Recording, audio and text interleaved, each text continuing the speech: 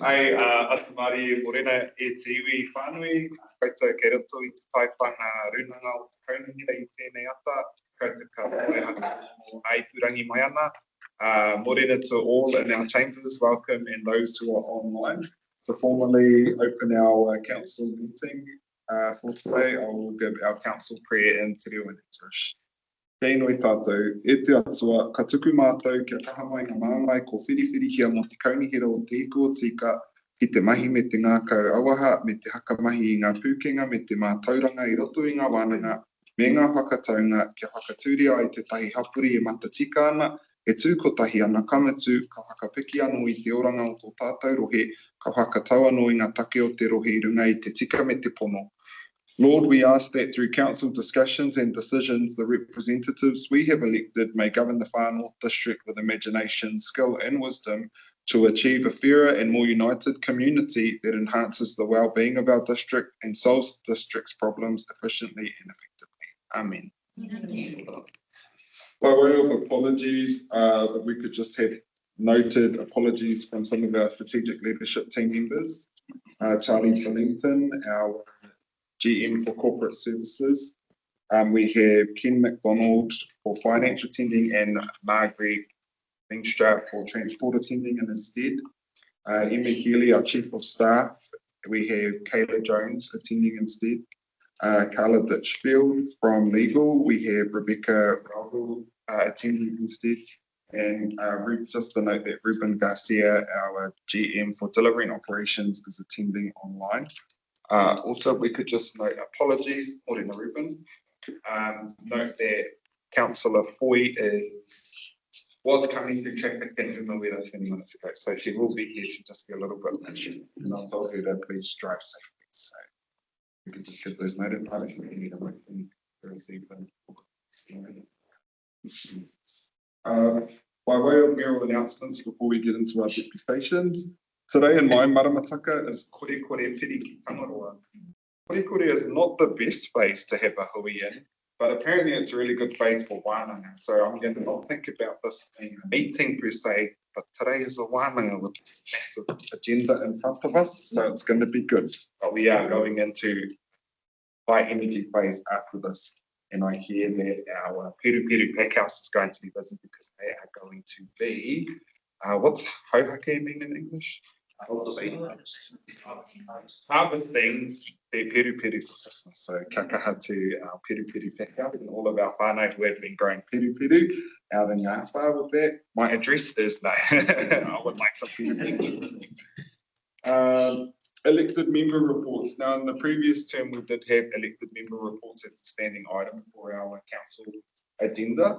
Those are going to be moved to our next year to our new governance and operational briefings that will be live streamed for us to capture there. So they didn't make it into our already packed agenda, but thank you to Councillor Stratford, Councillor Hauka Parawira, Deputy Mayor Rudkin and myself have submitted some, which will be uploaded to our website on our governance page for the Far North District Council, so where you can access those there. But I am going to, and I apologise that we missed in our Friday notices the templates and the reminder to all elected members, but thank you for those extra for experts.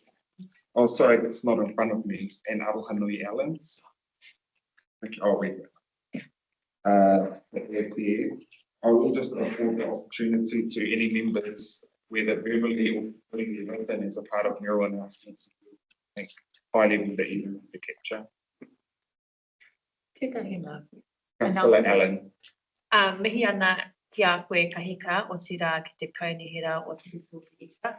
Ina pō te whare mere e tautohetohi ana mō tētahi pire. I whakamohio mai tētahi mema o paremata ko te kaunihira o te hiku ana he I tuku kōrero hei whakapapāko ngā hiahia ngā ai mai o a tātou tangata. Nā reira tēnā koe kahika mo tō kaha tuku te reo o te hiku o te ika ki ngā wāhi me tuku. Nā koe, ka kite I roto I tēnei kairua, ko te tuhinga a ngā kaimahi kaunihira ka whiwhia I tēnei kaunihira I tēnei rānei will receive the written submission to that fast track legislation in our council meeting today. Thank you, Councillor Allen.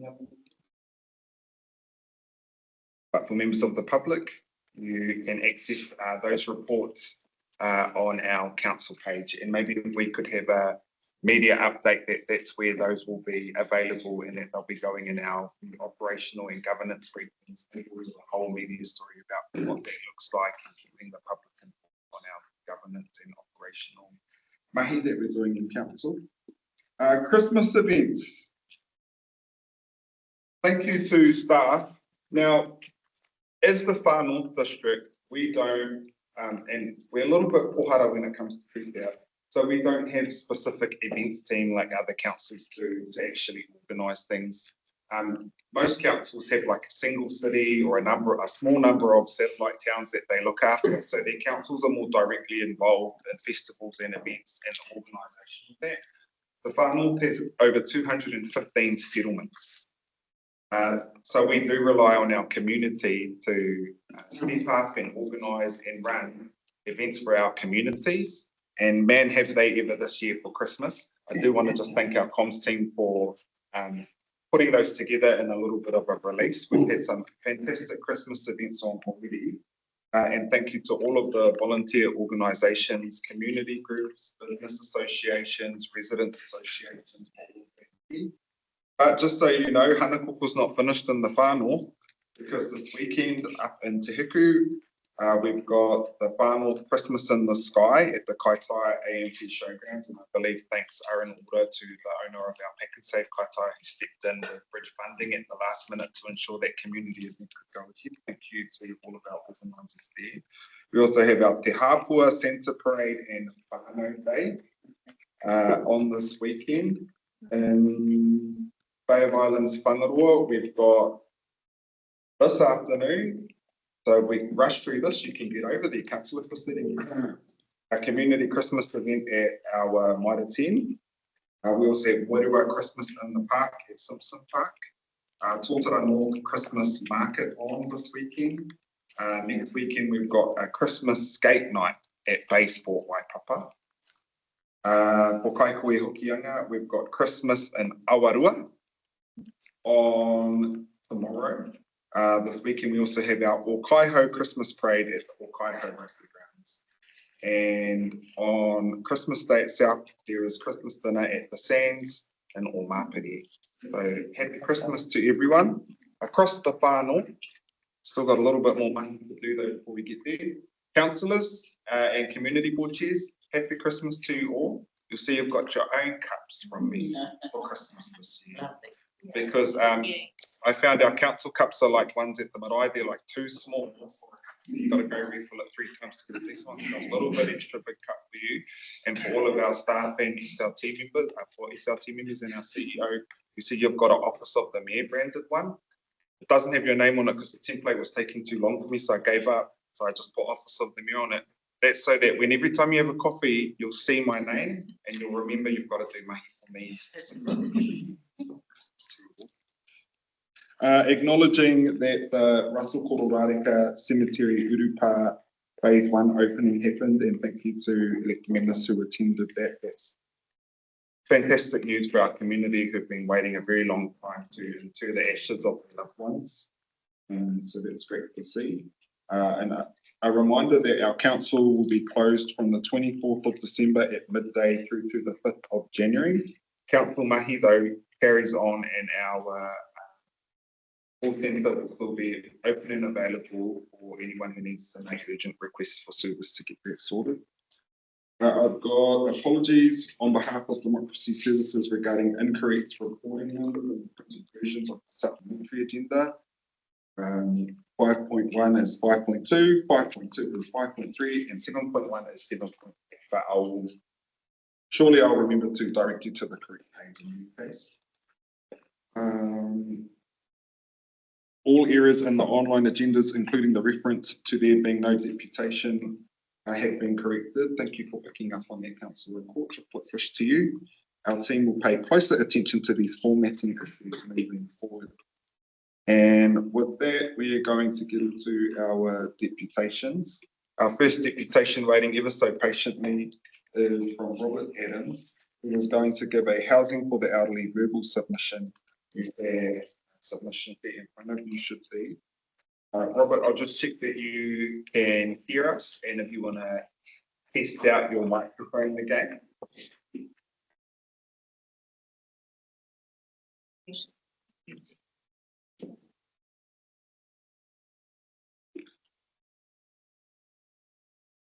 Get you to try and unmute for us, please, Robert. I'm having, what's that thing called? It's a French word and it's like you've seen this before.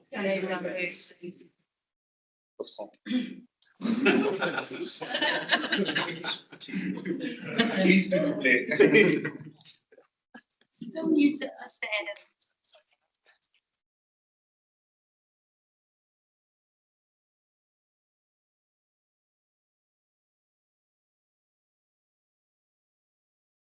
What we will do, Mr. Adams, is get someone from staff to help you out there, and we'll go to our second deputation and come back to you if that's all right. And I think we've got Yvonne by Yvonne here to speak on the Mangungu 2026 Waitangi commemorations. Tēnā koe pai, Yvonne no mai haere mai. Tēnā koe. For your reputation today, we are sending out orders allows for 15 minutes. How you use that time is up to you. If there is time left over, there could be questions from the table, but no mai haere mai, and I'll pass the time over to you. Thank you. Tēnā koe. Tēnā koe tau katoa. I'm going to ask, so my name is Yvonne Dipiamutu. Whakarongo with me. Ngāti ko he marai. Okeana. I'm going to ask, so I am the chair of Māori Whakatupu o Hokianga, which is a trust down here that was developed in the 1990s. By Mary Taylor, if anyone knows her, Tueloma Taylor, or Taylor Tueloma. And the waka was built under the guidance of Ben Tawaki. And I've been a part of the waka for a long time. And so Ngāori Whakatupu o Hokianga actually host a Mangungu Day. With the support of our, we have Ohi Whakahaere, and there's a number of areas that we cover, and we have members from home that and outside of home that are on the Ohi Whakahaere, and we had our recent meeting on Monday just to talk about Mangungu. I'm here. I'm just going to hand it over to Maury, who is the coordinator of the event, and I'm just going to try to first. Kia ora tātou. Tuatahi ake rā e tika ana ka mihia tuana kia koe hika. Me o kutu whakamoemiti kia hongi te ihu a tō tātou wāhi ngoro, te mana po hia, o kutu pāana ki te ngāko o tēnā e noho i ro. Tāpuro nei o te whare. Kātahi kārua ki ngā mate, ngā mate huhua, rātou kārua mene ki tua o te arai, rātou I para te huarahi mā mātou nāene, no reira kei ngā mate haere mai haere, huri te mauri o tēnei, kia tātou tiri putai au kano ki ora, e tau nei tīhei mauri ora kia tātou. Kei ngā kaikaunihira tēnā koutou, tira ki ngā pau mahi o te kaunihira, nei rā te mihi mai oha kia koutou, tira ki ngā manuhiri whakaike mai nei, muri iāhau, mihi atu ana rā kia koutou, tei tawhiti mai, tei tata mai, me o kaupapa nui, kaupapa ramati rawa atu, mihi atu ana rā kia koutou whakoro, tira tēnā tātou. Ka huri au ki te rātou ngā reo, kia whaka māramati ai he hawene o ngā kōrero ka kōrero ia nei. It wasn't very palatable to my ear, te kahika to hear that you have very little funding by way of events, because that is the reason we're standing here today, is to ask for some funding. However, Māngungu, in 1828, the whenua of Māngungu in Hokianga, Moreke, Utukura area, was gifted by our tupuna Patuone as a mission station, for the establishment of a mission station. On February 12th, 1840, 6 days after the signing of Te Tiriti o Waitangi at Waitangi, the biggest signing of Te Tiriti o Waitangi happened at Māngungu. Now, Māngungu isn't represented by one particular hapu. In fact, there are multiple hapus that have whakapapa into their whenua. Even Yvonne and myself represent those hapu as māngai. For the past some 30 years, Ngāori whakatipu o Hokianga have been gradually commemorating Māngungu along with our small community. And over the years, we've done it with the aloha and the love of all of our people in the Haukainga, and from koha and donations that we've received from outside.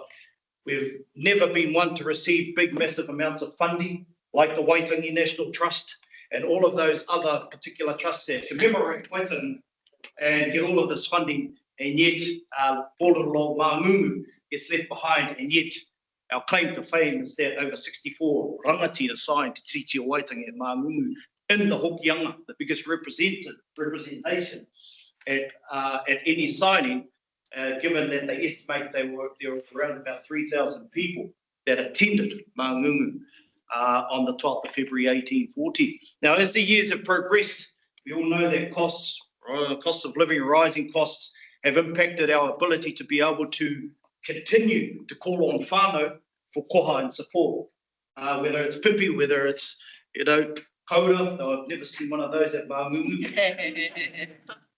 or anything like that. Unfortunately, we have been unable to call on our whānau as we have in the past. And as with Māngungu, we try to keep things unbiased. We are not politically motivated at Māngungu. We are not politically driven at Māngungu.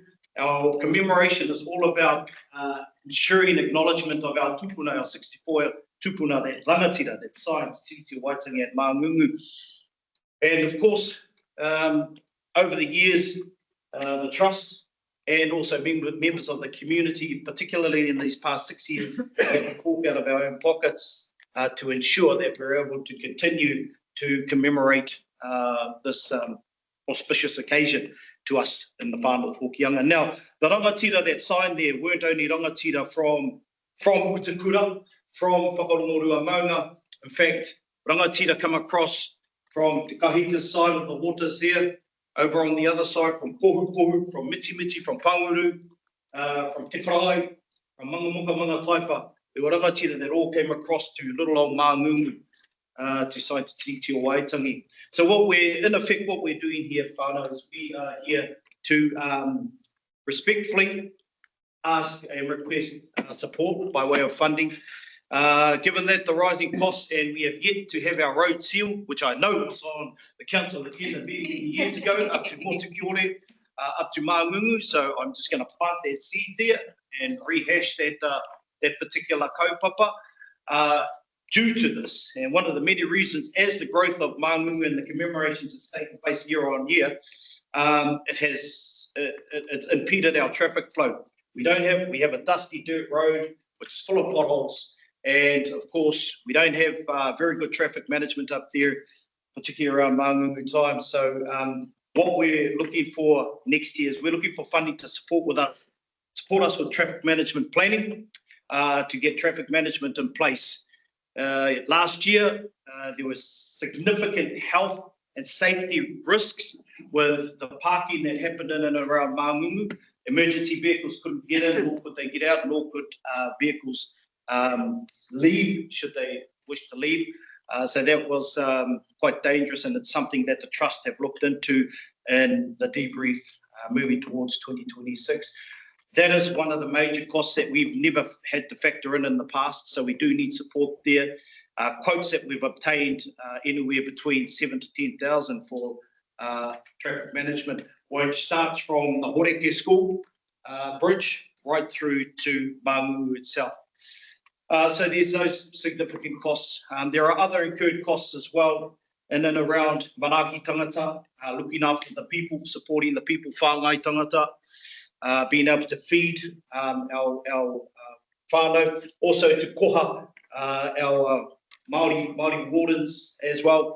We also have, over the past 3 or 4 years, we've also had the attendance of Mai Pewhairangi, the waka crew from the Bay of Islands, come across and support our small waka crew in Hokianga there. And so we've now incurred costs in and around being able to look after Chiaki and Manaki, our waka crews that have come over and bring their waka over from Te Pewhairangi, the Bay of Islands. So there's some exponential costs, I guess, te kahika, that we're now experiencing, which potentially going to hinder our progress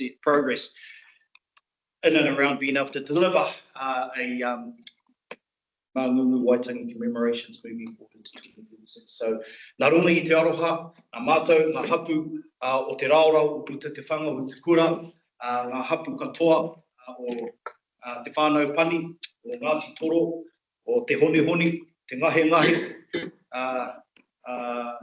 anō hoki o te popoto, tēnei e tuku tono kia koutou mō ngā pūtea koutou mō tō mātou, tō tātou rā o Māngungu 2026. Korea taku no tēnei o tēnā koutou he pata.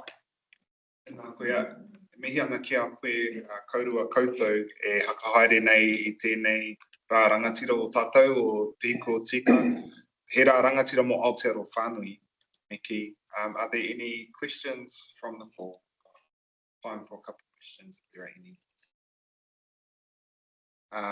Councillor Stratford. Good morning. Thank you for that corridor. I was surprised to hear that there was access issues and the traffic management concerns for last year, because we urged staff to get involved and do dust suppressant, do pothole management. Did you experience any assistance from us? Absolutely, yeah, and look, thank you for mentioning that, Kelly. We received significant support from the council last year, absolutely, by way of dust suppressant, the water tanker going along. But of course, with the weather we're experiencing and the weather we experienced last year, it doesn't really last that long in terms of being able to subdue the dust for a long period of time. And also we received some financial support from, at very last minute, may I add too. So I do thank you for that, but we certainly received the support. One of the big issues, I guess, is around managing the people and how they park and where they park. And that's just something that we did not have in place last year. I'll go to Councillor Vucic and then Deputy. I was there last year and it was actually a real risk that, and I saw that people potentially getting hurt. I think at the kura, potentially buses running, but it wasn't, to have that would be great. But look, what I'm really keen on is part of this cycleway trust is to get a treaty to treaty trust happening and growing that whole area, and especially the Waitangi Week. And as you get to 1840, I expect your numbers to grow. So I think you'd have a serious problem there. Are you planning, what are you planning in terms of fitting with Waitangi and growing through to the 1840 in that area? 1940? 2040.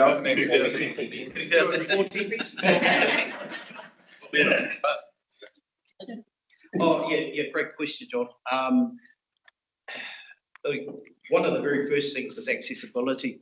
That's the very main thing that we need to work on in terms of being able to grow and actually to be able to support the growth of Māngungu moving into the 200th year. So one of the things is please fix our roads and our access to Māngungu. And that will go a long way towards mitigating the risks that you experienced, that we all experienced last year, John.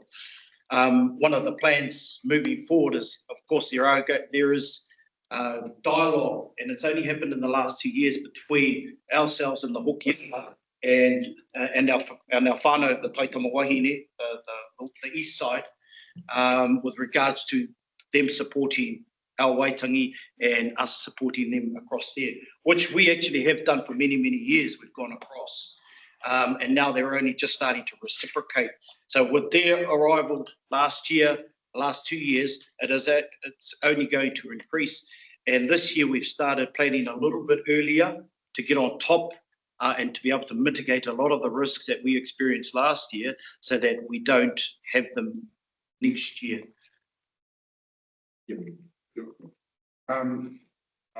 Tēnā koe, mihi ana ki a koe kia kaurua. I did have a question from Deputy Mayor Rudkin, Councillor Rakina, and then also Chair Ward. We have run out of time though. Are you happy for your contact details to be shared with elected members? They can ask questions directly. Yeah. Yeah, I'm gonna chair a little bit stricter today because we've got big hui and a lot of deputations. Tēnā koutou. Tēnā koutou. Mr. Adams.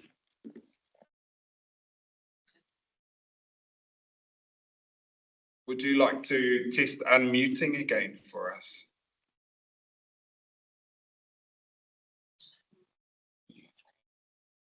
You are unmuted, but still no sound. We had this issue when we meant to receive this the other day. That's right. He might try. Can we get one of the duties at the back to do a Teams call with them? Well, I think they did, but I don't know what's happening today. So we will come back to him. Next, I have got Missy Rivers, Stony Creek Settlement Road. To give a deputy. Tēnā koe. No mai haere mai. For our standing out, orders will allow for 5-minute deputation. Any time left over, it could be for questions like you've just seen. Thank you for coming on today. Pass over the time to you. Thank you. I'm not sure to know. My name is Missy Rivers. I'm the team lead on Te Amokia Charitable Trust. I am a Charitable Trust. We work with and on behalf of Ngāti Aotearoa Haku in the Monganui area, looking after the environment. Our concern that has brought us here today is by Kauri Conservation Area, which has Kauri dieback in it, killing our Kauris, and a public road that runs straight through the middle of transferring the spora around the reserve. I'm very concerned about that. I'm going to hand out some copies here of our presentation today. My colleague can help. That will be done by Jane because I haven't got my glasses. And then any questions I can answer. Thank you. Oh, and we can also ask you for support for the discretionary fund. Tēnā koe te kaihira, ngā mihi o te wāpiro. The containment of Whaitawhora Agathodicida and protection of Paikauri Conservation Area. Kia ora koutou. My name is Jane Martin and I'm speaking on behalf of our Hapu-led environmental project protecting Paikauri Monganui, which is a 347 hectare native reserve with important kauri forest and native biodiversity. This reserve is one of several in the far north at risk from Waikato or this is a soil-borne pathogen that causes kauri dieback disease. It infects healthy kauri trees through their roots, damaging the tissues that absorb water and nutrients.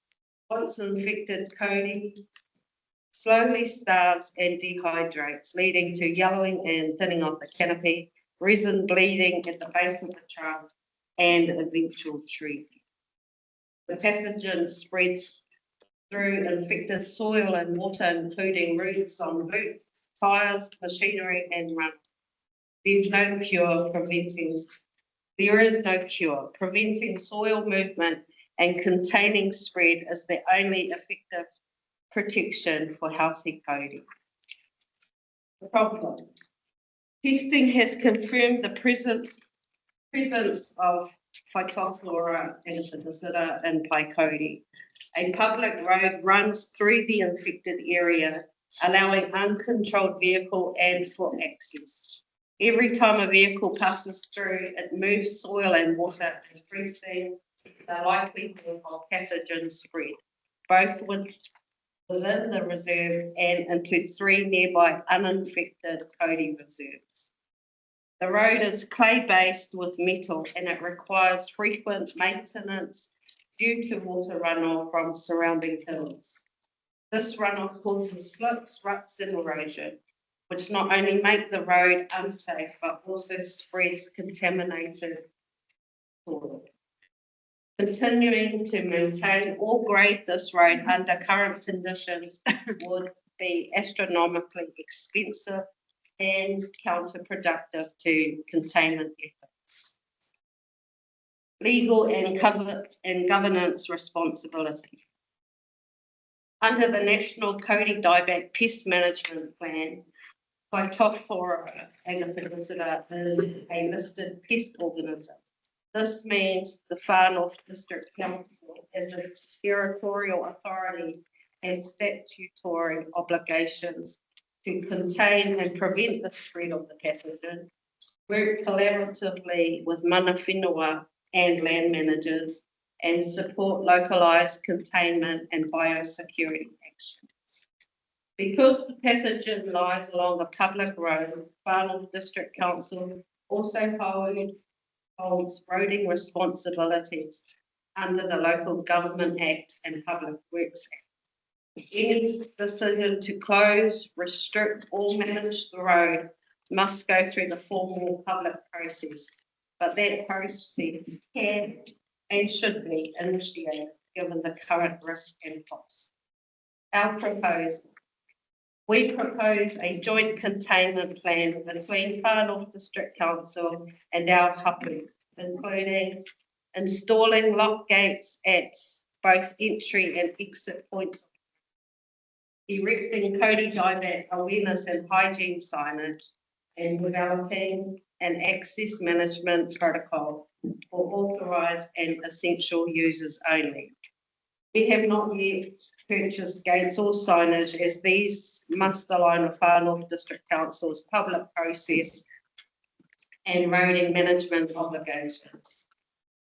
These actions would contain the pathogen, prevent transmission to nearby uninfected reserves, avoid costly and high-risk road maintenance, and help the Far North District Council meet its legal containment responsibility. Within close proximity to this site of Paikori are 3 uninfected Cody reserves: Whakangi, Akatarere Historical Reserve and Pika Bay. If the pathogen is spread through road use or runoff, these areas and potentially the wider Far North forest system could face irreversible ecological loss. This is an opportunity for Far North District Council to lead in regional biosecurity and responsible land management. We are asking Far North District Council to acknowledge the confirmed pathogen presence and containment obligations.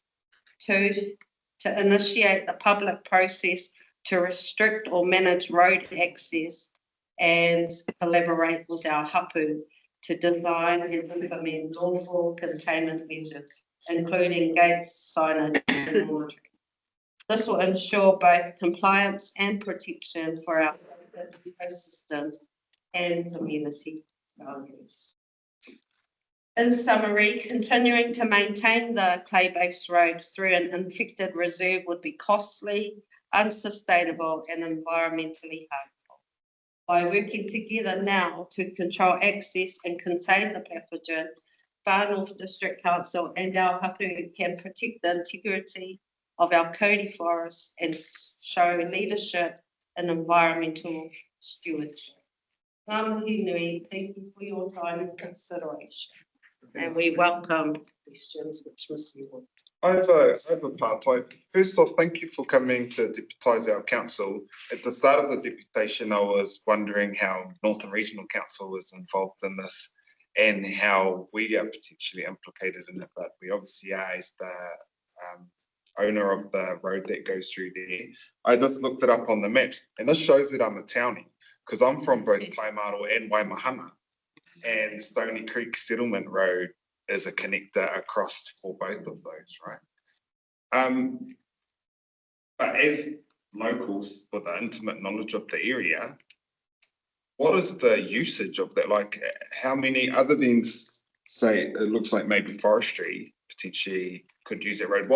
How many are there locals that live on that road itself? What is The road isn't used that often, but what it is used for. Doesn't look like you'd want to use it too. No, that's right. It's very dangerous because there's slip on one side, it's undermined under the road, faces the entire Maro. And on the other side, there's another slip that's coming down on the entry on the other side. Nobody can do anything about it because it's back in the reserve. We spoke to the roading committee for Far North District Council, and they come out and had a look, along with MPI, DOC, Regional Council, local farmers, Hapu members, and we marked out all the kauri trees that were along there because if it's a kauri hazard area, it's so many hectares that you can't move within the tree root system, which is about 3 times that of the foliage above the tree. So the kauri are all along the roadway, some are 700 years old. So in order to put a road or maintain the road up to the level that you need for transport to go through at the level of the Biosecurity Act, you would have to have a heavy metal. I think they worked it out with like millions of dollars. If I was going from Taimaro to Paradise to Waimahana, I would take State Highway 10. What is the time difference between using State Highway 10 over using the settlement road, Stony Creek? Not very long, not much difference. 5 minutes. 5 minutes. Yeah. Not many people use it. The only people that use it are the local farmers, and we've spoken to them. There's no need for them because they've got cattle yards either end, and their paddocks are outside of the reserve. Pig hunters, and we've been talking to them to try and get them to the other reserves and hunt bear. So we've been talking with them. Council, DOC and Regional Council don't have a problem with the road being closed off, or MPI to try and save the kauri trees. So we've spoken to emergency services. They said as long as we leave them contact details and a key to get through, they don't have a problem with it because the only 2 houses on the road are either end, right at the beginning of the road, so it's not or hurt anybody else. This sounds like something that this is the first time I've heard of this, and other members may have, but it's good to know that our voting team have been involved. And that regional council has. Listen, we're going to have, for me as mayor, we're going to have to pick this one up and have a conversation with staff and with regional council as well around controlled area notice, because they're the environmental watchdog for now. Yeah. But I think that there's definitely something that we'll be able to do to ensure that we can protect our kauri in the area and there are solutions that are available. So we've got time if there are any other questions, otherwise something that I'd want to pick up and follow on. We'll go to Councillor Foy and then Deputy Mayor Rick. Sure.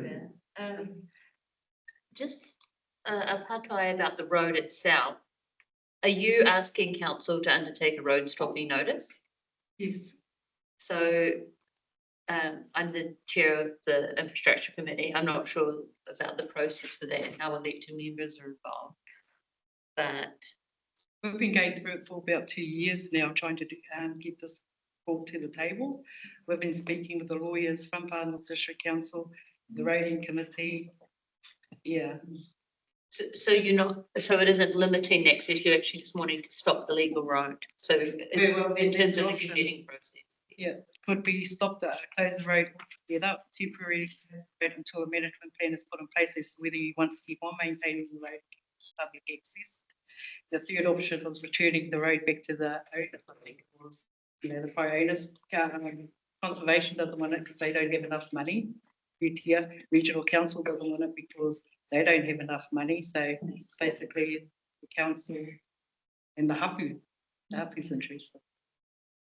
Tēnā koe, we'll go to Deputy Mayor Rudkin. Tēnā koe, Baia, thank you for your deputation today. Tautoko Marika. Just possibly a question for staff that if a gate was installed, where would that leave road maintenance? Would that responsibility still lie with FNDC? Would that? For deputations, sorry, I will, deputations, we can only ask questions of the deputy. Okay. But we will pick this up because that and a million other questions will be sent our staff's way, no doubt on this one. I really just want to thank you for your name in this space, for bringing this to our attention at a governance level and acknowledging that it has already been picked up by our operations. We'll be following up on this and we'll definitely be back in touch. But kia kaha and keep doing your awesome mahi to protect our paiao. It's got volume. There's something about, is it what, third time's a charm? Mr. Adams. Yes.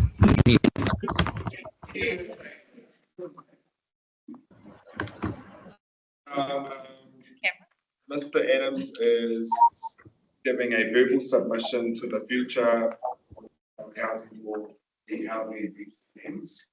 Thank you for putting up with technology. We've finally got you loud and clear. We don't have camera, but we can hear you. I'm happy to pass the time over to you to give your verbal submission to us. Okay, so you can hear me okay? Yes, we can. Okay, great.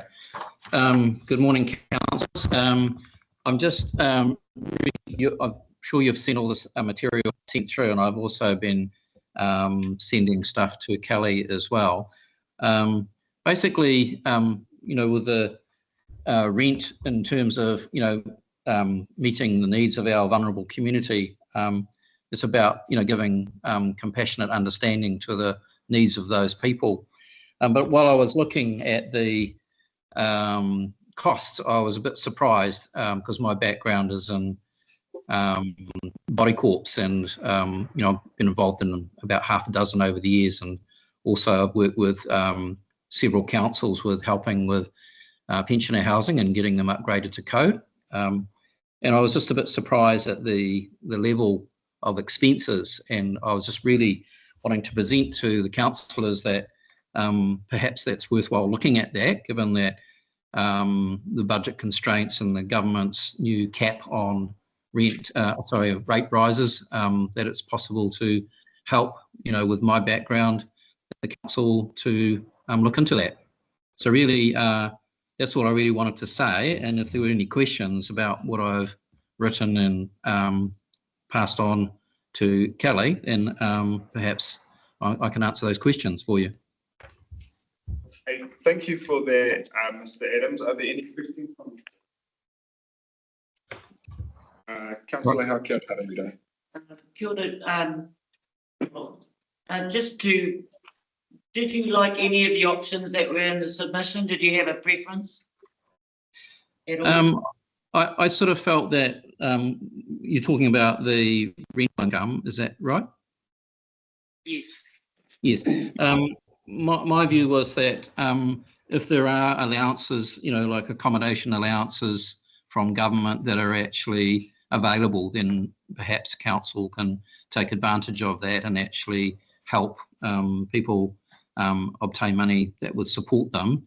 And I think that it really comes down to the compassion of the council, really, because I do think we have vulnerable members of our community that, for whatever reason, have issues with paying rents that are unaffordable at the moment in the north. And, you know, I'd like to see that the council use their discretion. So I don't really have a fixed view on it, other than that the council, you know, councillors are actually compassionate people, so I'm sure you'll do the right thing. Thank you for that, Mr. Adams. Are there any other questions? Councillor Stratford. Thank you. Kia ora, Robert. One of the reasons that we're doing this rent review is because we're divesting the portfolio to Far North Holdings due to the cost of over 10 years. It's The depreciation of yeah, no, the OPEX. I can't remember off the top of my head how much it is, but it's really high. 15 million over 10 years. And so your point is in regard to those costs that were in the accompanying submission information. Is that right? Sorry, could you just repeat the last part of your? The point that you're making about us needing to look at costs with regard to housing for elderly is the estimate of us spending 15 million over 10 years if we keep the portfolio, you believe is excessive and we need to dig deeper into that? I do. I mean, no disrespect to Far North Holdings, but there are ways to cut the sort of cloth to suit, and I believe that that's a very high level of corporate management. I've always been involved in community and local levels of supporting housing, and I've done that in Manukau. I was treasurer of the Manukau housing community housing group, and we actually had ways of actually making things work at a very lower level than what Far North Holdings can do. Thank you. Thank you, Mr. Adams. I don't have any further questions here. Now, you are welcome to watch our live stream for this paper when it will come to us in any case, but we thank you for your verbal and written submission to our council on this. Thank you very much. Thank you. Our final deputation, we also had a deputation from the one that only Manny Radic. Unfortunately, he has had a bereavement in his family, so hasn't been able to make it, so just our thoughts with him. But we do have Josh Kirby here, Chair of our Kaitaia Business Association, who will be deputising us to speak on 11 Matthews Avenue, the old warehouse building, and will also be presenting a petition. Josh, before we start our clock, can I just say thank you to you for your aim for our Kaitaia community and across the fund in your role as chair of our Kaitaia Business Association. And it's been fantastic to see the specific mahi being done in the lead up to Christmas. So with that though, happy to pass the time over to you. Thank you for making the time to come down today. No, I was originally told it was only 5 minutes, so I kept it short and sharp. So hopefully we've got a little bit of room for big questions. Tēnā koutou katoa, ko taranaki te maunga, ka te ruru te iwi, ko ara ko te aku, ko ngā rongo te marae, ko Josh Kirby, toku ingoa. Although I was born in Tamaki Makaurau and my whakapapa connects me to Taranaki, Kaitaia has been my home away from home for more than my whānau are there, my work is there, and it's influenced much of my life. I stand today with a genuine commitment to the well-being. Before I continue, I wanted to acknowledge the recent passing of Monty Knight. Monty cared very deeply about the future of Kaitaia, and he was a part of the discussions that bring me here today. Kai Kamoko, ko he pichiki, councillors, CEO, staff, thank you very much for allowing me to speak today. I wanted to acknowledge the hard work that you are all doing across our district. It's fantastic to see. Also wanted to congratulate newly elected and returning councillors. Awesome to see you out doing the mahi work. I'm here today in my role as chair of the Kaitaia Business Association to present a community petition. We are asking council to rescind the motion authorising the demolition of the old warehouse building in Kaitaia, pause all actions relating to that demolition, review the decision, and re-engage with the community before any further steps are taken. The decision to demolish the building was made under public exclusion and without community consultation, despite the site holding long-term significance for the heart of our CBD. Council's own significance and engagement policy states that when a decision is likely to have a medium or high impact on a community, engagement should occur before that decision is made. For many in Kaitaia, this site clearly meets that threshold. For a long time, the public conversation centred on the possibility of a basketball and youth facility. The sudden shift from that long-standing narrative to an announcement of demolition in an entirely different direction created confusion and concern. Open consultation and additional information would help to mitigate that. At a public meeting held in Te Ahu in October, 2 locally driven proposals were presented, one from Kaitaia Basketball Association and one from A&T Trust. We acknowledge the hard work, the heart and the vision behind both those proposals and the genuine intent to serve our community. We recognise the need for youth facilities and for housing in Kaitaia, and we acknowledge that each of those proposals included commercial elements to support and add value to our town centre. During that meeting, the idea of a petition was raised. The initial suggestion focused on supporting one proposal over another and preventing social housing development in the town centre. Many, myself included, felt this risked dividing the community rather than addressing the fundamental issue raised on the night by those who attended, which was the lack of transparency, lack of consultation on behalf of the council, particularly given the decision was made at the end of the previous council term. As a business association, we stepped forward to help guide the process in a way that centred the real issue. Our role in leading this petition is not to prioritise one proposal over another.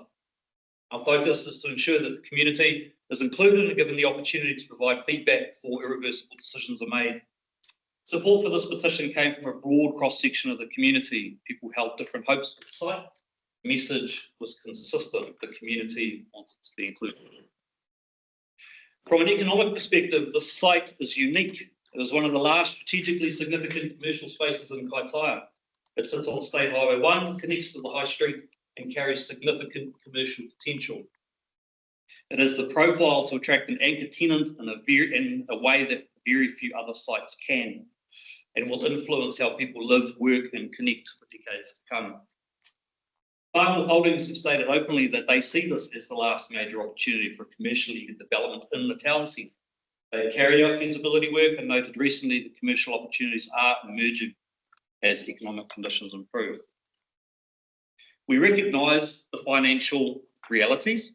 Bringing the building up to standard would cost over $1 million. While the demolition is significantly cheaper, those figures matter, but so does the wider opportunity cost.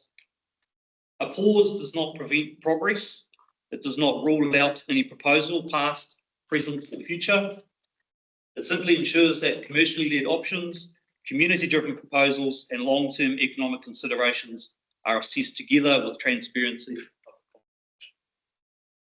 We, the undersigned residents, ratepayers and members of the Kaitaia community respectfully request that Mayor Moko Tipinia and elected members of the Far North District Council, 1, rescind the motion authorising the demolition of the former warehouse building located on Matthews Avenue, Kaitaia. 2, pause all actions relating to this demolition, including the engagement or contracting of any demolition services. 3, defer further decisions regarding the future use or development of the site until after a new council is formally established following the 2025 local body elections. 4, undertake open and transparent public consultation with the wider community before any decisions are made on the future of the site, allowing residents, businesses and stakeholders the opportunity to provide feedback and ideas. For clarity, this council is now fully established, and the intent of the petition is simply that this governing body has the opportunity to review the decision with full community engagement. These requests reflect the belief that decisions of this scale should involve the people who live with the outcomes. Taking the time to engage with the Kaitaia community on its future is not only reasonable, it is responsible. Thank you for your time. Happy to take any questions. Tēnā koe. Are there any questions? Councillor Smulders. Oh, kia ora. Thank you very much for that. Very informative. Would you say that what you're saying is that under the Far North District Council's engagement in significant policy, that this would be rated, this issue is something as high? We believe so. We believe our community feel that way too. We feel it's an important site. It's at the heart of Kaitaia. Yes, it's been empty for a long time, but it is an important strategic spot.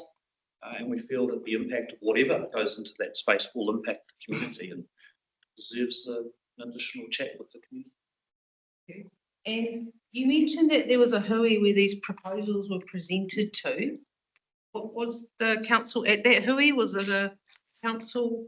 No, it wasn't. Is that a- The meeting was called on behalf of Matty Radich, and he had hosted the public meeting, and everyone was invited along, ourselves included.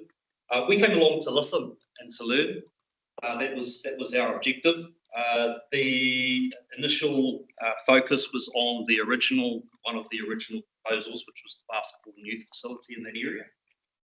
We're very thankful to Tiffany Allen, who came along from Antitrust, and he stood up and talked to those in attendance and shared some more information about the proposal.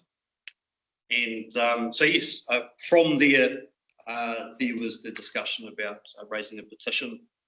Members who were there, we didn't feel comfortable with the initial piece. We felt it needed some clear direction to focus on those issues which I've outlined. So we stepped forward to lead it. Two quick ones. Was Matty Radich there in the capacity as a councillor for the Far North District Council? Not as far as I'm aware. You'd have to And ask. whereabouts in the timeline was the Kaitaia Business District Association aware that this process was going on and was not public? So Doing I engagement, even saw though it was high. an article by FNDC, which I think I saw on Facebook, that was outlining the demolition. And I'd shared that with our community, and I think I'd been the day after. Was a It's news quite article. far along the timeline in terms of. Yeah, I didn't know what was going on until I saw that article from council, which is actually a shame because on behalf of the Business Association, we've been asking the question about development of that site for some time.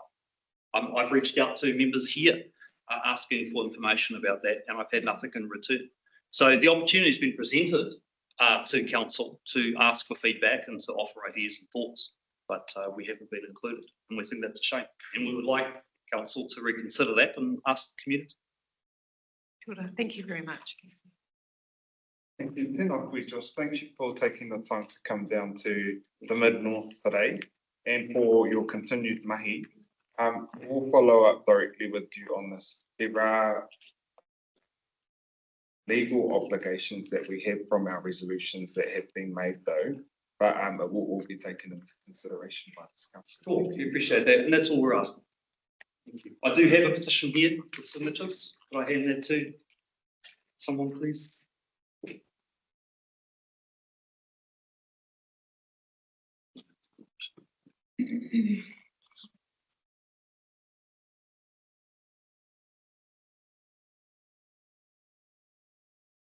The petition will be formally received, then we'll go on the minutes. That concludes our deputations. That is an hour in sitting now and teaching. We only have 45-minute periods because that's the attention span. So we're going to be having shorter, sharper sessions this council meeting to make it go faster with quick intermediary breaks in between. So if you could go toilet, get you a coffee in your coffee mug. I'll see you all back here at 45. Kia ora and welcome back to our council meeting. We are going into item 5.1, notice of motion approval of central government submissions on page 6 of your agendas now. The motion is moved by Councillor Smulders that the Far North District Council adopt the following policy and procedural requirement: that any submission, representation or formal position statement made to central government, its ministries, agencies or parliamentary select committees in the name of the Far North District Council must be approved by the full council prior to being lodged unless a specific delegation has been expressly resolved by council for that particular submission. Being moved by Councillor Smulders. Do I have a second that? Maybe just second for the purpose. Thank you, Councillor Courtney. Councillor Smulders, happy to pass over to you as a mover. Thank you, Mayor, Deputy Mayor and councillors. So today I am bringing forward a simple and clear notice of motion. It is not ideological and it's not complex, and it does not ask anyone to change their political views. It simply asks us to uphold the basics of good governance. This motion states that any submission or formal position statement made to central government in the name of the council must be approved by the full council, unless a specific delegation has been expressly resolved for that particular submission. That's it. Straightforward, transparent, democratic. So the submissions carry the weight of our district, and they are interpreted in Wellington as the collective voice of the Far North elected members. They shape legislation, they influence national policy, and they carry both reputational and political consequences for this organisation. Yet we know that in recent years, submissions have been lodged without full council oversight and sometimes without elected members even knowing until after the fact. That is not democratic governance, and it's not transparent for our community, and it places both our staff and elected members in an untenable position. So under the Local Government Act, the distinction between governance and operations is very clear. Staff provide advice, elected members set policy. Submissions to Parliament, ministers and central government agencies are policy positions. They must therefore reflect the will of this elected body. So that brings me to what I believe is one of the most important parts of this motion. We all know that as with any council, the majority will often fall in a certain direction. That is democracy. But democracy is only about majority rule. It is also about the right of elected representatives to have their dissent recorded, visible and acknowledged. When submissions are lodged with our council vote, that dissent disappears. It is erased, and with it, so too is the voice of the ratepayers who elected us to represent them. Now, ratepayers have mandated each of us to be their voice at this table. When a submission goes forward that does not reflect the position of the people I represent, and I have no formal process to vote against it or be recorded as opposing it, then that is not transparency.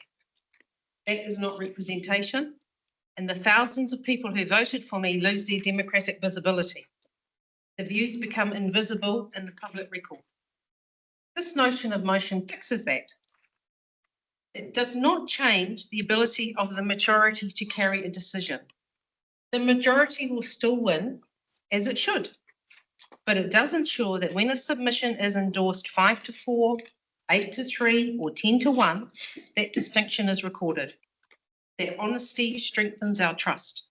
It gives respect to minority views and to the large ratepayer base that every one of us pledged to represent.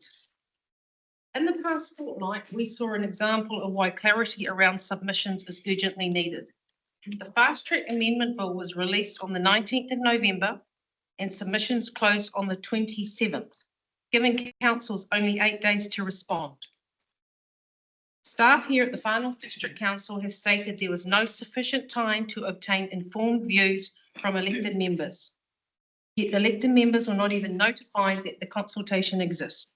There was no briefing, there was no request for input, there was simply silence, followed by a completed submission that none of us had seen. I heard about it on Facebook. We are now told that this was an operational submission.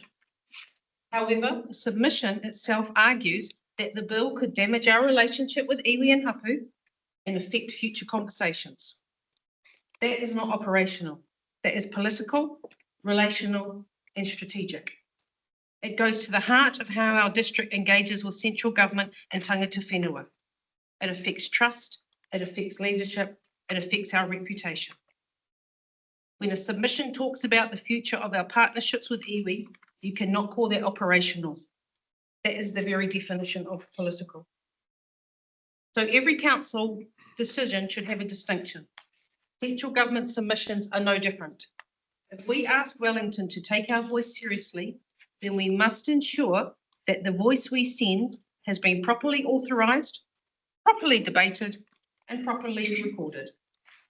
This motion restores that clarity.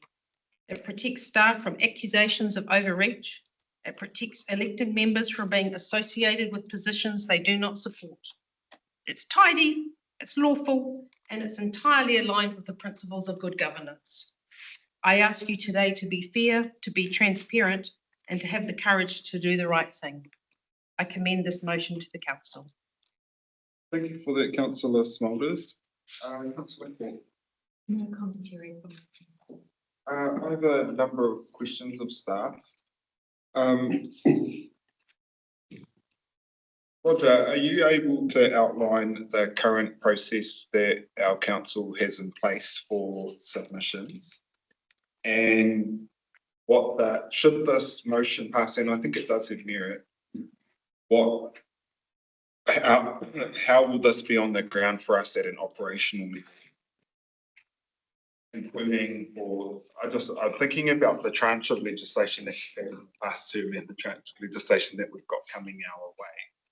For the fast track submission that we did have come across with that very quick turnaround time, you were able to, and I acknowledge that Councillor Smulders has raised that, stepped from operations to a governance side, but we had already had a previous submission to the first bill come across the table that you based the staff response off. So you had already had some governance input. I acknowledge not from this new council that sits around this table though, but can you just talk about what that looks, what the current process is and what the implications of this notice of motion would be for operations on the ground if it were to be successful? I do have a couple of other questions and comments to raise after that. So the current process, if we're talking about unlimited amount of time, as council would do a triage of things that are coming from out from central government in the way of policy changes or legislation changes. We were taking it to what was the reforms portfolio and getting some direction from the reforms portfolio about where we would go and what we'd submit on. Council staff were making recommendations on things that we would submit on.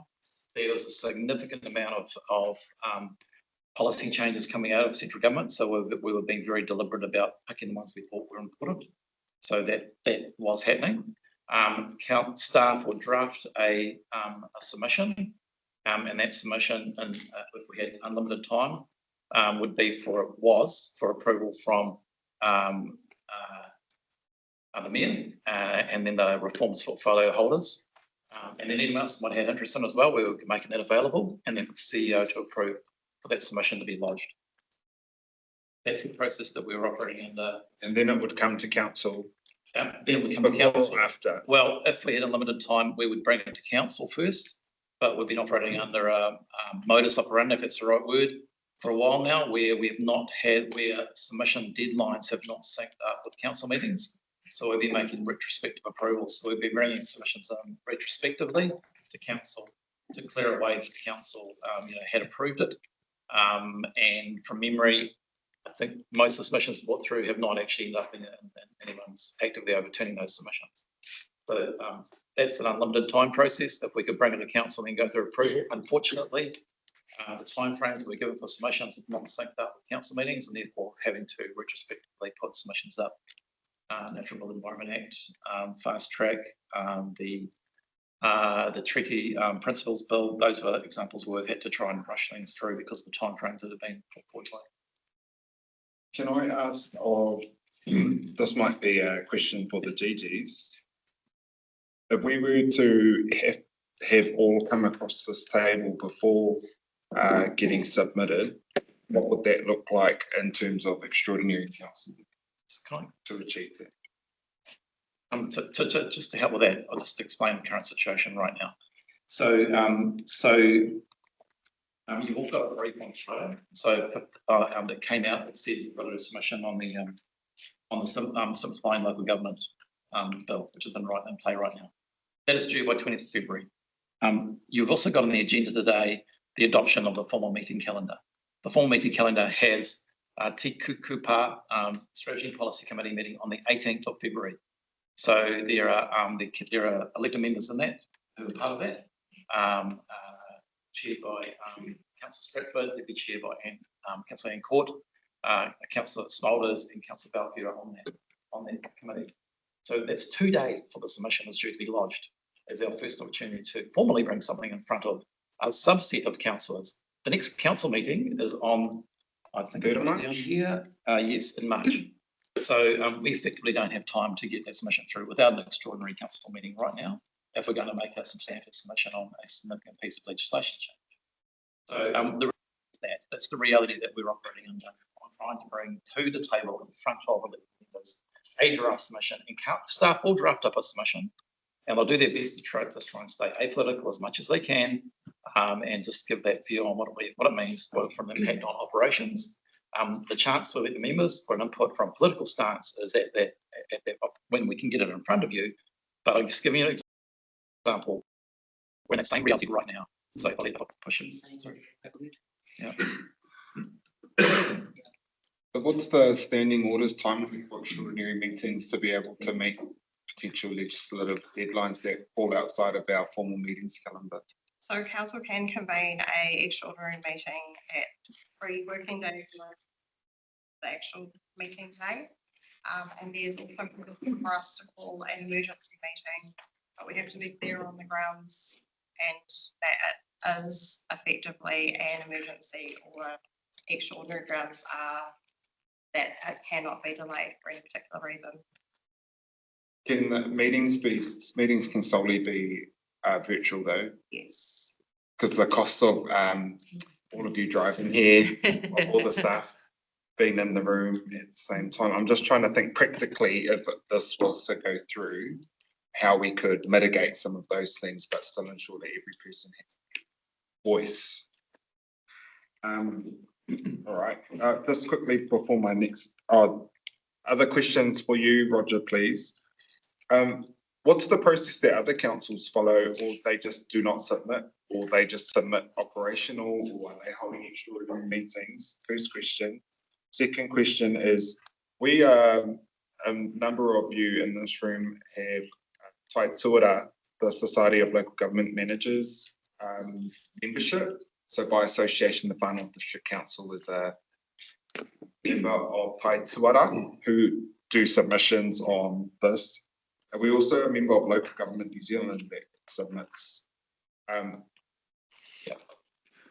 What's the process for, they're submitting as their organisation, but by association, we as members also input into their draft submissions. And so what's the process there? Yeah. So we pay close attention. In fact, we use the Tai Tuara submission that they're putting forward as our basis. And we look to see if there's anything in there that we can add, or if there's anything additional that might be specifically particular to the Whanau district.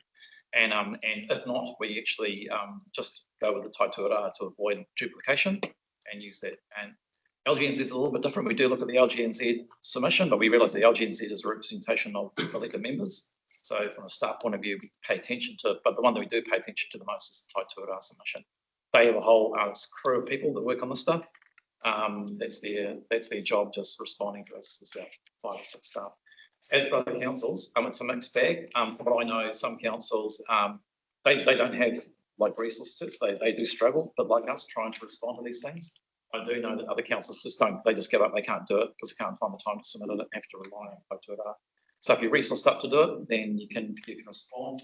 But the same thing applies, is that when can they actually get in front of the elected officials to get a formal approval? Will be stuck in with their own calendars and timeframes. North Regional Council, Whanau District Council, when can they get it happen? Given that we're given a matter of weeks to reply, to respond on this legislation as it comes out. Thank you for that, Roger. My final questions are probably more to Councillor Smulders, just trying to understand the ramifications of this motion should it be successful. Would you see that extending to submissions that are made by Tai Tuara or Local Government New Zealand membership bodies that we are an organisation of? And my other question was, how does this apply to, because this is any submission, representation or formal position statement made to central government? I'll give some examples of some that have not come across this table. Kaitaia Airport, I wrote a number of letters to Mr. Portaka and Minister Kemp in the past on Kaitaia Airport, outlining the issues that we were facing and having it in limbo around the lease requirements and the funding requirements. We had a year-on-year, a month-on-month lease arrangement, so we couldn't draw down any funding in our long-term plan to get that because we couldn't extend it over a 30-year lease and pay it off accordingly. So I wrote a number of letters on behalf of the staff and Councillor Hauki Harawira and Councillor Pliskovic by resolution were given the responsibility to oversee Kaitaia Airport. We were successful in those letters in getting 5.4 million, but that never came across the table like this. On local water done well, I write a number of letters through the Merrill Forum as well. We were successful through those letters in getting former Mayor of Papakura, David Hawkins, funded by DIA, and also $250,000 from DIA for local water done well. But those were representations on behalf of this council that I myself had sent through. So I'm just trying to test the bandwidth of how this would apply so that I can make an informed decision on where I would sit in terms of the vote. Kia ora, thank you, Mia. In regards to the NZLG, that's a left-leaning organisation, so probably wouldn't present the views. In terms of my motion, it's clear that it states that it is for any submission, representation or formal policy. Other councils do this. They use the extra or the special committees. It doesn't need to be complex. It can be a 5-minute meeting. I'm not asking to change the submission. I'm asking that we do a dissent around that. So in your response, Roger, it sounded like that you wanted us to have this kind of back and flow even and hear our views and change it, and we don't have time to do that. And I acknowledge that some of these timeframes they're going through are really fast. What I'm asking here in the motion is that we have a dissent, so it is formally lodged. So I'm not getting phone calls from Wellington saying, crikey doodle, Davina, did you agree to this? It's got your representation on it. And I think it's a 5-minute process and we don't need to make it complex. It can just be practical. Did that answer your question, Mayor? Thank you. That makes me feel like any letter I will need an extraordinary meeting to get sign off though. But that's okay, that's another implication to consider. I'll go to Roger for response, and then I do have in the speaking order, Councillor Ford and Councillor Research. Just a couple of things. Oh, sorry, not what I said. I would use Aisha's one. She's been paying more attention than Roger. Just some clarity. So just in line with what you said, Councillor Smollers, WDC do delegate, give delegation away to manage submissions. Some councils don't submit. Also, I've seen staff submissions, and I'm remembering one from Hamilton City Council staff. They did their own submissions to clarify what was the difference. So there's some ways of dealing with this. On the agenda today is the adoption of the terms of reference for Te Kukupa committee, which is Strategy and Policy Committee. That one there, if you look at it, you'll see that it says the words are, the responsibility is to have input into legislation and regulatory proposals relevant to the council function. It says has input into it. So what I might suggest, if you could strengthen that to being delegated to draft the submission, or maybe even approve the submission, that could be something that could be considered. If you want to delegate that away to another committee, which has a lesser representation on the full council, that's just an option. Roger, can you just give some clarity? You mentioned a submission as apolitical or operational. Can you just give some clarity around the nature of that? Yeah, so the submission from a staff point of view, if it's not supporting a previous submission, so the fast track one was referring to previous add-on. Yeah. So it's basically looking what is the impact on how this place operates. As if you're going to do a submission that's going to change out, I don't know, resource management legislation, for example, which is going through right now, just came out yesterday. What does that mean for the council and the way how it operates and interacts with the community from a staff level? And that's the perspective we put on it. And sorry, an apolitical one is, political. I could have an example on the politicising one. The staff submission that you drafted for the Local Government and Māori Wards and Constituencies Amendment Act was not reflective of my own personal political views on that, or those that were shared by others at the table. So I brought a notice of motion forward to ensure that we were able to reword certain elements of that submission to put a political lens on it. Yes, that's an example of the staff looking at it purely on what it means around operations. Okay. I've got Councillor Foy. I previously in the last training was Reform portfolio. the reform portfolio holder. I too had the frustration about it not coming to council to put our governance or political lens over it, and to shape the submission to reflect the special concerns of our district that may not be status quo with existing legislation. An example of that, as you're aware, Memoko, is the H1 climate zones, and the staff operationally had a different view to elected members and only wanted to talk about the status quo that was being proposed by central government, instead of looking at new opportunities that may benefit our district but were outside the box per se.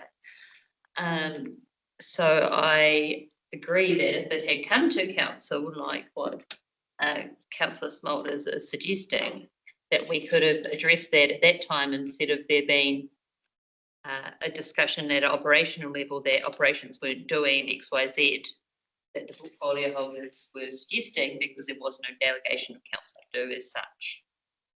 So I see that frustration personally, so I can understand why this may benefit elected members.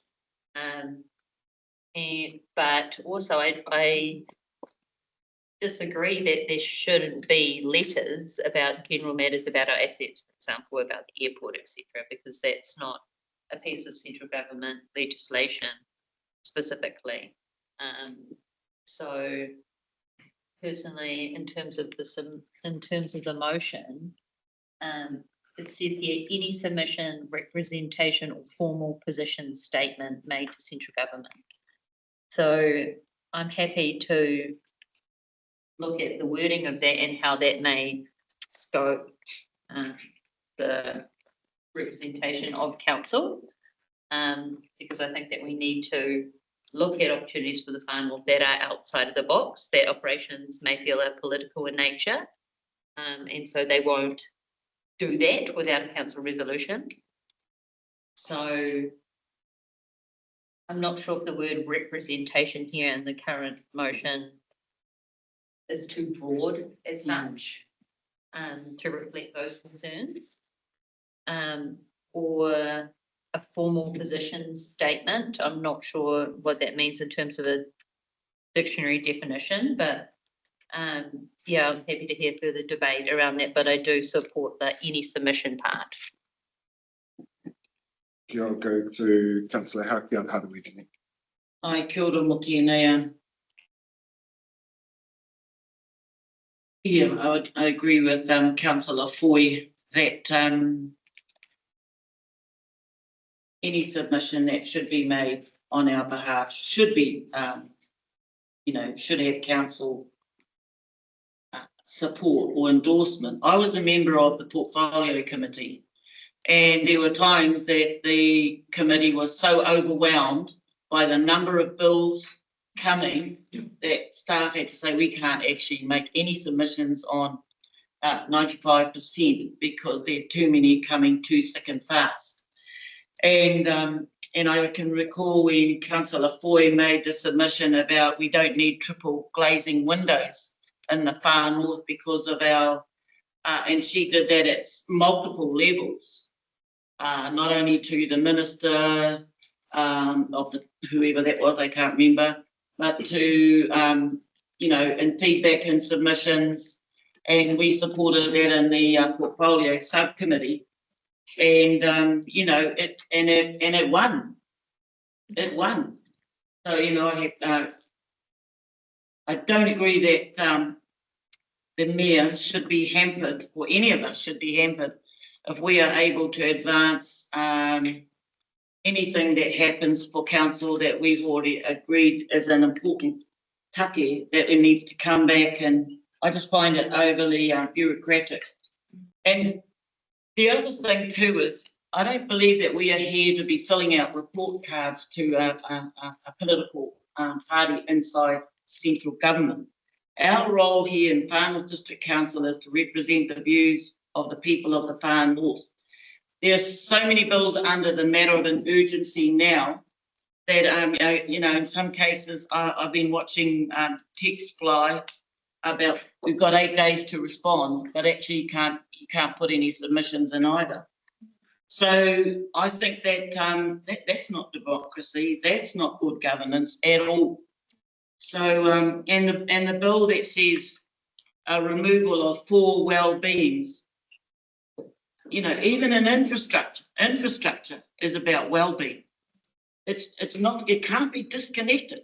Infrastructure includes well-being, whether you want talking about a dusty road, water quality, it's all about well-being. You can't remove them. So, you know, those kind of rules, I feel like I'm just going to tolerate them. And I want to note that I want to be on that Te Kukupa committee, which is about policy planning and strategy writing. I don't want to be left out. And that I contributed to a number of submissions last year when everybody else was too busy, both personally and also with staff. So I just want to acknowledge the emergency timeframes that staff are under to perform, and then having to say we can't do 95% submissions on these because we don't have the capacity in such a short time frame. And I would urge the Mayor to continue to, and whomever of us as councillors are, to continue to look for ngā mea pai mō tēnei hāpori katoa. So that's pretty much all I want to say. And yeah, kia ora. Wainami, thanks. Kia ora. I'll go to Councillor Stratford, then Councillor Vucic. Kia ora. I'm not going to support this in its entirety, and I think that there's part of it that could be addressed at the first Te Kukupa committee meeting next year. I totally disagree with the submission, representation or formal position statement being delayed by or constrained by, as by whoever said, bureaucratic processes just to tick a checkbox with a particular political party. And I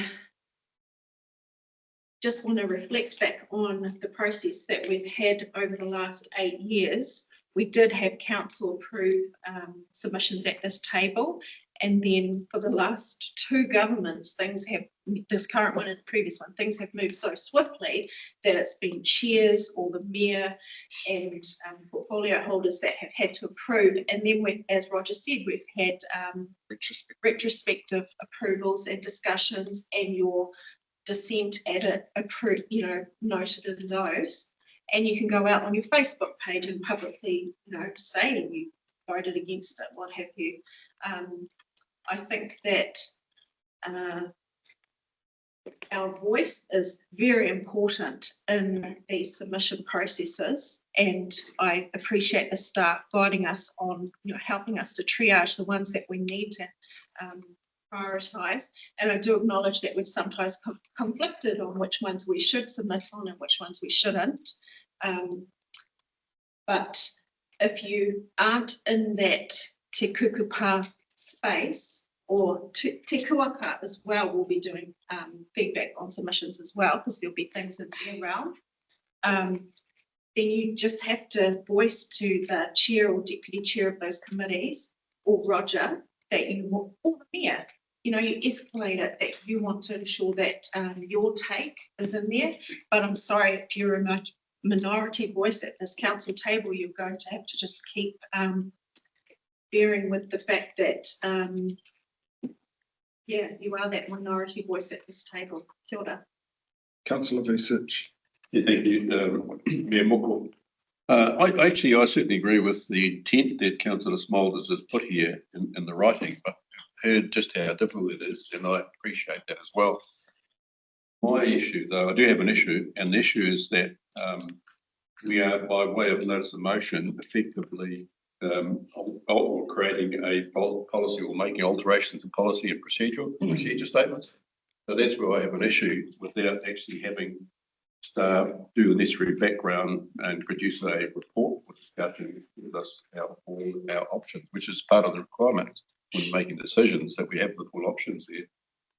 And I was concerned also about some of the ramifications that the Mayor asked that was gone into, so I take it that the community board is excluded from this, not being a committee of council. And also recognise that the Mayor has, by his role, as he can advocate on behalf of council. So putting all that together, I think doing something right now means that we're making decisions. We haven't got the full weight of the consideration behind us. I don't think one committee should be doing that, because again, it's a smaller number. Otherwise, all of us will say put our names on there as well, which will defeat the purpose of the committee. So I do think work needs to be done in how we can effectively achieve this, and in a better manner. I'd say I wouldn't vote on it at the moment. I'd lie it on the table until we've actually done that. We have an issue before us at the moment. I realise that, and I'm certainly sending emails around and doing an online meeting we can do. But I know yeah. Thank you, Councillor Vucic. Councillor Smulders, right of reply. I think we're missing the last line, which says unless a specific delegation has been expressly resolved by the council for that particular submission. So everything doesn't need to come here. There are no unlimited timeframes. So I think that addresses your point, Roger. But thank you. And I just want to bring us back round to the heart of the emotion, that no matter what different points we have been raised, the core issue remains unchanged. We are talking about the voices of elected members. And these need to be recorded, visible and traceable when submissions are made to central government. And that's pretty much the beginning and the end of it. Can't really resist. It would be unwise or unnecessary. Every submission we send to Wellington carries the authority of this district. So it's unacceptable for those submissions to go forward without a clear record of who supported them and who did not. I think there's a quick way of doing this. Other councils can do it. To deny councillors the ability, and to your point, Councillor Stratford, it's okay to have our position recorded, and it is not just about a minority voice being silenced. It's a very strong statement that the minority voice is being silenced. So for those reasons, I don't think this motion hinders anybody. I think if the tables were turned and we were left-leaning, or there's some other political lenses coming through in a stronger minority, I think you too would also want to have your voice recorded. I think it's really important that everybody that we've been elected here, that we all represent, that has been recorded. And for those reasons, I'm going to stand firmly behind this notice of motion. I think it's respectful. I think it's responsible.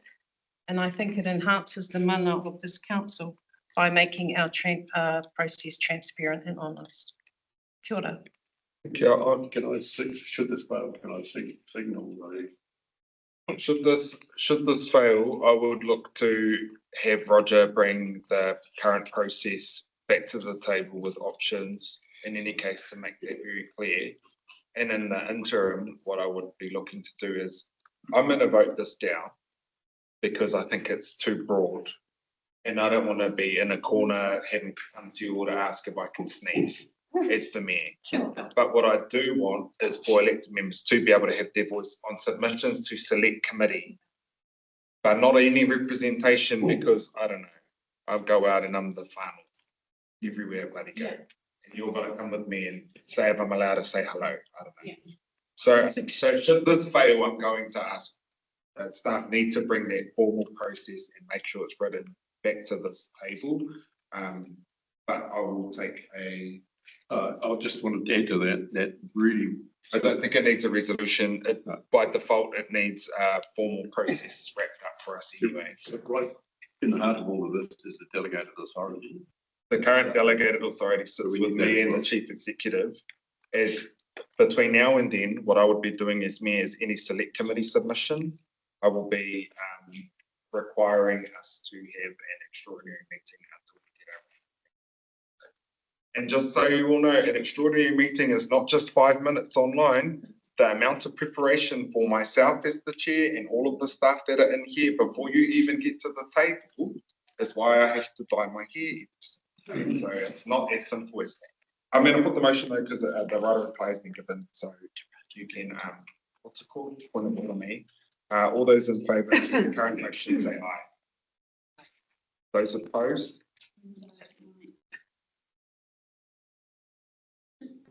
Like that by division. I'm opposed. Deputy Mayor Radkin. Councillor Allen. Oh. Councillor Bauke. No. Councillor Court. Opposed. Councillor Foy. Opposed. Councillor Haukiat Harawira. Ka hore. Councillor Stratford. Ka hore. Councillor Smulders. For. Councillor Akina. Howdy. Councillor Vucic. Yes. Can we have a note, please? Can we have a note, please? And Roger, can that note also include that delegation does sit with me and that I would like, until you bring back a formal process to us and paper to 3rd of March, and I'll give you another Christmas present because I don't think you're going to have one. Just can you please have it noted that I would like all select committee submissions to come across council table formally as an interim step until we get a formal process that dives deeper into what isn't. Your Worship, can I just raise a quick point of order? Yes. Once you put the motion and everybody's someone then a division and we revote. I'm uncomfortable with that process. Can we please formalise a process where we do it once? Yes. So it's a vote by division that is called for with a verbal vote. Thank you for that. What I will also ask is when voting, if you can clearly raise your hand when we're doing to make it a bit. Sorry, I'm just getting clarification around delegations, and I know that the view of delegations going to repeat again. Through the chair, I'm responsible for a review of delegations that's going on. I am reasonably familiar with the council delegations to staff, and the way that the delegations sit at the moment is that it's a very broad delegation that sits with the chief executive, and the chief executive is on delegated powers to members of SLT, so that someone like Roger, as the responsible GM, prepares the submission. And then the current delegation for those situations in which there is not time to come to council is that the CE and the relevant portfolio that submission.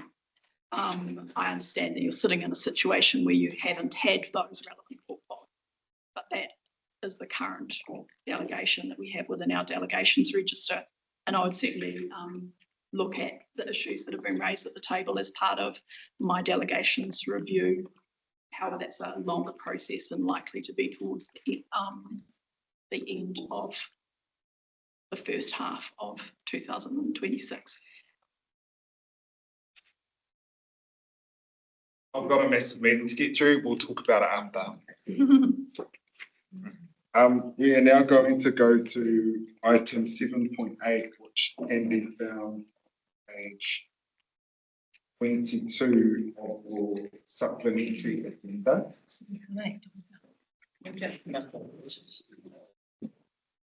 The item is a response to notice of motion for sealing of roads. Sorry, page 21. The recommendation is that council endorse the strategic approach to the unsealed road strategy for unsealed roads. Agree to include the identified marae and kohanga reo sites in the prioritised program for road sealing and dust mitigation. Direct the CE to continue working closely with Waka Kotahi to secure funding for dust mitigation at high risk sites, including those affecting marae and kohanga reo, and to report back on the outcome of these funding decisions. direct the city to finalise the FNDC road strategy and present the updated dust risk findings and draft dust control policy for council approval by 26, and direct the city to incorporate budgetary requirements into the next annual and LTP. I will move if I could get a second. Councillor Halkia, this was, I declined this notice of motion in the previous term, because there was a response from staff that outcomes it was looking to achieve were very likely achievable, but with NZTA subsidy rather than not being able to get a subsidised, well, paying it off the skin of our own backs rather than getting a 71% tick from NZTA. So I did decline the notice of motion to give staff the opportunity to be able to do some of the required to be able to demonstrate that. That has now come through in this report, and we will consider it before going to the notice of motion itself. Councillor Halkia, how do we do? E ka he tino kōrero kei roto pipa katoa aku a kōrero. I think marae and kohanga reo sites are important, well, marae are important community sites, and a fault of the dust matrix really is that when there are hui tangihanga, there's no thing, you know, that monitors how many cars are using the road. They're important civil defence sites and kohanga reo, and I have tried to do something through the ministry. People just don't want to touch it, but I'm thinking these are our children. I don't think that any other ECE sites are in this position as kohanga reo. And it's been going on like this for over 40 years with kohanga reo, and some of our marae over 100 years old. So anyhow, I think it's all in there. I appreciate the time that's been taken to whatever tidy it up. So when I know it's pretty obvious. Hilda. Councillor Stratford. Hilda, I just quickly want to acknowledge Hilda for such a massive report and her patience for this paper to come to us. I know it was very frustrating, the wait, but the research that's gone into this, you know, investigating the sites, the kohanga sites in the marae, and just add my personal context, because I had, you know, bandied on about getting sealed various roads in our ward, and have been successful. So I feel really bad. But you guys, you know, the rest of the district has kohanga and marae that have been overlooked, and I know in the dust matrix, which we're meant to be reviewing the framework around last term, we still haven't got to that research. Kohanga weren't being captured when it said schools. Yeah, so just need to raise that for Marguerite as something to ensure, but I take it from your report that it's captured this time around. But yeah, that the conversations that I've had out at Oturu, where, you know, kohanga wasn't even acknowledged as a site that needed some dust mitigation or seal. Yeah, so total bore. Before I go to Councillor Research and Councillor Court, Andy, could I have you stand up and show your face to the members of this chamber? Andy Brown, your title is Andy is our Transportation Business Manager, and we are incredibly grateful to have you as a part of our Whanau District Council whānau. And this, along with a heck of a lot of other things, we need you to get sorted for us, but I just remember to acknowledge you and welcome you to the Whanau District Council whānau, but also introduce you to elected members, because you're going to be very busy, mate. Kia ora. Councillor Research. Thank you, Mayor Moko. We have major challenges with dust and roads and issues, and I just want to commend Hilda for all the work that went on. And the wisdom that the Mayor actually showed by actually declining the notice of motion, which I would have voted against because it would have created a significant cost overburden on council, whereas this motion, which I support, is going through the process, which was looking to achieve the same outcome, but save the cost through the local share and everything else. So this is an example where an approach that I'd like to see actually double the detail in front of it. So I certainly support. We have had 3 speakers, continuous speakers in favour of the motion. Councillor Paul, you are, however, our roving expert here at the Whanau District Council. So I would usually call for someone against, but I'll come to you because I think you've got insight that will be helpful. I too would like to welcome Andy to the team, and I'm not responsible for the black eye. You guys do have a bit of. We're going to come up with a better story than the dog, aren't we? Andy was a member of the council prior to 2016 and was instrumental in helping me develop the remit that went to local government in New Zealand, that ultimately enabled us to get dust as a fundable activity through the National Land Transport Plan. Now, for councillors who've been here a while, you've heard me say this before, but we have a number of new councillors at the table. So if you'll just indulge me, you might go. I inherited the roading portfolio when Wayne Brown became the mayor, and the very first deputation I received was from a community in Oturia who were profoundly impacted by the effects of dust on their health, to the point that they were convinced it was responsible for some deaths in their community. I was so disturbed by the deputation that I wrote a remit. That remit was supported by this council that went to local government New Zealand, and it was supported there, and a national working party was put together to study the impacts of dust on human health. We did a number of experiments here in the far north with e-band monitors so that we could go back with some empirical evidence that could quantify the impact of dust on human health. We work with Emissions Impossible, Road Efficiency Group, New Zealand Transport Agency, Ministry of Health, World Health Organization, and I was very privileged to be the only elected member in the country that was put on that working group.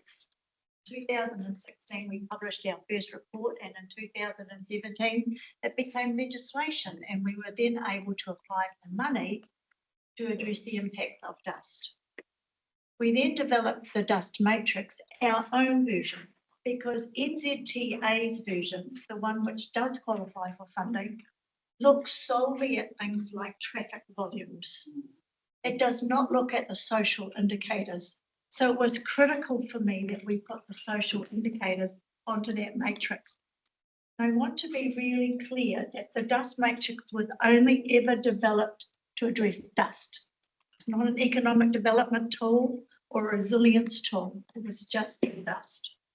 And Marai did figure on that list of 22, along ecological areas, horticultural and school, Marai, hospitals, places of worship and places of cultural significance. I am told today that our dust matrix will not qualify for NZTA funding. I want to challenge that. I want this council to challenge that.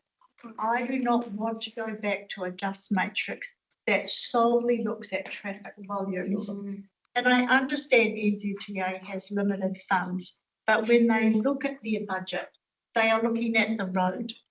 and they're looking at the integrity of the road and they're looking at maintenance costs. We are looking far beyond that. And to use Hilda's words, we are looking at the well-being. So we know that dust is contaminating water. We know that it's getting into lungs.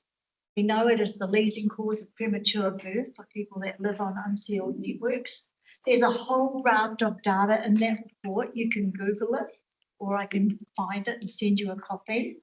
Andy told me the other day he kept everything. I hate to think what the size of his storage shed looks like, but he kept all the original paperwork.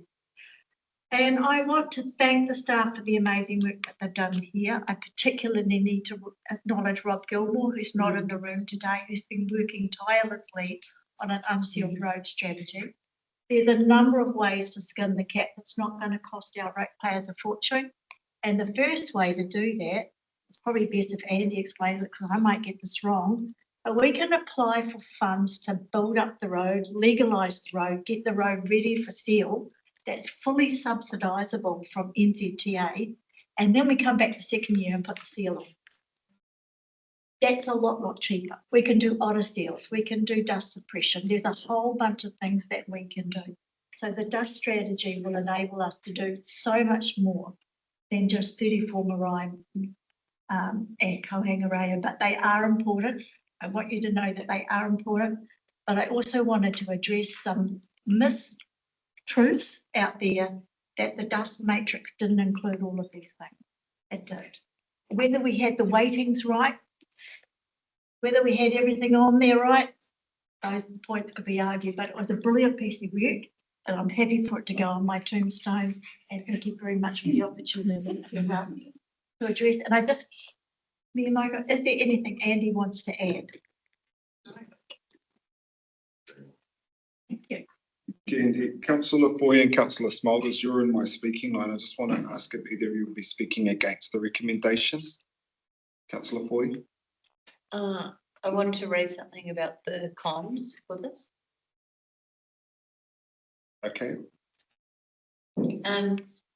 Just on what's being raised here, and I think it hasn't been brought up previously, but the public out there genuinely do not understand or that we get 71% from central government. So they assume that an individual councillor on this council could go out and just pick a road to seal, or they could go out there and make a decision and get millions of dollars magically appear. And I think that's a really important story that our council has not ever made clear to the public about the buckets of money and where our comms teams with Firehill, for example, and our roadie portfolio holders really need to tell that story so that people can understand why we can't just go out tomorrow and seal a whole lot of road. Common answer would be sealed through. So, yeah, in terms of responses, I have told that story to the public, and people were shocked that that was the case because we haven't done those comms previously. So, just I can see we've got Nicola here from comms, but can we please look up through your committee and put that with that beautiful diagram thing that Rob Gilmore did around the standards and that, and there could be some real nice comms pieces on rating. And it's as well for the dust suppressant, because we've also had feedback of why can't we do the whole road? Why can't, why are certain roads only getting done and not others? So maybe some explanations around that as well. Councillor Smulders. Kia ora. This notice of motion before us today is not a symbolic gesture. It's a directive to seal 4 kilometres of new road within this term at 8 sites without costings, without a funding source and without consultation. This is the council response to notice of motion. Yeah, not the I notice have of motion an itself. amendment which aligns very closely to this. Uncannily closely. And the word that I'm not comfortable with in C is that it's incorporated. So it is a directive. Councillor Smulders, we're not actually considering the notice of motion, we're considering the staff response to it, item 728 on page 21. So there is no C to the recommendation.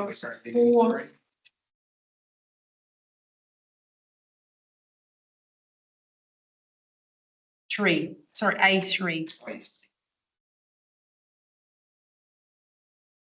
Annual amendment. Sorry, A2, apologies. I cannot support this motion because it commits to spend money we have not budgeted on projects we have not costed, and through that process and through that wording. So did you say you have an amendment? Yes, the GGs have the amendment. Oh yeah, if you could put that up, please.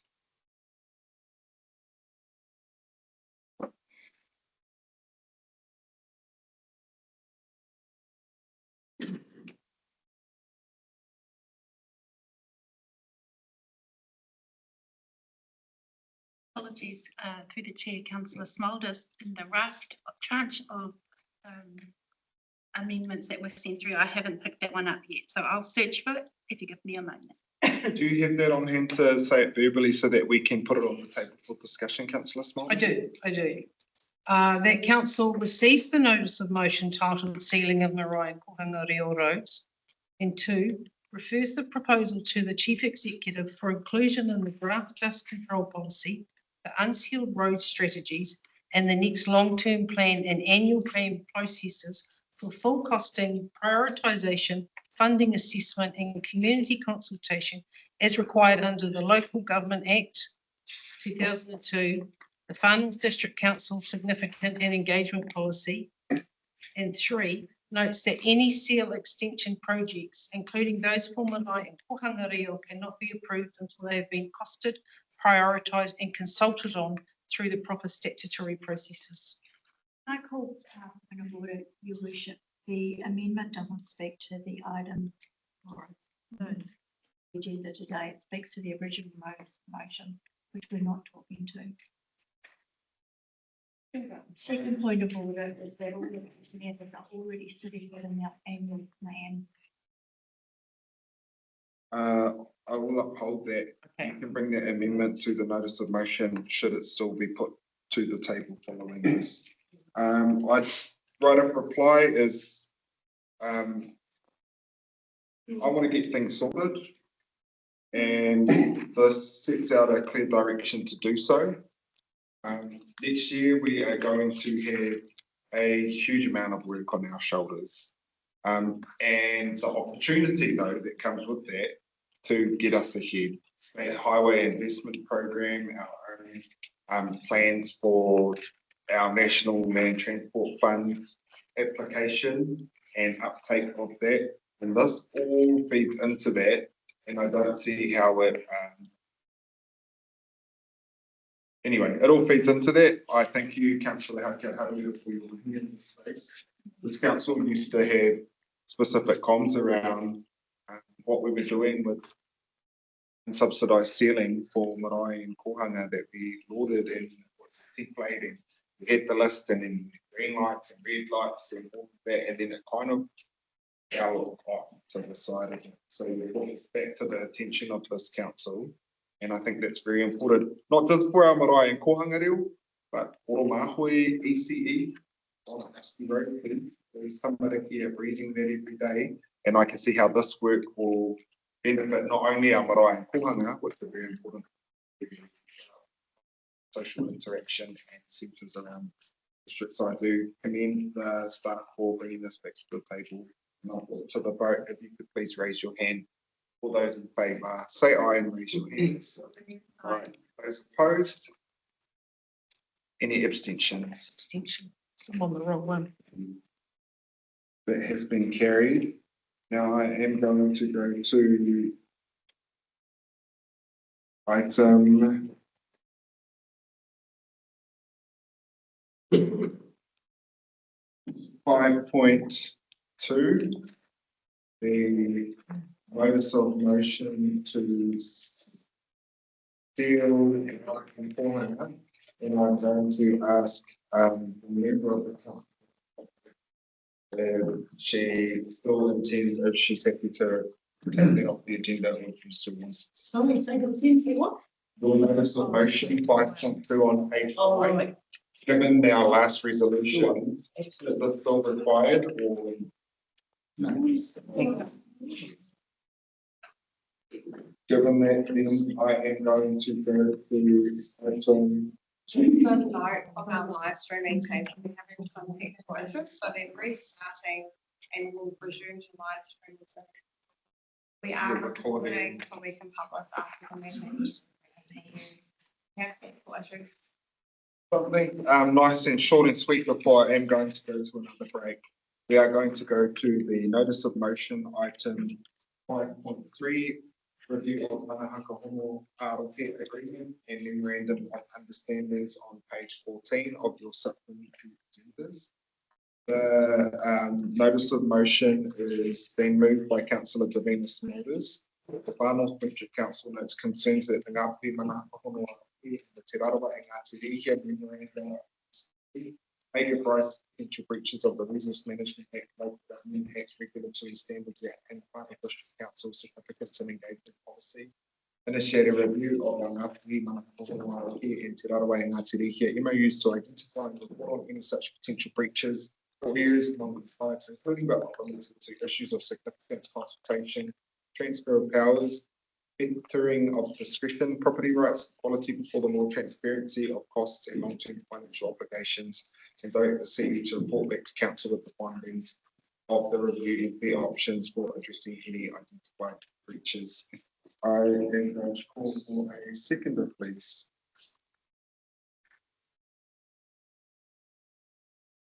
The motion fails. Unfortunately, councillors noted for lack of a seconder. We will now go to a. Do you want lunch now, or do you just want a little break? Or do you want to carry on? Yeah, it's just a little break. Okay, I'm going to have a 5-minute break. We are now going to go to our back to our agenda proper to item 6.1. Our confirmation of previous minutes, which can be found on page 9. The recommendation is that we confirm the meeting minutes of our meetings the 26th of November as true and full.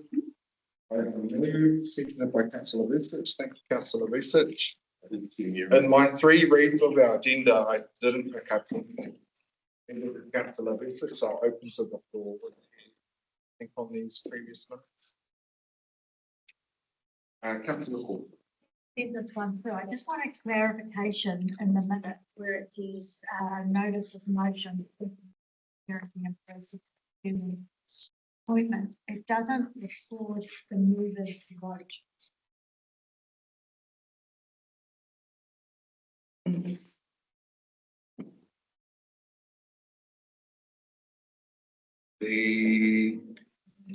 On page 13, it does record the members' votes. Oh, but not for.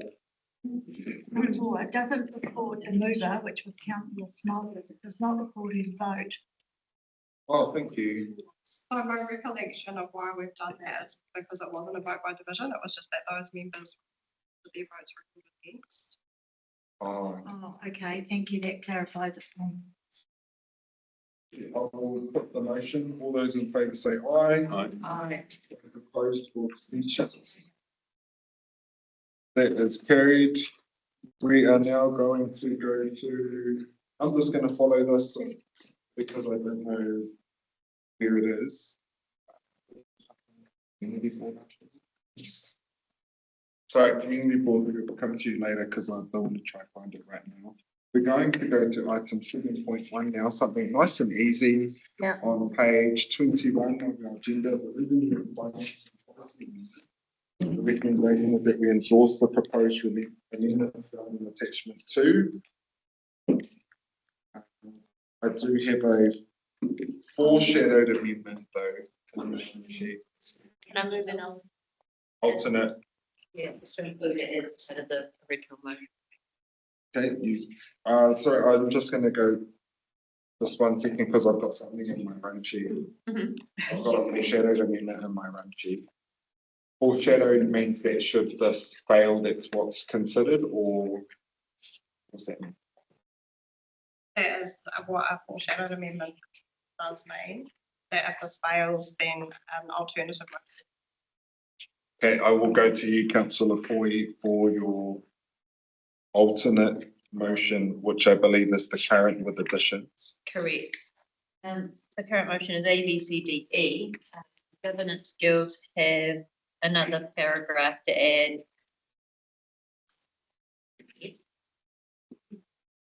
Sentence. It's a bit, Just for clarification, that the most recent SG. yeah, If I could get that up. I'll send it. I tried to be organised. Would you like to read that read that verbally, please, so we can see if we've got a second vote? So the amendment, consult in the end of the first quarter of 2026 to change the revenue and financing policy to address the land drainage and stormwater rate, to undertake public notification about an option to move to capital-based rating and also a change to the UAGC, Uniform Annual General Charge, to review it and to consider introducing commercial rates for all commercial accommodation and consult to review our targeted rates to review the roading targeted rate. Is that your notice of motion? And I make a point of order on that because this report is solely to address development contributions. This is a significant departure from that, so can we get staff to find advice? And I'll respond to the point of order. Yes. This is a change. It says A, amendments to the revenue and financing policy, which is the scope of my amendment. Councillor Court's point of order does stand in that it can be an amendment to this, but it is a significant broadening of the scope of this paper and what it's presented to us. So I am going to go to staff for commentary there. And my own spin on it is that I am absolutely in favour of the outcomes, but I think that it is pushing it too fast for what should naturally come through long-term plan. So I will go to staff for commentary. Yeah, thank you, Emma. So it is a significant departure. The intent, or sorry, not the intent, the purpose of it, broadening, significantly broadening it. And there's a reason why you do your review of your revenue and finance policy, your financial policies as part of the long-term plan. It's to pick up all these things here, bundle them up, work out whether it's significant and should be taken out for public consultation. So these proposed changes are large. Even just one of them picking them off there, moving to a capital-based rating system is significant, and in previous experience, that was a significant amount of public consultation because of that. This paper was brought forward primarily, well, the only purpose of this paper was to ensure that we can get development contributions up and running as per the resolution by May. So anything in here that we put in here significantly puts that at risk of us achieving that deadline. It's given us for the previous resolution when the DC policy was adopted in October.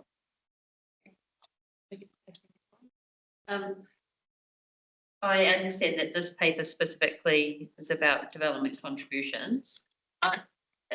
Because I knew that this was broadening the scope, as you've highlighted, I did bring it up with staff about this amendment.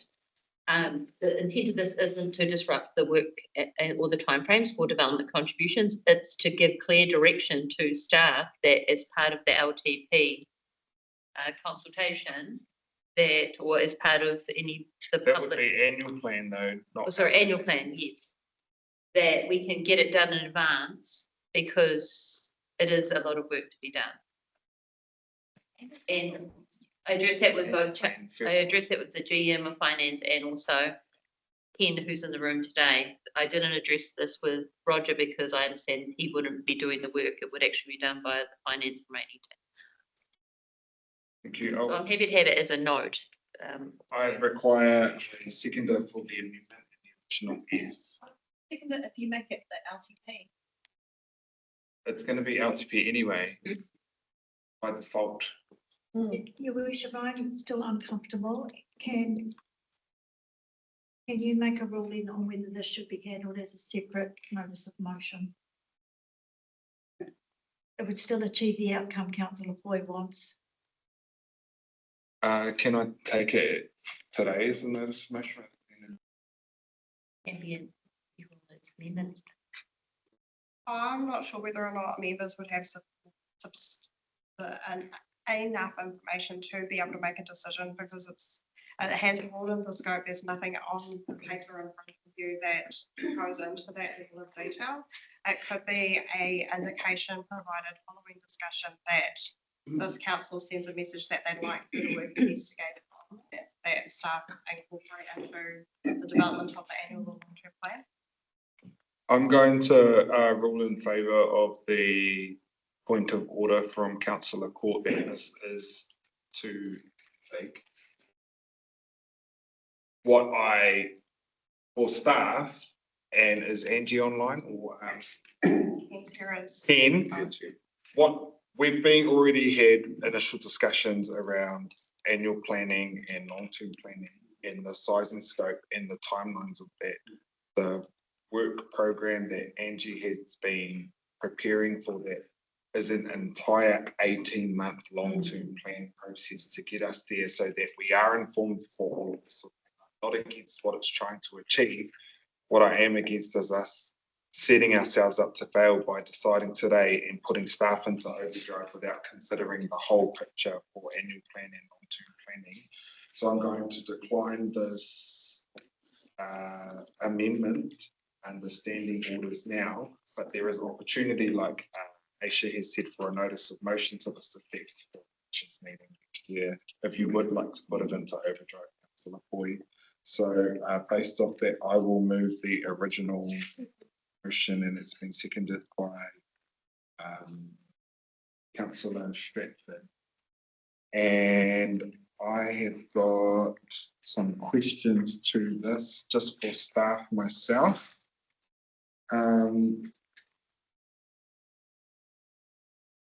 Stepping up to doom. Okay, let's have a look. My commentary, I appreciate the alignment with the Farnworth 2100, the infrastructure strategy and revenue and financing policy. One of the things that we've been pinged for in the past when we used to have the arrow for councils coming, I can't remember the name, was not aligning across, to do all these, put all the stuff on the shelf and never mention it again. So I acknowledge that. Throughout this year, and I wouldn't expect anything less from you, Superstar. You have aligned with this. My questions, though, are on page 37. For other revenue, we highlight that council receives other operating revenues from petrol tax. How do we receive operating income from petrol tax? And just for everyone, so you know, the live stream is back on. Because we do get subsidies from petrol taxes, contribute to the National Land Transport Fund pot. We do actually capture that in our grants, sponsorships and subsidies little blurb, but we have specifically said that we get other operating income from petrol tax, property rentals, other minor sources. I agree with other minor sources and property rentals, but how on earth do we get petrol tax as income to this council? Through the chair, I don't think I'm in a place to be able to answer that question. I think it's wrong. So I would like it, within the resolution, then amendments can be made by the CE, and I think that if it is wrong and you find out later, you can take that off. So actually. And my other question, because we get a funding assistance rate, a FAR rate from NZTA, but that's captured already in the grants, sponsorships and subsidies little blurb on page 37. My other one that was missing from this, when I read through it, was the other significant funding that we get through to our council is from that, what's that waste minimisation levy that government puts on, and then the money we get from central government is like all the time is for roads and for rubbish, and then whatever ones we can hustle that are like those contestable funds. But I thought that was a significant one that is missing from being stated within the blurb. None of this affects, you know, the overall policy, but it's just the narrative that we share with all of this. I thought that was missing. So if you can look into that. And then I think I've got one more, page 44 and 46. What's on there? Let's have a look. That was my question. Is I actually did read out 3 times, so I picked up on something. Page 44, we have got funding an activity called Māori engagement. But then on page 46, we have got an activity called Te Hono. Are these the same or are these different? Through the chair, my purpose, I did not do a review of the whole document, so this is our current document as it is. Yeah, it's already been signed off. So unfortunately, we are not the owner of this. This is our finance team. So what I'll do is I'll take notes and I'll redirect your concerns to that team. I don't think they're substantial for what we're actually trying to achieve, which is adding our development contributions in. It's just like that. Councillor Stratford. Thank you. The report is comprehensive, but just for everybody listening online, the development contributions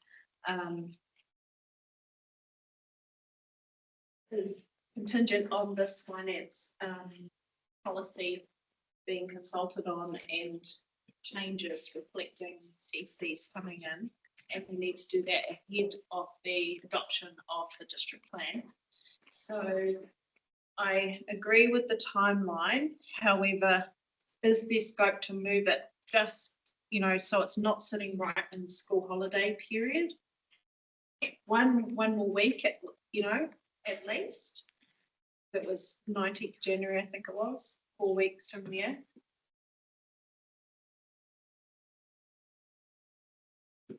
Virginia, all right. Commentary on whether we can look at what it means around the DC policy. Yeah, is 1 week going to have a huge impact because it's council into the. I think 1 week will be fine, but we need to double check with engagement. Through the chair, we have a date of May 29th. February, we need at least a couple of weeks, if not, and that's me pushing it. Me really pushing it, like I'm talking 2 o'clock in the morning days. I'm pushing it to get it done. The submission's done, the submission analysis and the reporting done. For me, a month is like good. It's good, and that's what that month of March gives us. And then we've got April for our hearings and things like that. And then May is our D-Day. So we're trying to give ourselves April, start of May to get get this adopted to enable our May commencement date of the DC policy. So for me, personally, from a working perspective, I think that we would be. But it does need to be in January. I can do it. Put it that way, I can do it, but it would put heaps more pressure on me. I think it's the time of, it's the time of the year where lots of people are tapped out, and it's also closing submissions for a number of central government feedback around that time as well. So, and it's really important that we do capture as much feedback on it as possible. And I also want to ensure that, like, one of the reasons Mr. Adams came on today was because he did a written submission to that policy on housing for the elderly rents, but he also wanted to speak to the council. So I just want to make sure that we reinstate that process of people being able to speak to their written submission. And Simpson Grevson highlighted that as such a downfall of ours at the governance workshop that we had with them. Just clarifies that any member of the public who requests to speak to their submission verbally is allowed to speak to their submission verbally. So there is no process that declines them from being able to speak to their submissions. We don't, it is, and that is available for people who have, who do not want to provide a submission, a written submission. That is the main purpose of verbal submission, but anybody who requests to do a verbal submission. Can we make that clear that it's and or and? Mhm. Thank you. Councillor Court. I didn't think I had a question, but just following on from that, this is just a procedural change. This is not reopening up the development contributions policy for submissions, so I'm just a little unclear about who we think is going to submit on this and why the urgency to change the. I just would like some clarification on that. And the second question is, did we understand as elected members when we moved the date, this was an additional step that we were going to have to do, because it seems to me that we've just made our life a lot harder and a lot more complicated than it really needs to be. And if we had stuck with the financial year, we wouldn't be having to do that. Did we? I can speak for myself. I didn't appreciate that this was going to be a second step in the process. So, through the chair, it was identified when we put the paper up that we had to do this, internal contributions policy. So when we were looking at the DC policy, we've recognised we need to do that change to this written finance policy to effect to it. So when the paper came through for DCs, we said we need to do a review. The next part of my question then is, will it be simpler for us just to do an amendment and change the implementation date? And then we don't have to do any of this? I'll just say that that we're doing it now. We will have to do it again in an annual plan review period as well, and the LTP. So would you like to come up the front? Yeah, I just to clarify, I think. And then you guys can talk to each other. Yeah. Councillor Court's just saying the commencement of DCs to align that with the annual plan would mean that we wouldn't have to do this extra step, and that is correct. And that's what the original paper around DCs was, and aligning that start date with the annual plan was so that we could. You guys didn't communicate that very well to me, because I moved the amendment to flick to move our times. The original paper did put forward lining with the annual plan. Yeah. You know, reasons why. So just to close that out, I would have been more comfortable for me personally if there was an alternate recommendation here that we just revoke the implementation date, because I am incredibly mindful of the pressure that our staff are under. And I think this is just quickly enough. Can I do that at this point, because it's a significant amendment? I need to take advice. Point of order. And outside the scope of the submission. This paper is about revenue and financing policy, and she's speaking about the development contribution policy, so she'll need 75% of the room to agree. Right, we're going to confirm it. We're going to carry on. We're resuming, and I'm coming back to Councillor Paul. Thank you. I can't do a revocation. That must be done by notice of motion by 75% of the members present. I've taken advice from the staff. There is already an influx of consents coming in at the moment, trying to beat this gate. There is an alternate risk if we move the gate.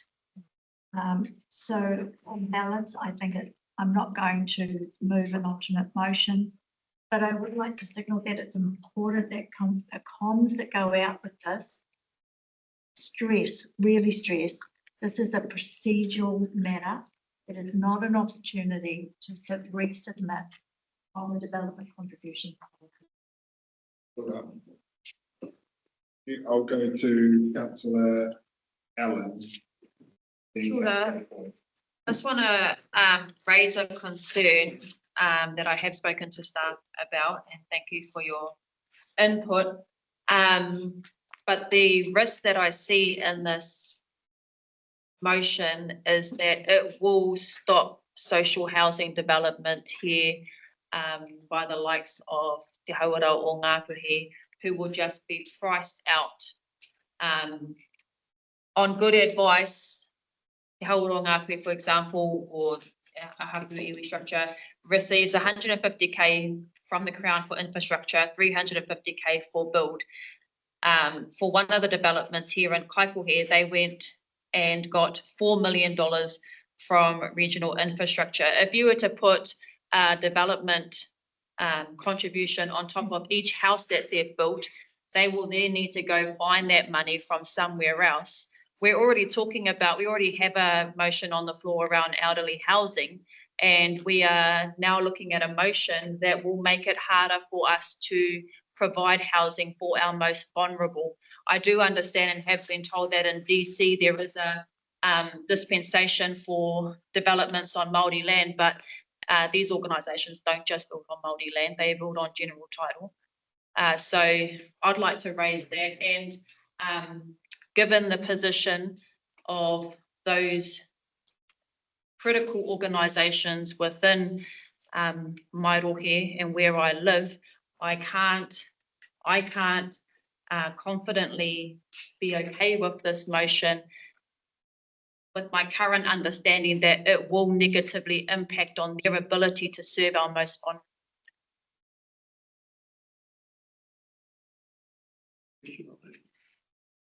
You can. Yeah, just I would like some staff feedback. Yes, I want staff feedback on that, because as I understand, there is, if you're providing all your own infrastructure, it's only if you're in the town zone, and that actually is true, that you have to fund it. And I understand also the government for Kawakawa and Kaikahi put a lot of money in, and a part of the condition is that the development contributions that didn't exist at the time, but there was a fee that would be covered by that level of development. So I don't think it does impact. It's not something that hasn't been there right at the very beginning. And you can look at the original, when we signed that off, so I remember seeing it and how the money was actually collected, and how what council put in, what the government put in, and how it was distributed. So that was all agreed at the beginning. And that's the only ones I think that would actually be affected by this development contributions. All the everybody else is doesn't apply. That I can see. Yeah.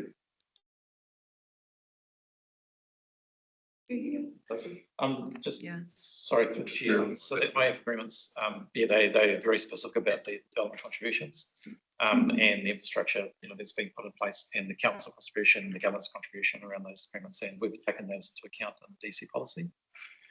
There's a development agreement or a DC, and I think we've got development agreements in place for those. Now I'm going to go to these guys, but for me, I think there's an analysis that's done around the catchments, and the catchments about connections and how much land is actually impacted. But I think I'll leave. You guys want to talk to that? Yeah, so at the adoption, that question was raised about how much actually affected Māori land or Māori people with titles and stuff like that. So the catchment, if you're not in those maps, you do not get affected by DCs. That's pretty much the first step. If your development is within those DC areas, then yes, you will be. Then the next process is, do you have credit? Do you have, and so that's when it starts working down through those things. Can you address Councillor Allen's concerns around community housing providers and how this would negatively impact? So generally, through the chair, our council will look at the all of the benefits and things like that, and look towards moving into a development agreement. So that's where both parties come to the table. There is no legal obligation for either party to enter into that, but in the whakaaro of this council is to engage with our Māori. There would be any issue about coming to the table and discussing that, and coming to a resolution where it is beneficial for both the council as future ratepayers and the housing development and iwi as a whole.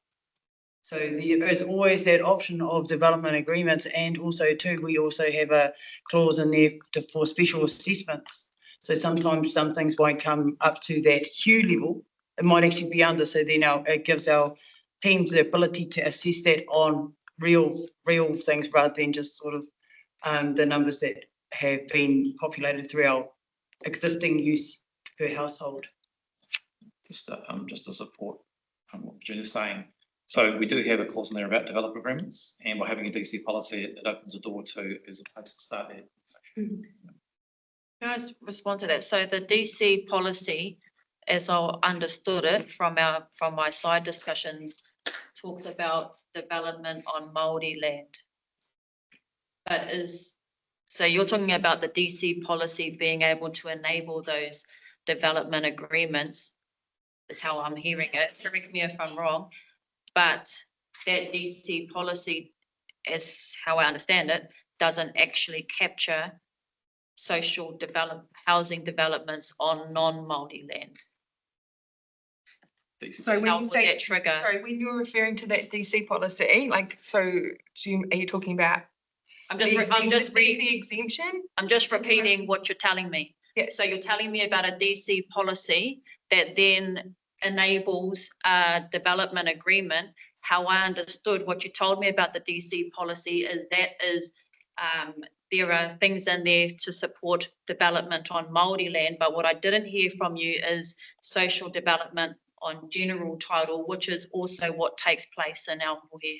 So the DC policy provides an exemption for residential development on Māori land. Yes, and then, but.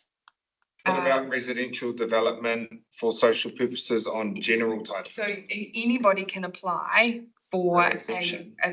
For exemption for a special assessment, sorry, for a special assessment. Yes. Anybody can apply for a special assessment. And a special assessment, so we've got a development contribution and a development agreement. Yes. A development contribution is very prescriptive in that this is how much you're going to pay to contribute to that infrastructure that will be required through your development. A development agreement, which is what we currently have with how we work with developers, is we come to the table together to go, what you got, what can you do, sort of a thing. So the not exemption, that was the word you used? Specialist assessment. Anyone can apply for a special assessment, which would then, rather than looking at a development contribution, which is prescriptive, could have a development agreement around what's going to happen. Okay, so I'm going to start again. So and this is something we pushed through before the election. We've got a new council around this table that we actually haven't. Yeah. Well, even I need to be rebriefed. Okay. Through the chair. So what it is, the development contribution has exempted Māori housing and Māori papakainga development on Māori land. For commercial and industrial activities on Māori land, they will be charged DCs because I had to create equity in the policy to enable Māori to try and achieve their aspirations using the Te Ture Whenua preamble. So that there was council's discretion to use there to enable that and give effect to that act, the preamble of the act. For equity, that's why we did not include industrial or commercial developments. For in the instances we are talking about where we have social housing on general title, that is where our council would understand the benefits, our teams would see the benefits. There is criteria in the policy that guides our decision making around who to enter into development agreements with and who not to. And most of those are around, because of the vision and where we're going with this council, that is to enable social housing and looking after our whānau and looking after the people of this district. So social housing would definitely come into the criteria of those development agreements. And how that will be worked out will be between those two, when they come, those two parties when they come to the agreement. That there, the development agreement still needs to come to this table for sign off. So, and that's one of the specifics in there, so that there is total transparency. This policy is about that, creating transparency, making sure it's straight across the board, and that's why development agreements must come to this table for sign off. The special assessment stuff is around maybe papakainga development on general land. We use that situation there so that it gives our teams a bit of leeway and a bit of, and not full on though, because there is criteria that needs to be met to create that consistency and that certainty for everybody. And that's all in the policy as well. So for those housing developments I would definitely, and our teams too, when it comes through the resource consent process, they'll say, oh, this is a massive development. Let's have a kōrero with this party about how we can work through the development contribution side of things. Can I just 5 strikes resume. Can I just check in if Councillor Allen would like further clarification? Is the development agreement process and the assessments process, can you tell me where to find that in a policy? Because I absolutely agree that that is the direction we're heading as a council. I see it every day in our mahi. But Moko's even declared this is his last term. So I want to see that in black and white to ensure that it is carried forth no matter who's at the helm. just clarify something? And so right now, the scenario is played out with the charge DC policy or DC charge, but this opens up the vehicle to be able to have that, make that assessment. I'm correct with that, isn't it, right now? If we look at it, social housing, it's on general title, it's subject to the DC, but this clause, and if you want to look at it, it's in the paper that was adopted back in, I'm just looking right now, back in October, page 126, specifics around it. That's assessment criteria for developer agreements, so individual agreements between housing providers and council. The policy allows for that to happen. And that's DC. It's in the DC policy. Councillor Allen and staff, I'm going to, with respect, because I can see what you are trying to delve deeper into within this, but the paper that is on the table does not provide an opportunity to seek any amendments to change the ultimate outcome. If you're uncomfortable or any member is uncomfortable with that, then they'll need to vote against it. But what I'm picking up here is that there is a conversation that needs to take place to dive deeper into the understanding of it, not just for Councillor Allen, but for this whole council. Please staff around how this works, but that the direction of this conversation isn't going to fundamentally change anything that we've got on the table for what we need to focus on right now. So I'll ask to close the line of questioning there, and I do have Councillor Foy who's next in my speaking. Okay. Councillor Smallings. So on page 25, it sets out why the staff recommend option 1. And so that basically underlines that we adopted our development contributions policy, that's been done. And now because the revenue and financing policy wasn't done at the same time as development contribution policy, we have to do this. My question is about the timeframes of the development levies legislation. So some of the new councillors may not be aware that development contributions aren't in place currently. There's only development agreements. This will come into effect after consultation, if it all goes through in May, before the new district plan and before all that zoning occurs that allow for additional development. Only those people that are connecting to our services, like if you put in a wastewater treatment plant on a piece of non-reticulated land, you have to pay $30,000 for your on-site wastewater treatment plant. If someone connects to the sewerage in the town, it also puts a demand and a cost onto ratepayers. So that's why development contributions and development levies are charged, because people are getting the ability to connect to. Yes, I understand. So the question for staff was about the development levy timeframe and when that kicks in and how that interrelates with this. So it's currently a bill, a discussion document. It's open for consultation at the moment around development levies, but it's our understanding that all the evidence and research that's required for development contributions is also the same information that's required for development levies, and the proposal is to have like tier 1 councils implement development levies first and then followed by the other councils, and so development levies would come in about 2030. So we are not a tier 1 or a tier 2 council. Just through the chair, that's one of the pieces of legislation that's for that reforms process as well. So due on 22 submission. So we're in the early days of that. That will come to full council. That was mine. That's it. That closes it. Thank you. Councillor Snolders. A question for staff too. Have we met the requirements of the Regulatory Standards Act? And have we undergone sufficiency regulatory impact analysis? And have we looked at how council could be exposed to legal challenges, refund obligations or unenforceability?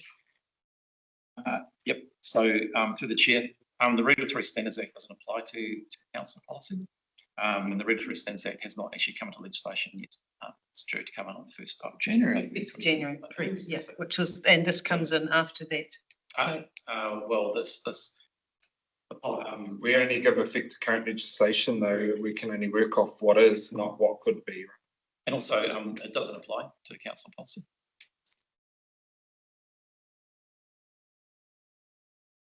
Right, I have no right of requirement to put the motion, but you could please put that on the screen just so it's clear that we are voting on the recommendation as for written agendas.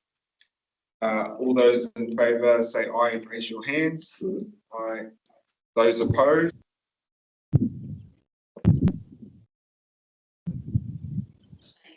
Mention recorded. Councillor and Councillor Balke, the motion is passed.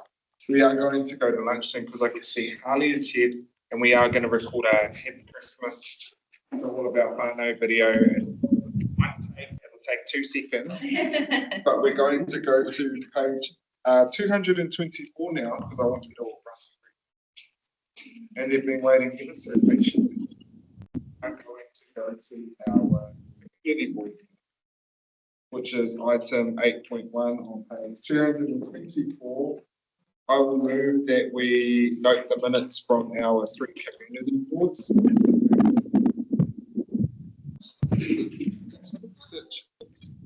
The first is our Te Hiku Community Board meeting held on the 24th of November. And so I will pass over to, and the way that we'll go through this is I'll pass to the chair for their minutes or to raise any items of interest for their area, go to questions based on those, and then I'll go to the next one. So you'll have multiple opportunities to speak. Community Board Chair Sabritsky. Can you take my minutes as read? But there was an issue in terms of the community event that we've mentioned earlier in terms of funding.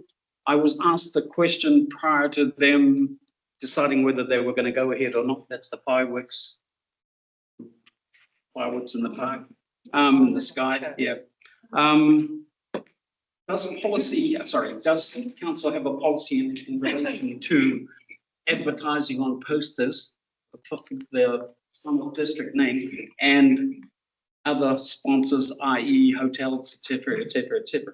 Is there a policy about that, governing that? Or I was asked the question whether they could use our name as a funder and other businesses, being alcohol sales, smoke sales, whatever you wanted. That's a very good question. I know that we do use Auckland Council's brand guidelines, but specifically for our branding, we used alongside other sponsors that maybe our council would be associated with. I'm going to have to defer to our chief executive to find someone to answer that. I'm just opening up all the policies and rummaging through it. I can't come up with one. So I think it's a piece of work I need to look into. Yeah. It was urgent. I'm going to go to Rebecca, who has a hand up. Through the chair. If you could please stand for us, Rebecca. Sorry. Thank you. Through the chair, my understanding, having looked recently at grants, related policy on community grants, is that when we issue a grant through the community board, part of that is allowing to use our branding in conjunction with that. And I think that's around a recognition that we've provided them with funding. So we want that recognition as part of that. But I think my understanding of what we're all expressing concern about is where our branding sits alongside other branding. So I think it would, if there are concerns there through the chair, we need to look at that as community staff around whether or not we're in that policy or whether I believe Virginia is looking at that. Is that right, Brian? Potentially that grants related policy. Virginia needs a raise. Sorry, that just to clarify that the work that Rebecca's doing is looking at our overarching grants and donations. And sorry, Virginia, did I say something? Sorry, apologies. Alongside Briar, that's yeah, that's a sort of parallel piece of work. I don't think we have anything specific on what's been raised here. Thank you. Thank you. Another pressing issue with the board is the fact, and I maybe should have addressed it, made a statement when Josh was speaking. I was present at that meeting and it was a good representation of the public. All sides of the story were presented. Now, I don't claim to understand the mandates or what should I say, the processes of council, how we make our decisions and our discussions from that. But it did have an effect. And I go back to when we went through elections and the fact that a lot of us ran on the premise of transparency, and that wasn't present at the decision that was made by council behind public exclusion. What I'm trying to say is that we just didn't do ourselves any favors, both for the applicant and both for ourselves as council. So I just wanted to table it.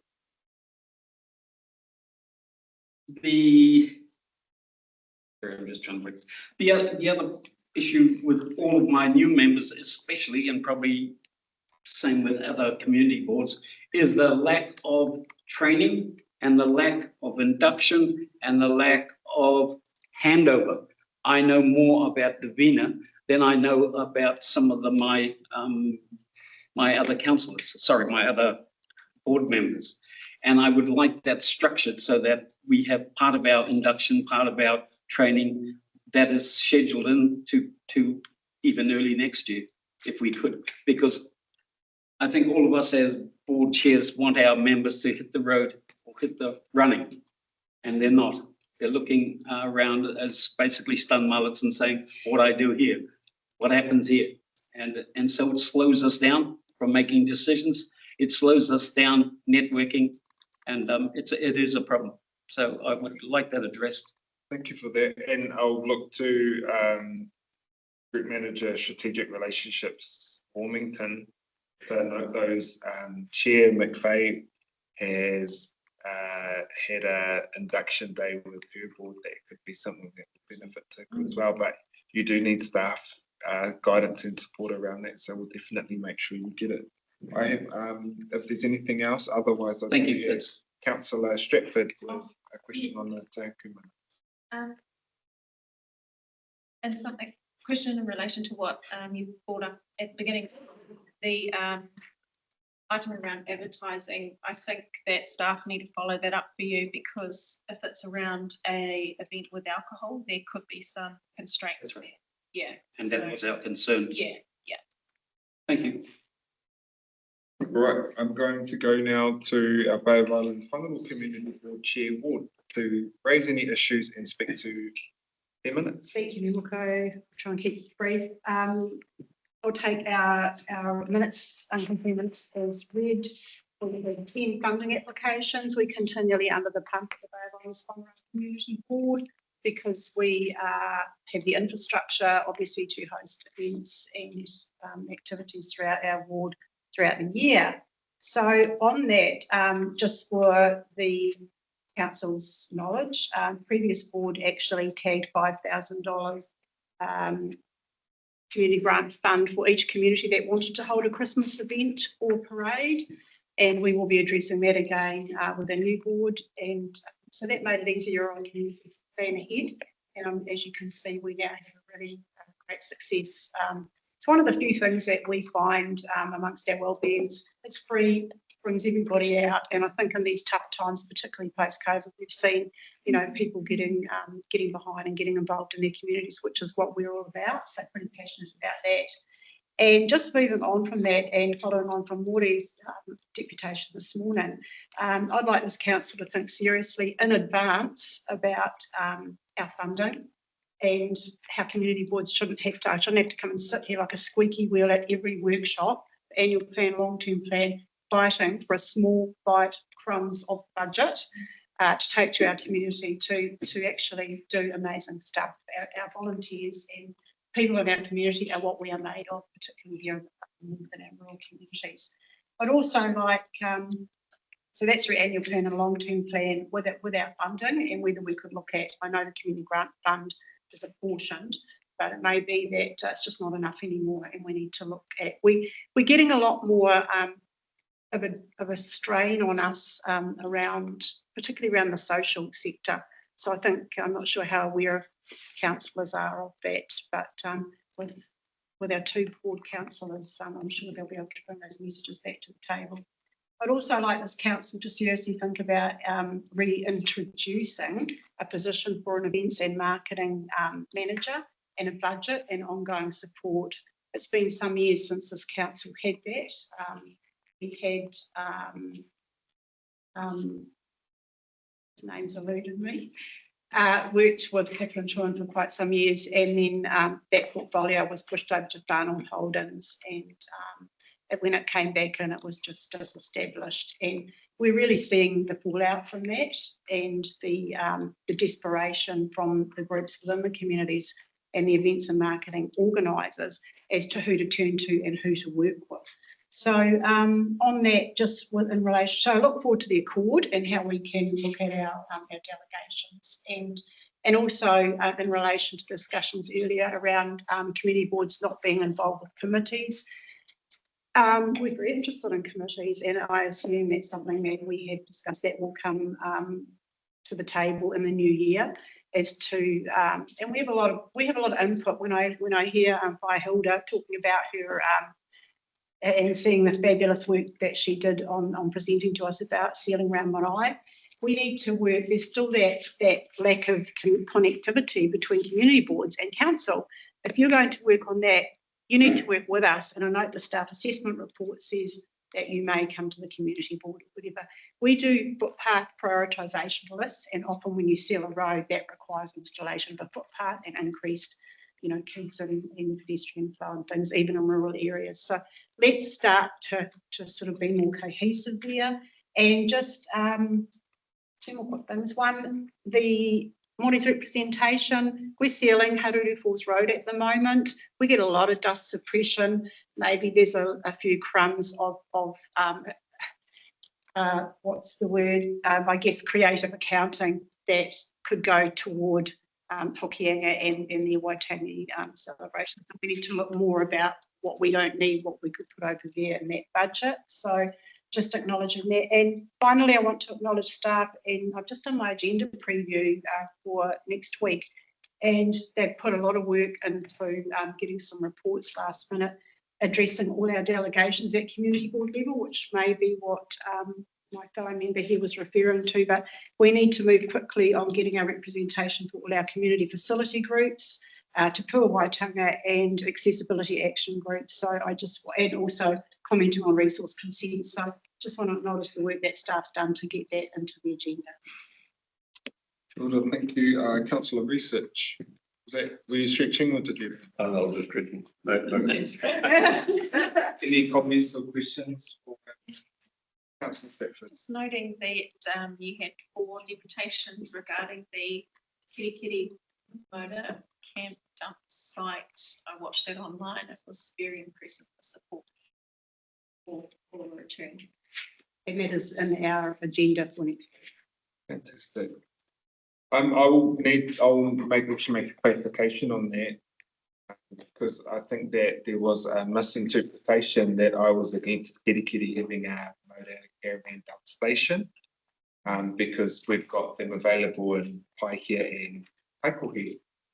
Very much in favour of Kirikiri getting a a caravan dump station at an appropriate location, and that decision is delegated to our community board to help facilitate, and rightly so, because they're the community board. But what my clarification was for our staff in the narrative to turn what is a negative into a positive, was that in our communication with our manuhiri and with our own community, that we acknowledge that we're still working on getting a dump station, Kirikiri itself. But for the time being, keep on coming up. No mai, haere mai. Come spend your money, come visit our attractions. We need your aroha up here, especially if it's Lord Rutherford of Nelson, or multiple of those. But that in our communication, we need to be clear that, come on up, we have these dump stations available in all of these locations that are only a nice and easy 30-minute drive from, say, if you're setting up in Kirikiri, then you can go to these other ones that are around there that you can go. Not dissimilar to what someone will experience if they are motor caravanning around one of our metro areas, that they do have to travel distance and time to be able to access those services in those areas. I just wanted to make that. We're going to go now to our Kaipui Community Board. Chair McVeigh. Good afternoon. I'll take the minutes as read, and just want to say thank you to everybody who came on our tour. I hope you enjoyed the highlights of the Young Award, and it was a great opportunity to build relationships and do some networking and get some wins out of that. So kia ora koutou. We have enjoyed a number of Christmas events in our ward and lots of great feedback on those. Love to particularly bring their tamariki out and enjoy being together. Like to toko matua bill here around support with inducting new members. We can always improve on things like that. What we're doing at the moment for Kaipui Community Board, we're working on our top strategic priorities so that we can be ahead of the game coming to the LTP. So just putting you on notice. But some of the things that have come up that are really hot potatoes in our ward that are spoken about today: housing, social housing, which, by the way, over in Hokianga we have only Kainga Order, which is totally full, and we don't have any more, so we'd love some more, please. Pensioner housing has been a hot potato over there for a number of years. I'm really looking forward to that discussion. Homelessness and people living in cars. I have had numerous RFSs and phone calls, and yeah, it's just a really big thing going on for us at the moment.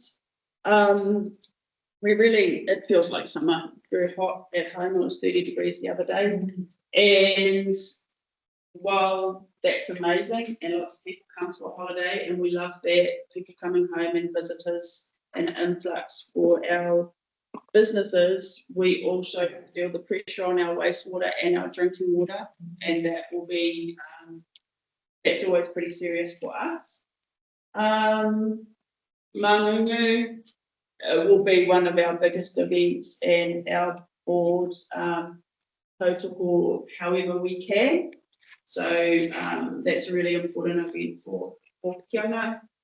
But lastly, I'll just thank you to our amazing staff. Oh my gosh, such huge mahi that you all do, but also like to thank our councillors that have been appointed to our board for your really supportive and proactive approach. And I'm so pleased that we have Māori Ward Councillor Alan as a full member with voting rights this time round. It's a huge improvement that's taken some work to get here, so really like to acknowledge that.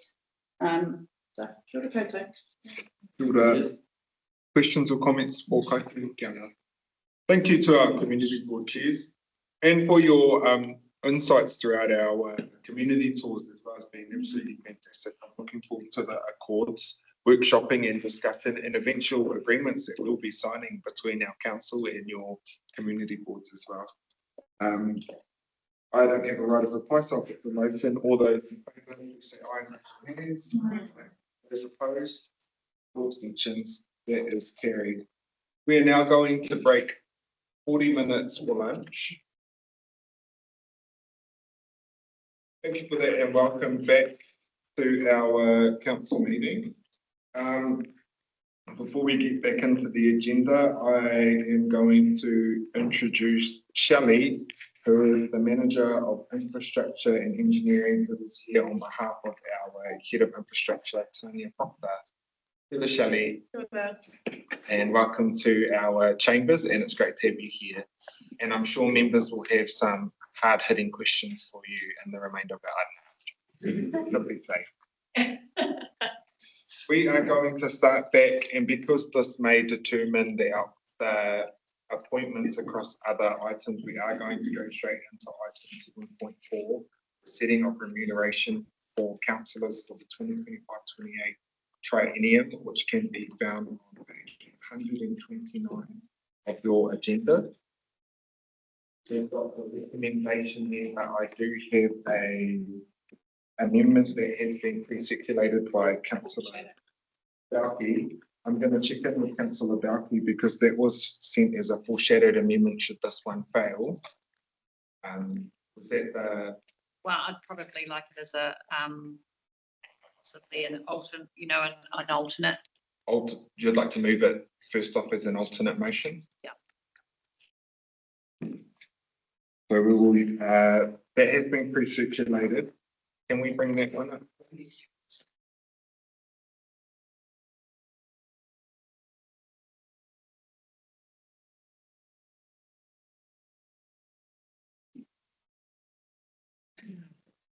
So we're moving an alternate motion. Moved by Councillor Balke, if I could get a second. Councillor Balke, you have to speak to your alternate motion. Thank you.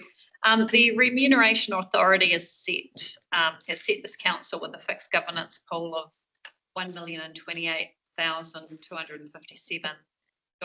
Just note that in the minutes there were two different amounts. It's like they've transposed a figure, so I'm not 100% sure if it's $527 or $257. The different amounts there.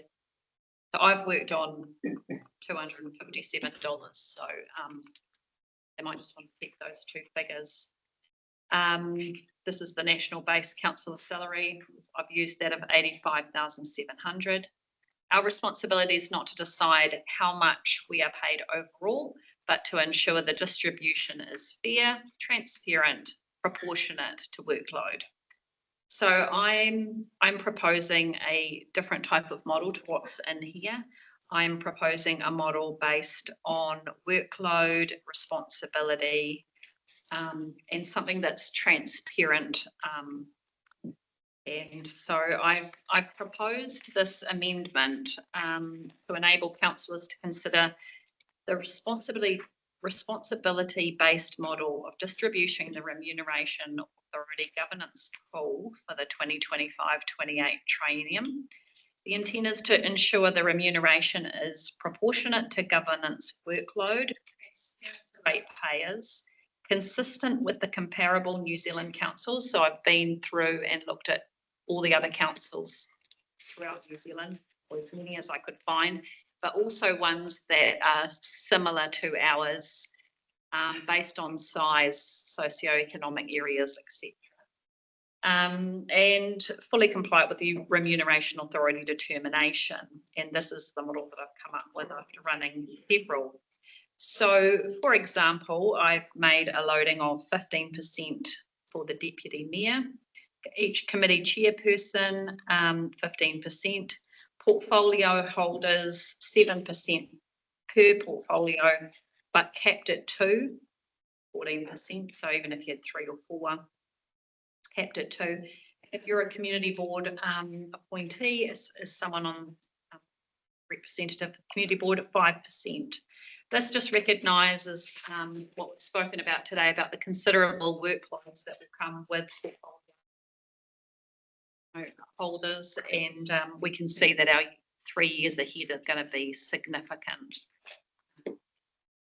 So under this model, for example, the deputy mayor, there will be no sort of double dipping as such. It's very transparent. For example, they would have the 15% deputy mayor loading, plus they are a committee chair. They hold 2 portfolios, which would give them a loading of 44%. That would just be represented as one transparent figure of 44% loading on top of theirs. But we can see how that would come to that figure. So if we were explaining it to the public, it'd be easy to show how that 44% has been arrived upon. So I've gone through and worked out the responsibilities as per the portfolio, what we have in there and who's assigned to what. So it has worked out the different salaries that would be set. I have just noted that local water done well is not a portfolio, as we spoke the other day, but would like it to be considered as a significant workload, one of our largest governance reforms program that we're going to have, and would require significant work, and just like that to be considered within this this model, even though it's not officially a portfolio. So this amendment retains the RA determination base salary of 85,700, uses the exact RA determined pool of $1,028,257. It applies a consistent, audible methodology and meets RA principles of proportionality, role relativity, and transparency. This model can be clearly explained to the ratepayers as every councillor receives the same national base standard, small but clearly defined percentages that are then added on where extra governance responsibility is formally held, all within a fixed national cap set by the remuneration authority. So I'd really appreciate your consideration for this different type of remuneration model. Thank you. Thank you.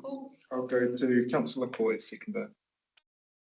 I think it was me that was second. Councillor Court. Sorry, what did I say? Oi. Oi, Court.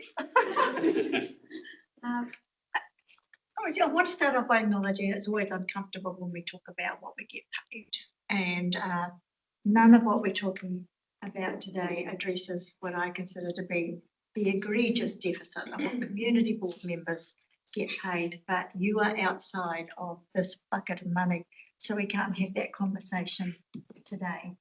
And in all the years that I've sat here, it's not, we kind of get the paper, we just rubber stamp it, because we're all kind of squirmy about talking about our salary. So I want to thank Councillor Bauke for the work that she's done on this. And this morning I leapt out of bed and I printed off the local government elected members' determination, because I wanted to understand what everybody else in the country was doing. And what did I learn in my half an hour perusing this morning was the authority recommends that a deputy mayor is paid a premium of 12% above councillor base, which equates to 6,000 to 15,000 extra annually, depending on the council size, and up to 15% if you're a larger council. They recommend that chairs are paid a premium close to 15 to 20% above base, and that the deputy mayor's premium sits above that. That community boards, as Councillor Stratford sent out an email, councillors cannot be seen to be double dipping, so they can't get the remuneration that's paid to the community boards. But this can be recognised as an additional portfolio within the remuneration package. And in fact, I found the following councils recognise councillors on community boards and pay them additional rem, some as high as $10,000, which just seems a lot. Waipa, Apotiki, Otarohonga, Central Otago, Kapiti and New Plymouth. And then I looked through for portfolios and I found a number of councils recommend an additional premium for portfolio holders. Taranaki Regional, Central Hawke's Bay, Central Otago, Waimakariri, Waipa and Waitaki all pay their councillors who hold portfolios additional rem. Most of them seem to pay the deputy chairs of committees additional rem. And there's a range of different models in there. What I like about the model that Councillor Bauke has put forward is that it gives the deputy mayor at a loading of 44%, which I think is reflective of the additional workload that the deputy mayor carries. And then I went one step further and I looked at what deputy mayors get paid in the country. So starting at the highest, Christchurch pays their deputy mayor 137,000, Tauranga 135, Wellington 133, Hamilton 128, Dunedin 125. So for relativity, I think 144 would place the Farm Council deputy mayor, not 144, beg your pardon, that's the percentage. 120 bits of paper in front of me now. 124. 127 would put the farmers ahead of Dunedin and $1,000 behind Hamilton. So I think that that's probably fair and equitable and defendable. And I am equally mindful that there's incredible workload coming for every elected member in this chamber. And I thought it might be almost impossible to try and capture every single committee and external appointment that elected members sit on. So by sticking to recognised portfolios and recognised committee structures, probably about as fair as we can get it. So that's it from me. Thank you for listening. Thank you, Councillor Court. I'm going to speak against the alternate motion for a number of reasons, not for the work that's gone into it or trying to find a better way to put the puzzle together, which is something that this is my third term we've never really got right. The first time I sat at this table and it come across, we had a deputy mayor rate, chair rate, a deputy chair rate, no remuneration across portfolios per se, and then the other two was myself and another councillor. We ended up disbanding the deputy chair rate and allocating that across the four, acknowledging that the chairs of committees would have a higher workload. I went off that premise when we put this together to try and figure out, and there's never, the other thing too was that we were uncomfortable at that time, 3 years ago, to have a single councillor on a lower rate than everyone else, and that work should be distributed accordingly. So I appreciate that there is structure to how this has been allocated, but it still puts one of our own councillors on a lower rate than anyone else at this table, and that's something that I am uncomfortable with because everyone's doing that. The other part of this is that portfolios. I agree with the premise that a deputy mayor should have a different voting, that a chair and potentially even a deputy, if you can find the right way to plug it together, should have a different voting. But portfolios themselves are non-statutory governance structure that is very much a coalition of the willing. It is an ability, and we've got amendments that are coming our way to very much clarify those, but that portfolios are a way for us to have an appropriate lens as governance into operations, all right? And they are the ones that have been proposed were based off all of your surveys around things that you were specifically interested in. Rather than having the chief executive or SLT members coming to me to moan every single day when you're trying to have a better look at these work streams that our staff are doing, a portfolio is the appropriate mechanism to be able to do that. And that's why I was excited to sit as our Te Ao Māori portfolio councillor, as a councillor in my very first term here, to sit with our Te Hono staff and look at the beautiful things that they had going on and to offer my insights into what it looked like as well. But they are optional for you. As the mayor, the powers I have are to establish committees, appoint a deputy mayor, and make appointments to those committees. For those committees, I have apportioned it across what your survey results said, and then said who else wants. Councillor Smulders, particularly, I try to keep our Te Hoia committee to just committee chairs because that's a bigger workload and they're going to get paid more, and that's how it was my first term in this council. But Coalition of the Willing, if you're keen to be a part of something specifically, then we want that energy and passion in that work stream. And today, again, I think we're going to have Councillor Hauki Harawira added to another one of our committees because she wanted to be on there. In my first term, Mayor Carter, to make it fair, everyone said, choose 2 committees. If you want more, that's up to you because you have that passion for it. I kept to my 2. I think Councillor Stratford at that time was on every single committee because she wanted to be on every single committee as well as being a chair.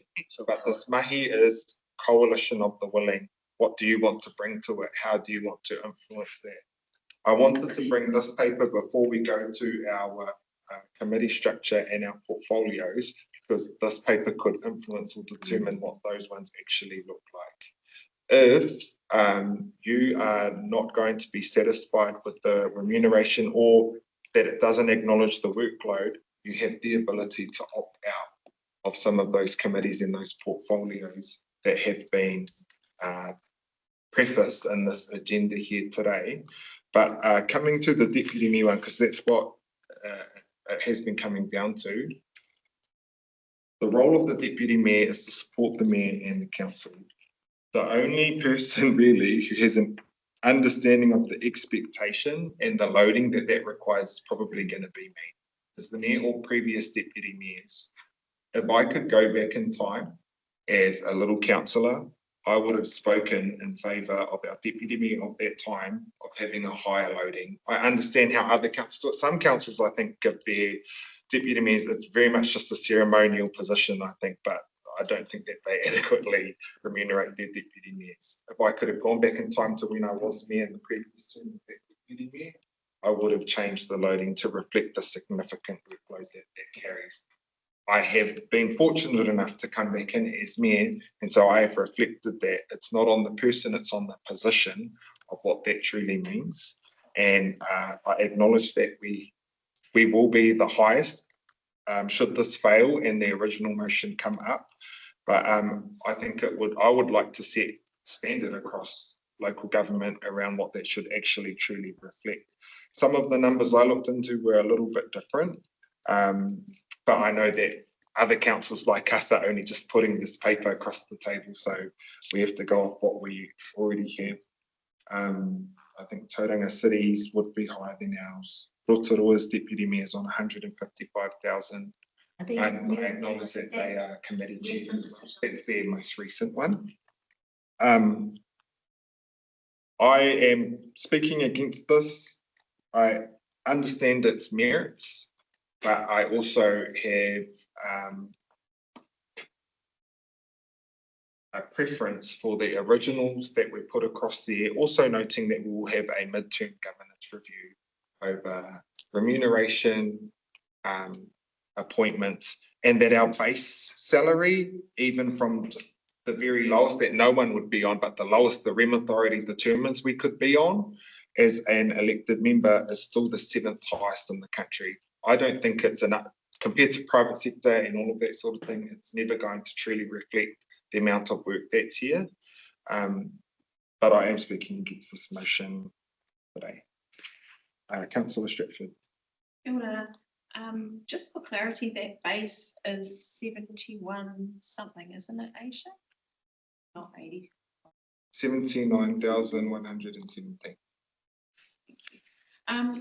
I too am speaking against the motion, and I have our rationale for the Deputy Mayor and Chair of Committees declaration that we did as a council in October 2019, and it was about a 51% loading for Deputy Mayor then, and it has stayed, you know, relative to that number for my term last term, and so I feel very uncomfortable with a reduction this term, knowing full well the weight of that role, and I've got some, like, you can't compare the Deputy Mayor role, extra commitments and that extra weighting unless you know full well what they're doing.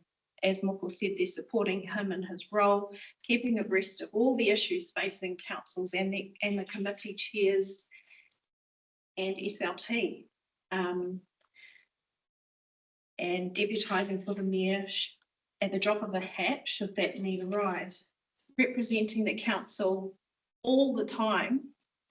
And it's less, like, I'm not deputy mayor now, so I feel the weight of responsibility has gone, but it's on the deputy mayor as it is on the mayor.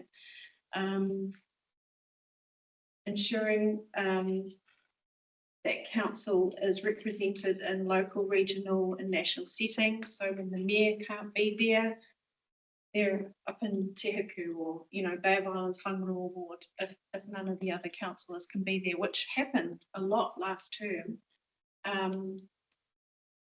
Working closely with, like I said already, SLT, but sometimes there's staff that need some guidance. They come to the deputy mayor when the mayor's not available to see what they need to do to work with this elected member or that piece of engagement.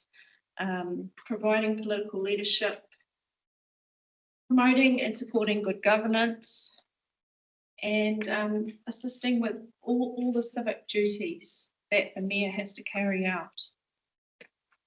I also would like to add that, you know, if we're going to sit here and compare the weight of an elected member's role, like a portfolio can be as big as you want to make it, but there are some elected members around this table who are going to be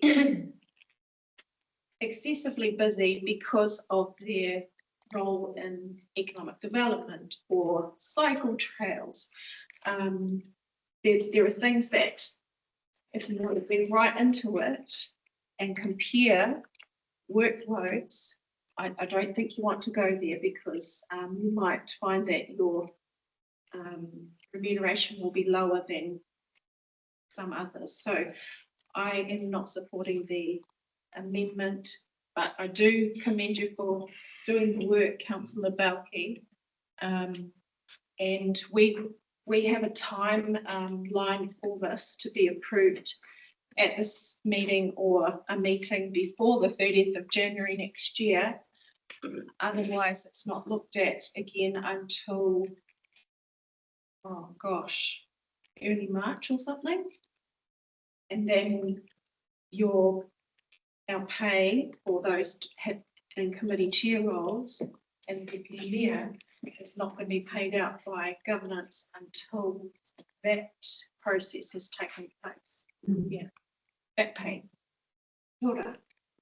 I'm going to go to, I've got Councillor Rakina, then Councillor Foy, then Councillor Research. Councillor Rakina. E te moko puna o te reinga maunga, anei taku aroa kia. I see where the member is coming from in terms of the amendment, but I will be voting against this. I don't know why we're sitting here wasting time about these things, having a discussion, comparing the Whanau District Council to other councils and what they pay their deputy mayors.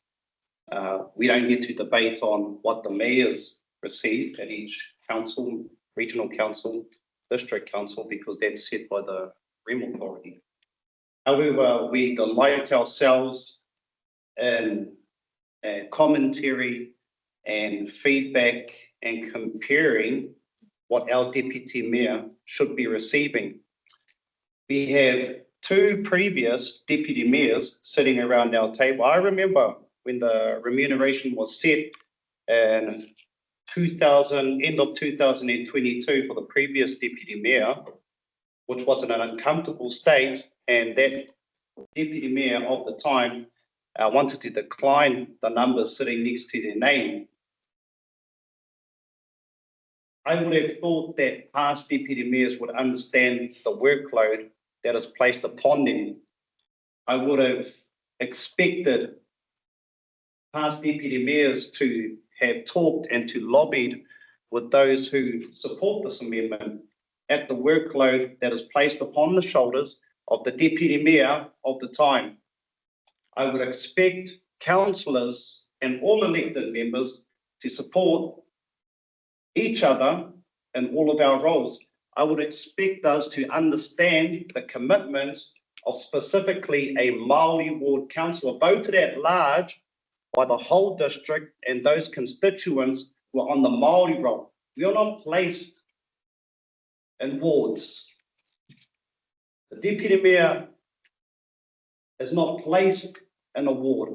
Deputy mayor is voted at large throughout the whole district and has placed upon their shoulders the responsibilities of the mayor at the time.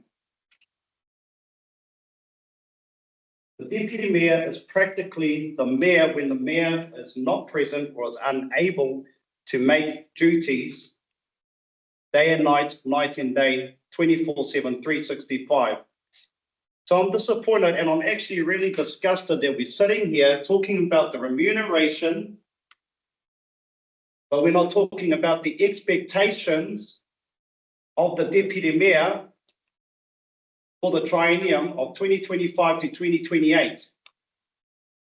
And I find it very conspicuous that we have 2 numbers sitting next to 2 names that are exactly the same. So I implore on to all of our voting members around our council table to not total call this amendment, and let's get on with it. We have got bigger things to worry about. We're wasting time. Kia ora mai tātou. I'll go to Councillor Foy, then Councillor Research, then Councillor Smolders. The current motion, which I can't see anymore, but if you could bring that up. I just wanted to note that I don't think that there was any malice in any of the motions that was presented. I can understand that there's logic, there's a percentage. I'm a person that likes to see numbers and a approach in terms of logic behind why an idea is presented.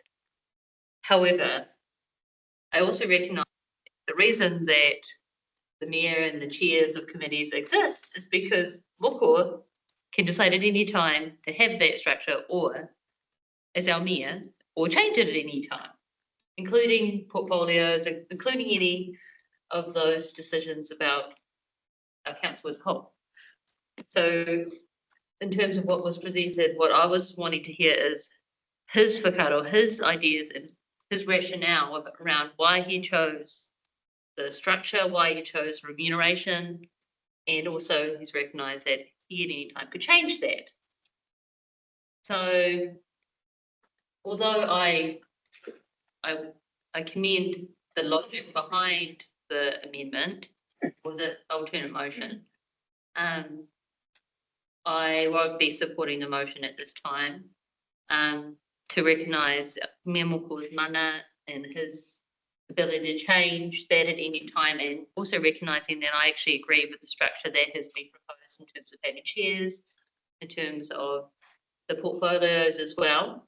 I do have to recognise that roading is a really big portfolio. So it doesn't seem to have any additional remuneration around that. And I did want to recognise that to the council and to our mayor. So just in this discussion now, our Mayor Moko may take that into account. But I just wanted to make my debate in support of our Mayor Moko. Thank you. I have heard, I'm going to allow everyone to speak to this because I think it's important enough that you should actually be able to speak to it if you wish. So I'll go to Councillor Research, then Councillor. Yeah, I'll be quick. Just want to acknowledge previous Deputy Mayor Kelly and the comments. The Deputy Mayor and Mayor role is a really difficult role. So and I've seen the toll. I've seen it sort of get a bit better with that load taken off it. So it is a difficult role. So I just want to acknowledge that. And the comments there. And also the other comment is there are a lot of things else that we're doing in there too, which has to be taken into account. And I do, and some of those things that were raised there, I know there's no malice intended in all this, and it's a good bit of work, but it's just a case of local wood has done well. It's actually a temporary position. It's not going to be a long one. And also in the past, never in the past have we actually expected councillors to be rewarded to be on community boards. And I don't think we should, to be honest, because that's, that's just basically assisting and helping community boards and helping with their workload. And they are not being rewarded, which I think they should be. That's just a comment. Thank you. Councillor Smulders. I support it because the remuneration framework is principled, transparent and proportionate and compared to the other one. Neither of them are ideal. So I question why the Deputy Mayor, and it's not a personal thing, it's a Deputy Mayor, when across the country we're seeing a 17 to 44% upload, that ours has an 86% upload. And so I'm just not comfortable with that. So if we were to rebalance that element of it, I think would be a clearer picture. So would I then present another amendment, or how does that work in the chambers? You'd like to propose an amendment to this? So we are currently discussing and be voting on this ultimate motion from Councillor Bauke and Councillor Court. Yes. And your amendment would be? That council accept a, you just scrolled down there, Anisha. Sorry. I can type it. So That we then take off the portfolio element and we keep the Deputy Mayor at 44% uploading, which would then be higher because the base would be bigger. Do you have a seconder to that amendment? So just for clarification, you're saying to leave the Deputy Mayor loading at 44%? Correct. But the base has gone higher, so her amount of 44% would also rise with that tide. So that is what the current weighting is. So if we're removing portfolios, each of them would need to change because the pool would be greater. No, the pool would remain the same, but instead of having an 86% uploaded, it'd be 44.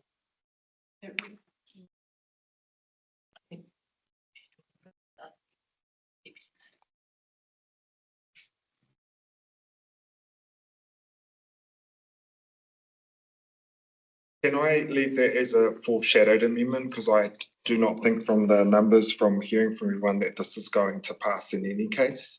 And then we can consider it then. So I will put the motion as stated, not the amendment, the alternate motion. All those in favour of that, please raise your hands. Was I allowed to do a closing statement? Oh, I'm so apologise. Yes, you absolutely were. Right of reply, Councillor Bauke. Okay, I just wanted to clarify for the record that I certainly do not delight in analysing roles, remuneration, or undermining anyone's responsibility, their workload, their value, their past and present and future workloads, or any role that they have at all. It was simply to offer an alternative option, which obviously hasn't been discussed a lot in the past. And just to, I appreciate being able to give the option to discuss these things from a different perspective, which I believe we should all freely be able to do, which is what I was doing. So thank you. I'll now put the motion. All those in favour say aye and raise your hands. Those opposed? Abstentions? And councillor Hauki Harawira, I didn't capture your vote there. Would you like your votes recorded against, or are you happy for it to just have been lost? Lost. Oh, she's coming. Against, thank you. Thank you. I took your amendment, foreshadowed amendment, which had different loading, so we will put that up, please, and I'll need a seconder for that. Can we wait till it, so we can read it again, please?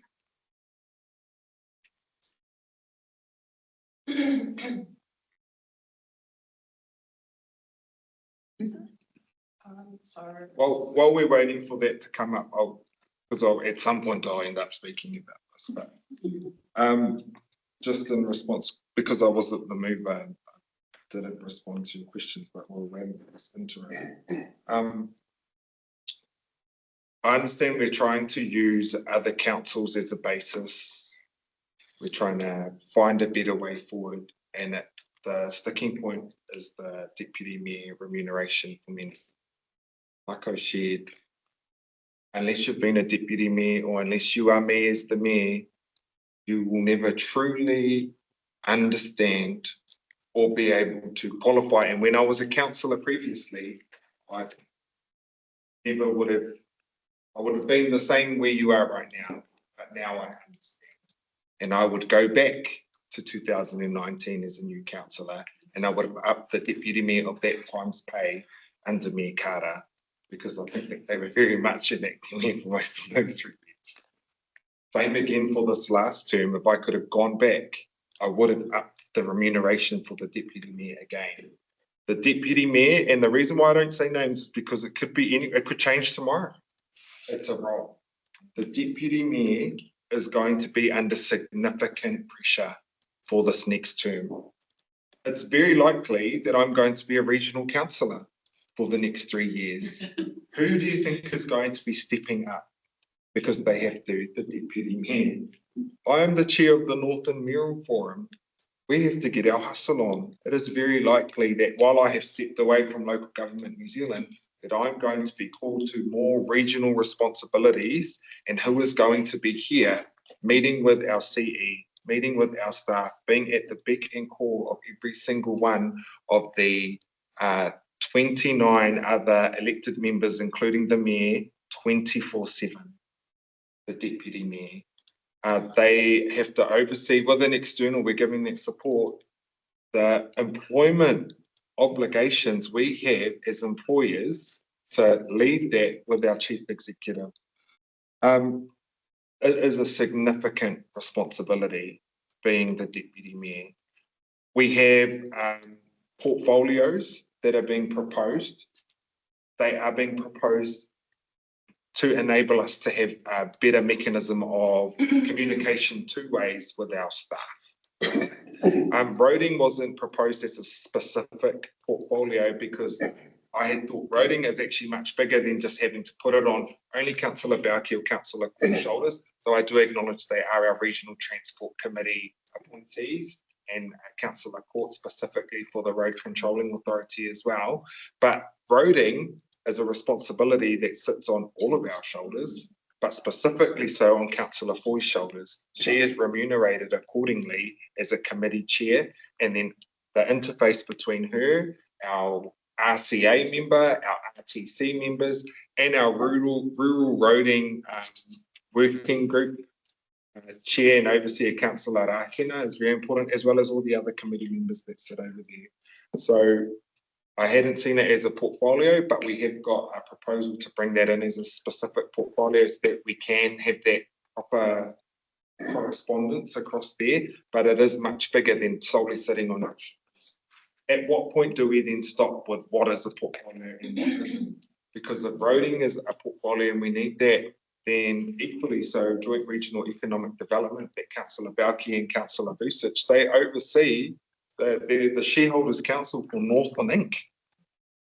Or where does it stop for the portfolio of civil defence on Councillor Stratford's shoulders? She's also the deputy chair of our joint civil defence emergency management group in the last term, had to declare a regional state of emergency as the chair. Went through Cyclone Gabrielle, Cyclone Tam. There were a couple of other ex-tropical cyclones, ex-tropical cyclone hail, about 20 civil defence worthy storms, two bushfire summers, a drought summer. Significant workload sitting on their shoulders. It's not a set portfolio and isn't remunerated accordingly. These roles are never going to be remunerated accordingly or have a better fit. But through the one that I've proposed, should we fall back to that if this amendment from Councillor Smulders fails, we will go to the original agenda one. Is there to acknowledge the loading on the Deputy Mayor and on the committee chairs to help steer this waka alongside myself. Sorry, if I understood it, Councillor Smulders element as additional responsibility. That's not in the original motion from the agenda. So it's because that motion failed, we can put a new motion on the table for debate. Councillor Smulders' motion to remove remuneration for portfolios may not be necessary. It wouldn't be necessary if we revert to the original motion. But the the deputy would drop down from 160 to 100. So then your foreshadowed amendment would become a different amendment. It wouldn't be to remove remuneration for portfolios and then leave the There's nothing on for portfolios on the table, is what you're saying. Correct. So if you wanted to move, if the mayor's giving you the opportunity to move a new motion so that we've got something to debate, it could be based on what was on the report with a reduced rate for the deputy mayor role, which would then increase the base salary. And proportionately for the committee chairpersons as well. Because they would also rise through the base. Yes, correct. Yes, that one. So you wanting it to be. What I'll do is, just for the sake of my chairing, and it's already 3 o'clock, I've got some more papers on here, is I am going to default to you can bring it as an amendment to the original because it will change. So we're going to go to the agenda original, which I will move, seconded by Councillor Stratford. But we are going to have an amendment from Councillor Smulders to switch the loading to 44% for the deputy mayor, and what was it for chairs? All the rest stays the same because the base will go up, so everybody else will go up. The committee chairs would be at a percentage rate or at 110? It's a deputy mayor. I think she's just saying to 44% the deputy, and then the remainder gets shared out between the councillors. Can we have an adjournment to get the wording right on this, Mr. Chair? Yes, we can. Sitting around here, falling across the. We're going to have a 5-minute adjournment till 3 o'clock. An amendment from Councillor Smulders that the deputy mayor be on 140, chairpersons on 110, with the base salary increasing for the remaining councillors to 89,705. If I could have a seconder for that, please. I will, just for the interest of debate and vote. Thank you, Councillor Bauke. Councillor Smulders, I'll go to you to speak to your amendment. Thank you. I support this new model that's been, because it meets the legal standards. It acknowledges everybody's role. It has a fair percentage of uploads, and its principle of transparent and proportionate. It directly aligns with the Remunerations Authority statutory intent that the remuneration reflects actual and allocated responsibilities. And I think it upholds all of those requirements, and I'm voting for it because it's fair. Well done. Councillor Bauke. I think it's a good middle ground if we're looking for that. Very similar to the original, so I wouldn't be opposed to it. Support it. Any other members like to speak to it? I will, I'm going to speak against this amendment as well. And actually everyone's commentary, and can I just please ask that we got a long day still to go, and we're going to be voting to extend our time, unless you want to come back on I'll be here all the way till the 24th at midday, actually probably beyond midday, like I am most days. I'm here at 7 p.m. But we're going to likely need an extraordinary meeting to get through this, and that's on our staff as well.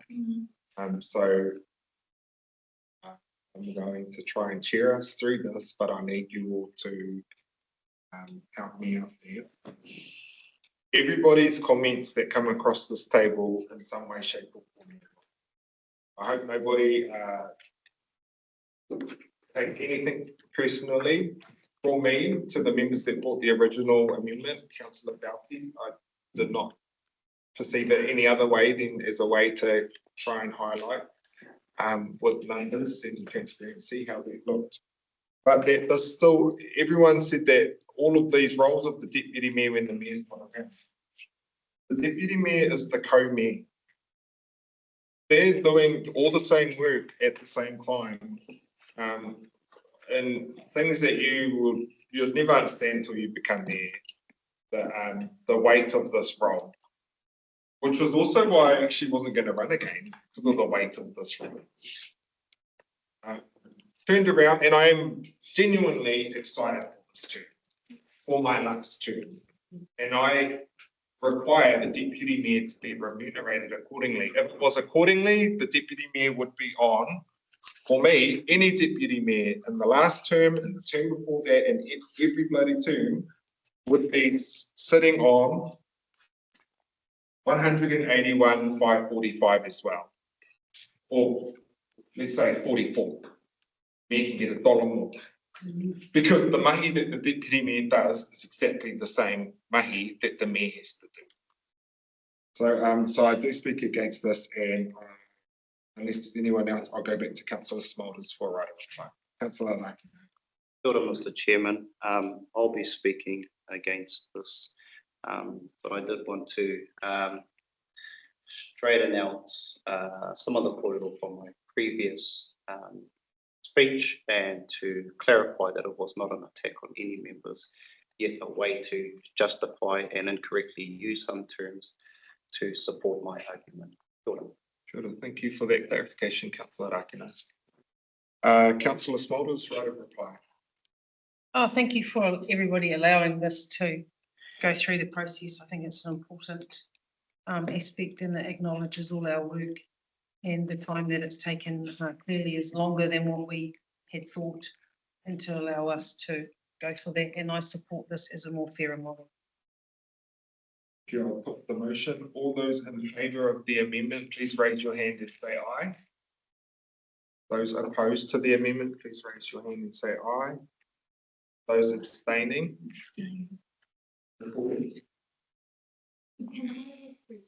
That's entirely up to you. But the ultimate decision is the remuneration authorities. That all options, regardless of whether they succeeded or failed, are presented to the remuneration.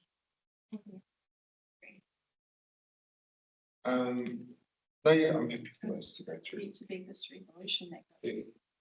No, we send the resolution as what it becomes, but to send the options to see what they say about it is what you're suggesting. Legally, that's. Yeah. So that has failed. It's if it's an amendment, is it a substantive motion or just goes back to the original? I'm going to put the original motion to the vote. All those in favour, raise your hands and say aye. Aye. Those opposed, raise your hands, please. Recorded. And those abstaining, recorded. Abstention from Councillor Balke. The motion is carried. Thank you for the audio. We are now going to go to something nice and easy, the adoption of our committee terms of reference, item 7.2, that you can find on page 18.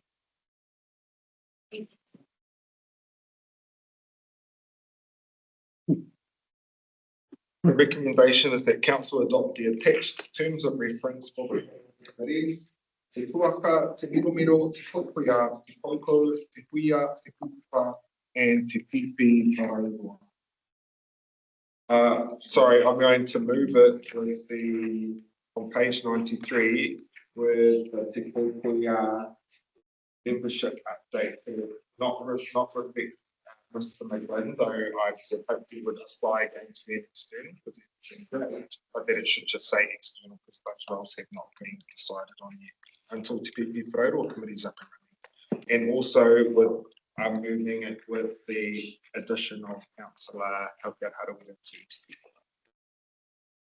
And I will need a seconder, please. Seconded by Councillor Davis.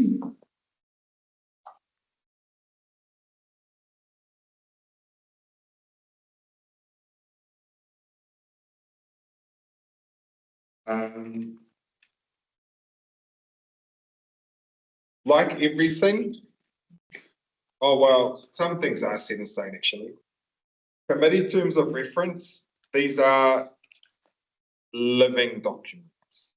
Throughout the last term, when we didn't have a committee governance structure, it was pretty much a full council, they evolved as the term went on. Where we see we need to change terms of reference, we bring the paper back and we change terms of reference accordingly. But what I do want is something on the table to start with, so that these legally exist with terms of reference to operate within, so that we can get underway and get some mahi done in the new year that is very close by. So I am commending these as they are. I know there might be some amendments, but I would like us to just get started. Councillor Shepherd.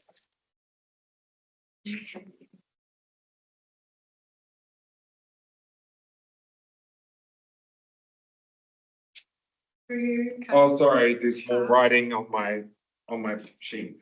Corrections, removals based on legal services. Page 102, under the heading, the committee has delegated authority to bullet point 3, correction, and section 42(3)(a) of the Local Government Act. Do you all want these specifically to check them? It looks like just legal little things that need to be tidied. That's te kukupa. What is that? Page 102. Under the heading, the committee has delegated authority to bullet point 3 is a correction, and section 42 bracket 3 close bracket bracket A close bracket of the Local Government Act 02. Under the heading, the committee does not have the authority to bullet point 1 remove unless specifically delegated by council. So through you, Kaika, there are a few references throughout the chosen reference documents that we have since the accurate. So what's in front of Kaika on the run sheet asks for an amendment to correct a legislation reference that is currently incorrect and actually doesn't exist, as well as a reference that gives an unfair expectation that there is the opportunity for council to delegate the power to create a bylaw. That is something that council can't specifically cannot delegate. Also, for example, make recommendations. Yeah, so we can make a committee can make a recommendation on amendments to strategy bylaw at any point, but council cannot delegate to anyone anything the power to create the bylaw. So we thought if we remove unless delegated, then it's just clear that a delegation will never happen. That bracketed unless specifically delegated by council was meant to be before the all bylaws. Yeah, apologies, that was one. Yeah. But there are a few things Because like there that. are strategies and policies that we have done at committee level. So there are a few things like those two examples that we have since realised are incorrect within the terms of reference. And what might be easier is to provide a delegation from council to, for instance, a committee chairperson and the chief executive to agree some technical amendments to ensure that purpose. But why we recommend that you adopt a document today is so that we can actually start the schedule of the meeting. Right, so it's been moved and seconded as is with that legal corrections. I do have a foreshadowed amendment from the smallest though, which is that the Whanau District Council amend the terms of reference for te koko, te huia, te hipupa, te koikuia, and te pipi wharaua to incorporate the governance controls proposed by Councillor Smulders in the agenda table on pages 82 to 85, including but not limited to explicit advisory status for te huaka, embedding affordability and impact criteria, strengthened financial and capital oversight functions, transparent external appointment processes, mandatory performance and accountability measures for CCOs and the chief executive. And if you could bring those up for me, please. Do you want each of the points from the table? No, just the amendment, because I will seek a seconder for the amendment. So on table 82 to 85, Councillor Smulders has proposed amendments with rationale, and staff have provided responses to those. The amendment on the table is that those governance controls proposed. I will require a seconder for this. Just for a point of clarification, page 84 includes some recommendations. When we were compiling the reference. Councillor Smulders says amendment includes Councillor Foy's as well.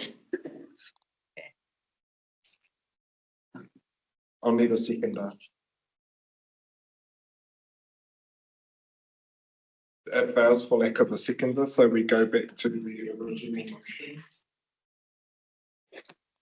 Councillor Thetford.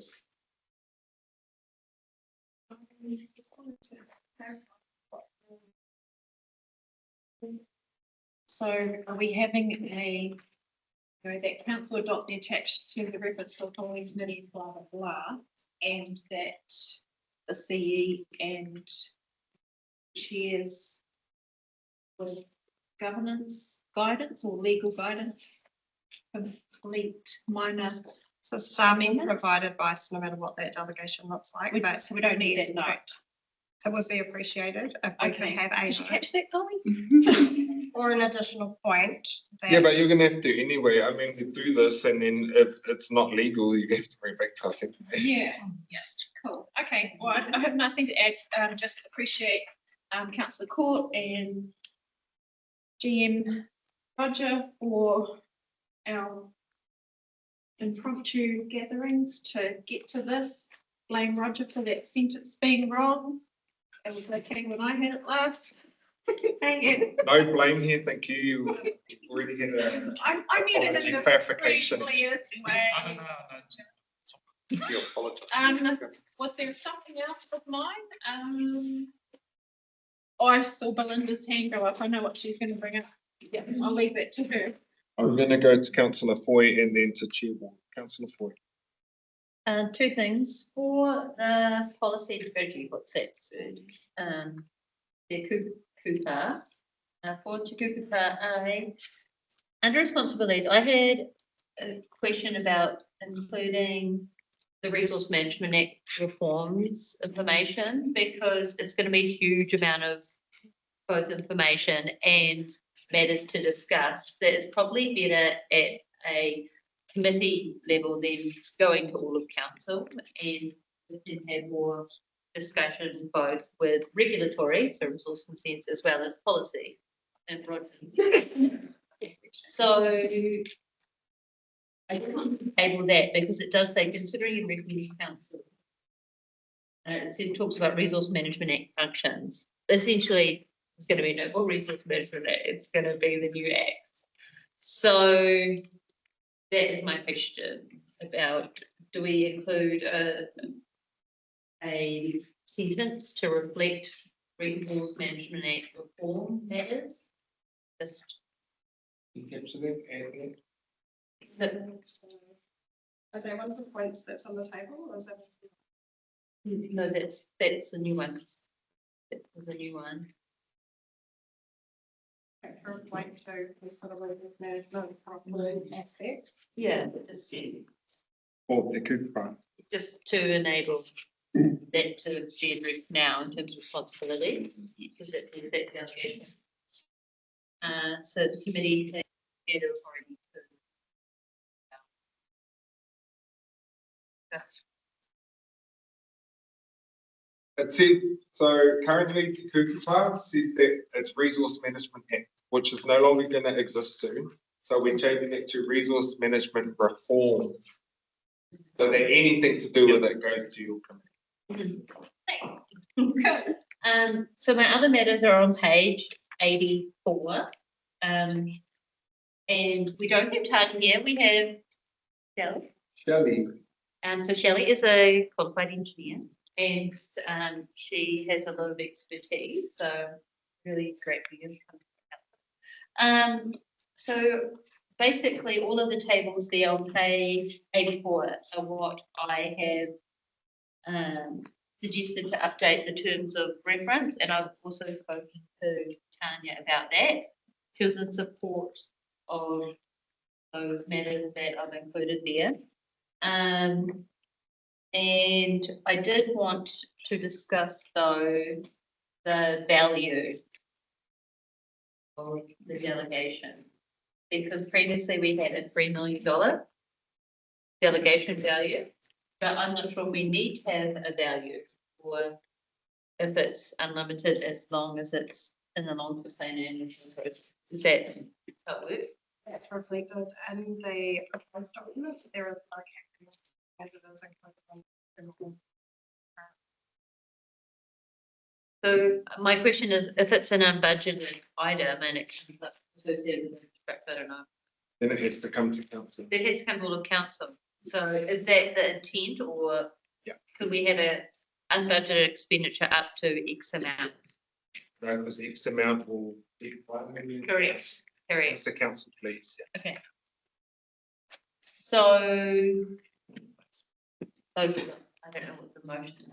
There are 4 boxes. 1, 2, 3, 4, 5 boxes.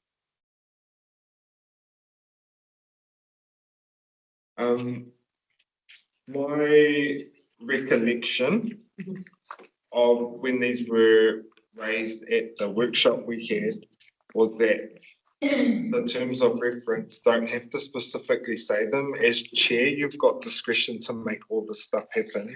Okay. I'm hearing that you would like to have it specifically written, but then, well, the reason why I'm giving word of caution here is then I don't want the other chairs to then specifically start adding stuff in, and then we're going to be here for another 3 hours. So are you happy that the staff have said that we don't specifically need to have these in the terms of reference, but that the scope of all of this is at your discretion as chair to require through your committee? So I'm happy, I mean, this is all recorded, to acknowledge that. I also note that a lot of my things do relate to procurement, because I feel like that's a giant handbrake about how we procure, how we scope. So I think that we need to do more work between finance and the infrastructure in terms of how the significant projects and not only reported, but actually scoped and procured.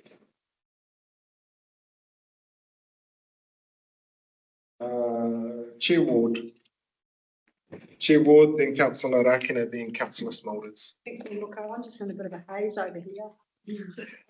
I'm looking at this and I'm looking at what community board put into this, and we've yet to have our agreement and our agreement sorted in our allocations.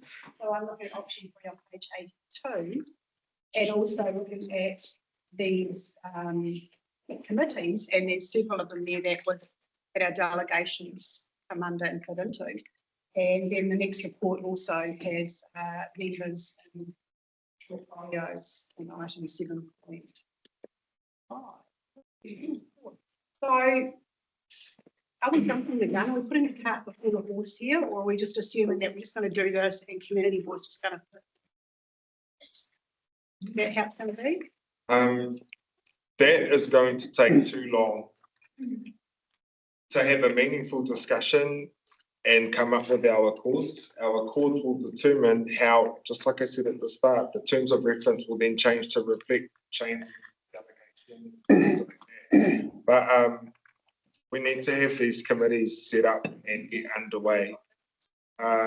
Deferring deciding these today will mean that all of that still sits at the full council level, and it is going to further impede our ability to have agile democracy. I absolutely acknowledge the fact, though, that we have made a commitment, a verbal commitment, and I have as the mayor, to our community boards. We are going to seriously sit down and look and come up with a relationship accord that could include delegation. And this is, I don't want to get into a workshop setting, but delegation comes with additional responsibility that you are not currently remunerated for, or that the organisation is not set up to achieve. That's why it is a longer horse or cart or whatever to actually getting these up and running, which is what I want to do. So I acknowledge what you've said. So at this point, I can take comfort in the fact that the terms of reference can be amended down the track. Absolutely. Every 4 weeks. Councillor Akina, then Councillor Smulders. Kia ora, Kahika. So just confirming the terms of references for these committees, we're solidifying them for the time being, or are we going to come back? Is it worth just doing it now? Or else we're going to come back later on and do it anyways? No point. Just want to confirm that I would assume, based on my last fortnight's conversation, is that I'm the only committee chair that has not met with a staff member to sort out my terms of references. I'd only just found out that I was supposed to do that last Tuesday. So I apologise for the quick addition to my terms of references. But if there is anything else to add in the future, then I'll bring that back to the table. So, aroha mai ki mana wanu mai. So my addition, then I'll pass on to the duties as well on page 89. So this will be the ad, oversee Te Whai Uta. Ad continues with the development and implementation of Te Whai Deputy. Add all committee members to have full speaking and voting rights, which was already there, but I'm making sure that there's a steering wheel to the Ferrari. Point 1, there's some slight changes in the wording. Build and sustain genuine high trust relationships based on te hakaputanga and te tiriti o waitangi. Point number 4, develop and approve frameworks for partnership, engagement, monitoring and reporting. Point 7, provide direction to the governing body on relationship strategies and opportunities. Point 10, direct to council as appropriate in conducting and maintaining effective, good faith working relationships with te iwi Māori. For example, iwi hapu environmental management plans, IHEMS. Oi, nanu. Have you got them written down? Yes, I've already sent them through to Dolly. As second, are you happy to just include all of the amendments that people have been picking up?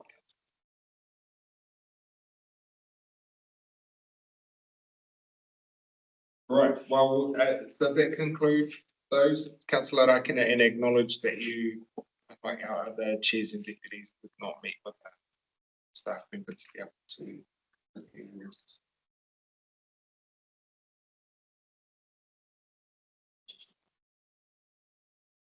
I'll come to her next because she's not on my list. I'm going to go to Councillor Smulders next. Hello. Obviously apologies. It's page 82 to 84 and I snuck in on your page there. Councillor Foy, sorry about that. I just want to begin by acknowledging the terms of reference that need to be clear and detailed. And I have put mine forward. They've gone then through council staff who have rejected them. And now we have some being put forward by Councillor Rakana that don't go through staff and have now made it onto there. For my tuaka, I was wanting advisory only with no co-governance drift, transparent iwi nomination processes, annual budgeting reporting, and every one of these recommendations was rejected. The staff rationale states that the committee is intended to act in more than an advisory capacity. For Te Koko, I asked for affordability and rating impacts to be primary decision criteria. Rejected. For Te Mirumiru, I asked for strengthened oversight of capital delivery and cost reduction. Rejected. For Te Huia, I asked that the CEO performance KPIs reflect affordability outcomes for ratepayers. Rejected. And the procurement and delivery efficiency improvement I suggested, which aligned with Councillor Ford, was also dismissed entirely. So I just want to say that I'm trying to avoid scope creep, which is what I'm hearing at the tipu today. We're trying to ensure affordability. We're trying to improve capital delivery. These concerns are real. I'm not prepared to adopt these terms of reference, and I offer that in good faith. And I wonder how I can present them for staff and they will be rejected, and then other ones are presented and put up on the board and voted for.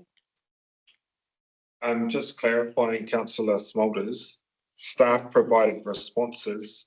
We rejected the proposed amendments. This table here, by lack of a seconder, it wasn't staff who rejected them. They've given some response. It was the elected members that sit around this table that did not include them in. And the ones that are all up there, you all have the ability to vote them down. I'm acknowledging Councillor Rakin has brought some in because his was the only terms of reference that didn't actually get him to have a sit down with staff, GM, to be able to go over there. And they're huge and they're massive.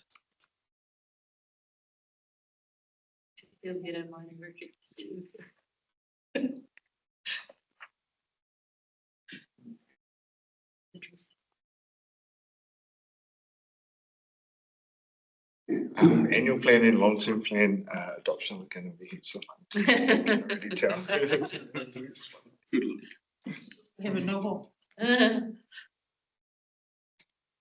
What I will do is to make it fair as it can be. I am going to get Councillor Rakina's Te Kuaka amendments as an amendment to the motion, but he will require a seconder. Councillor Allen. Councillor Rakina, if you'd like to speak as mover of these amendments, but I feel like we've captured the essence of it. Councillor Allen.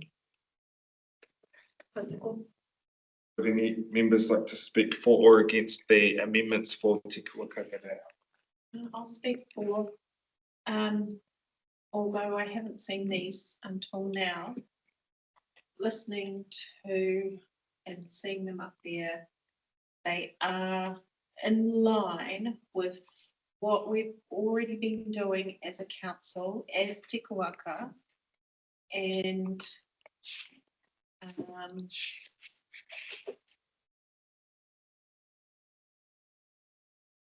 yeah, a lot of our district is set in an unsettled space. It is a massive opportunity for this council to be in positive relationships with iwi and hapu. And I think that all those see us in good stead, all those championing shared decision making.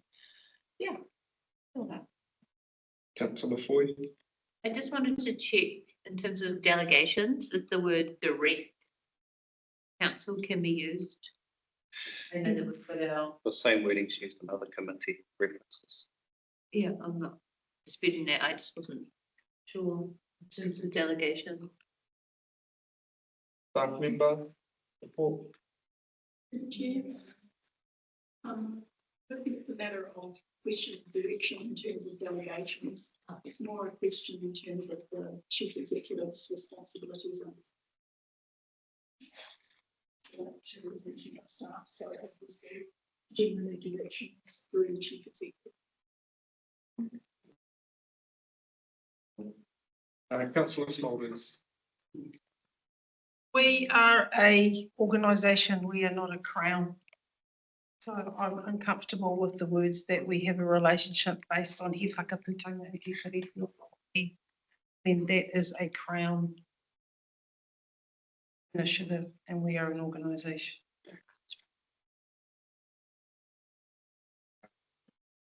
Any commentary from staff?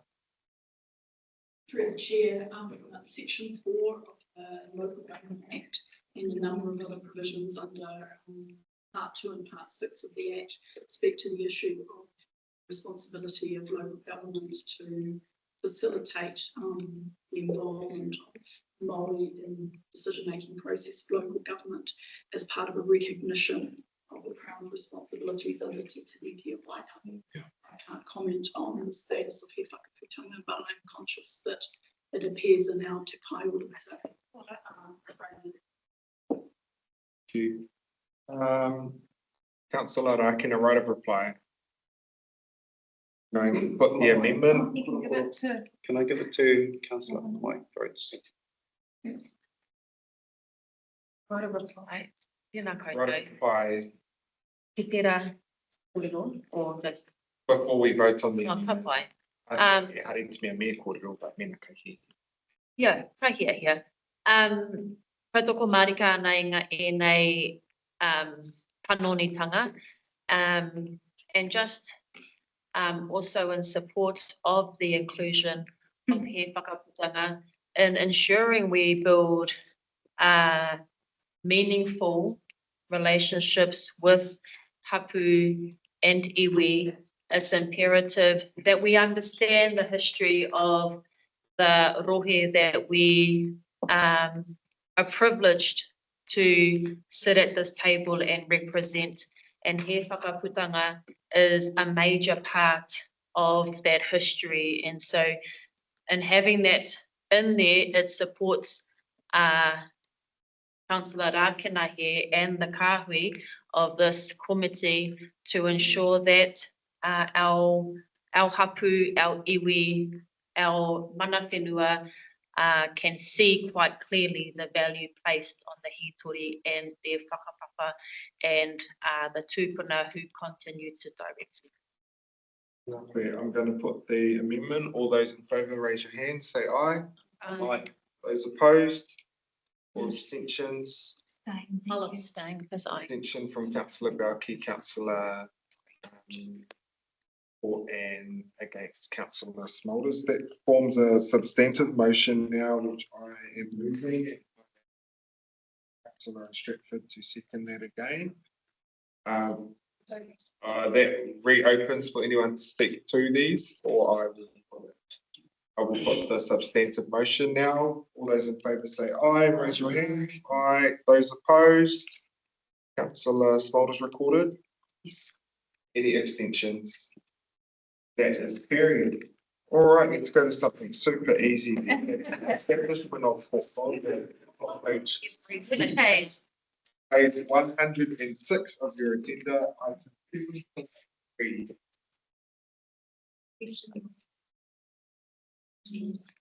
We have a recommendation that the council adopt the attached terms of reference and establish community trust participation and engagement portfolio. Kōkako, a youth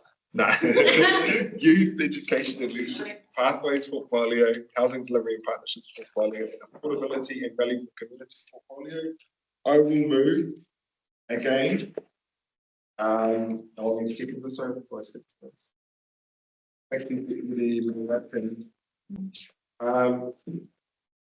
portfolios. They are what you make of them. They are the ability to delve in deeper into things. And just like our committee terms of reference, every 4 weeks, they can come back, the terms of reference for us to have a look at. I understand that we've got some objectives there that have been suggested as options to be changed for them. I am moving it as they are, and I will ask Councillor Smolders to move an amendment to achieve those. I would like to offer now Councillor Radkin to speak to the motion. Like opening up the floor, Councillor Floyd. So the bottom of page 108, I don't know if this is correct, because I don't think this sounds how we would operate. It says that portfolio holders can only talk to the media with written approval of the mayor. That's an option that was put up as a potential amendment that is not on the table right now. And should it come up, then I will speak against that because I do not have time to get Exactly. to breathe or to sneeze or to within your board area, within your portfolio responsibilities, within your committee seats. I think that you are all beautiful enough to be able to ascertain where you could fall into reputational risk for our council as a whole, and where it's the more TV time, airtime that you'd like to give to our council area to get us thinking, then you go hard. I would say. Any other members? Please move option without changes, option 1. We are moving option 1, adoption without changes.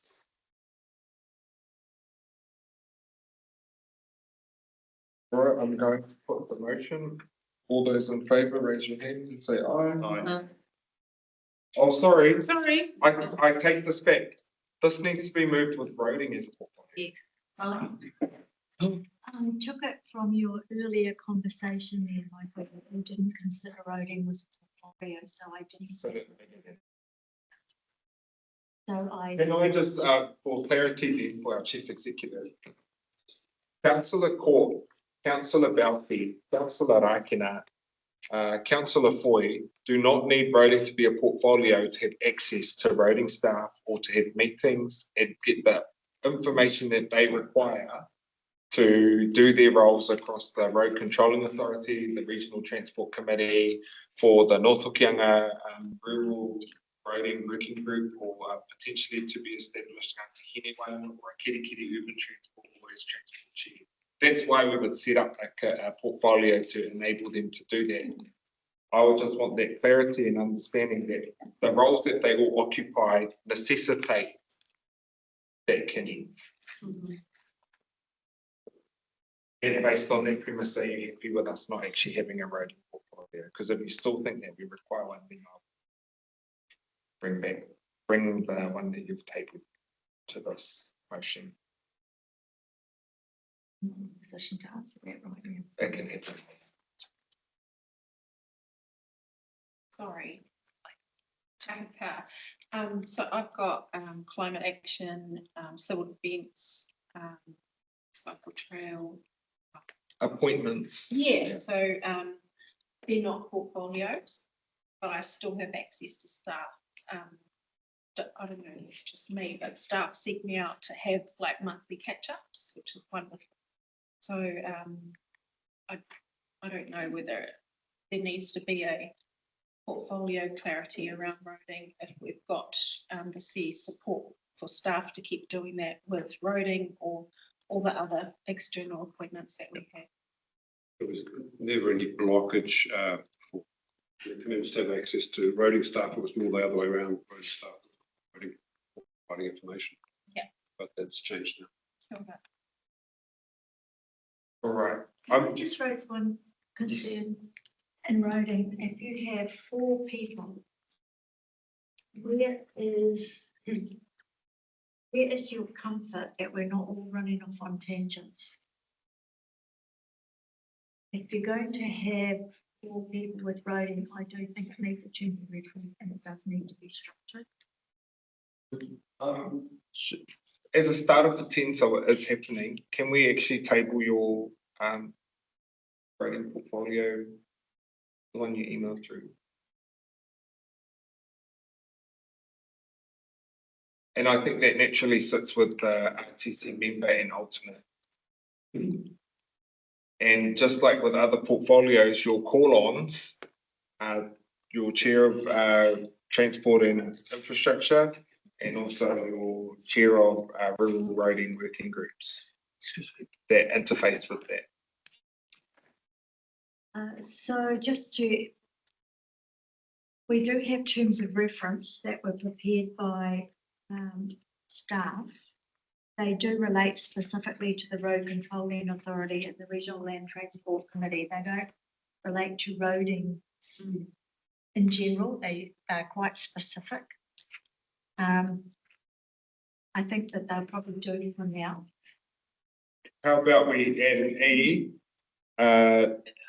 transport portfolio with, so that we are establishing it with terms of reference to come back to us in March?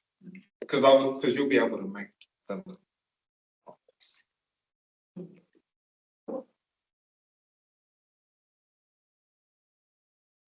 Have you got a mover and a seconder? I was the mover and Chair Rudkin was the seconder.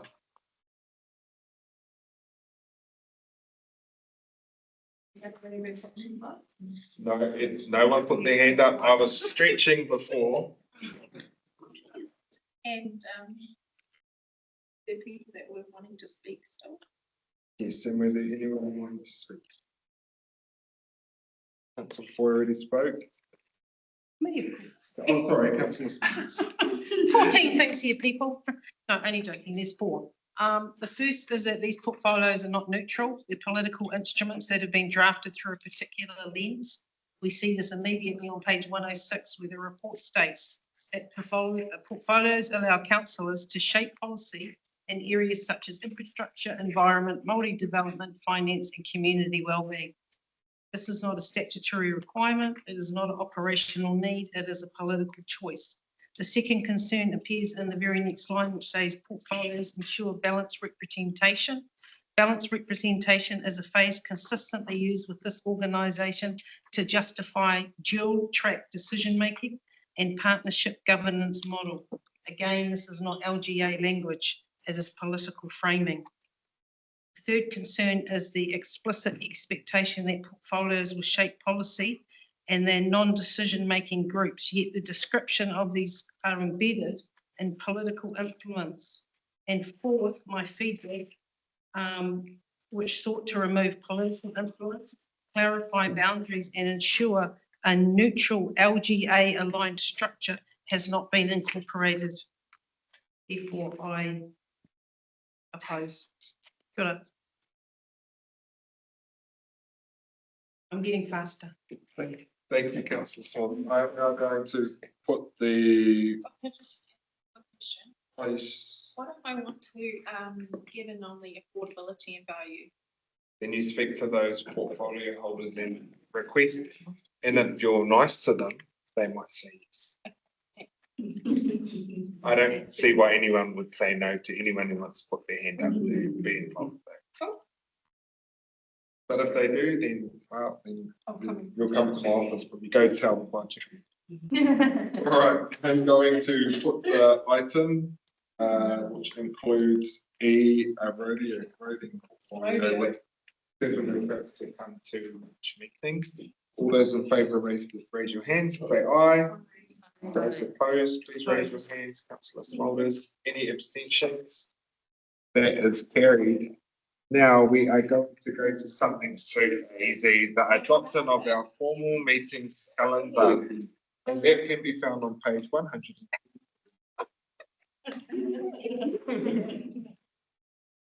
After publishing what is the agenda, staff realised that they capturing dates for a newly introduced monthly operational briefing sessions that started provide you with the updates on what each department's doing, and that's where we'll also be reporting the And governance. and resolutions and your members' reports.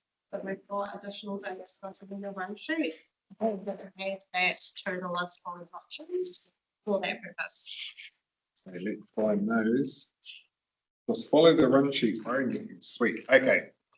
So the recommendation is that council adopt the 2026 formal meeting schedule with additional proposed dates for monthly operational briefings on the 19th of March, 16th of April, 21st of May, 11th of June, 9th of July, 13th of August, 10th of September, 8th of October, and 24th of November. Mobs is going to be the name according to my sheet. Those are going to be live streamed workshops, briefings, rather than council ones. So standing orders wouldn't apply, per se. Or? Standing orders wouldn't apply. This is just to add it, but like you don't have to notify according to standing orders when these are happening. We're just noting these dates as when they're proposed to be, but we can be flexible with them. Yes, I would agree, because as you can see in the calendar, it's very busy and there's not one. I also am going to. I'm going to have Councillor Foy move this, and I'll second it. And I'm assuming it's on the premise that we have something to do with meeting in Te Heku as well. If you can put that in, we'll add it as a part of the resolution. And that, did you say a workshop? That a workshop or a meeting. We have. What? At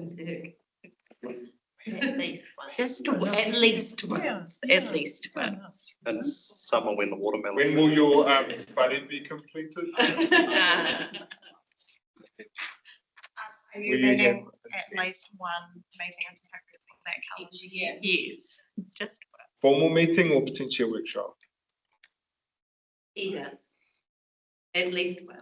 Maybe they're three workshops. I'd like to move that we have one in Waipu. Oh, that's all right. I have a feeling that it might be nice for us to potentially have one about our court workshop. One Russell. But anyway, I'll leave it up to staff. I'm going to, I've got a number of hands up, but we've had Councillor Foy move, I have seconded. I'm going to go to Councillor Court, then Councillor Stratford and me. It's just a question, is it possible to populate this bilingually?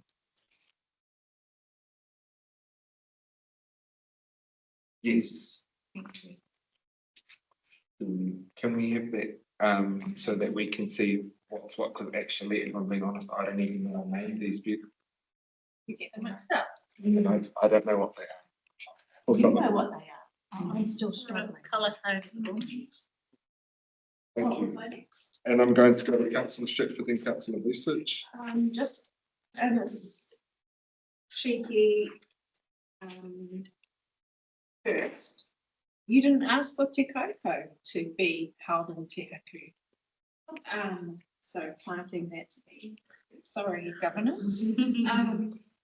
Then there's, as Councillor Court said at our last week, the Rivers Committee, who we haven't been captured, and I'm already experiencing some clashes with, I think there's one today, and I've missed it, and yeah, next year, and I've also asked Peter and his team to try and schedule Te Ruarangi, not on our council days, which used to be called TTMAC, so that if we want to, we can attend those.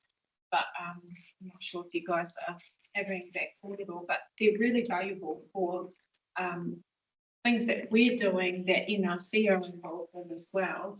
And even not having to repeat kōrero to us in engagement settings. But yeah, I just want to express that there are some council days where I'm going to have to go. Because we've got some big work happening. Hilda. Councillor Research. Yeah, just on the Te Miramara, previous chair noted some clashes, and I'm just thinking about the 13th of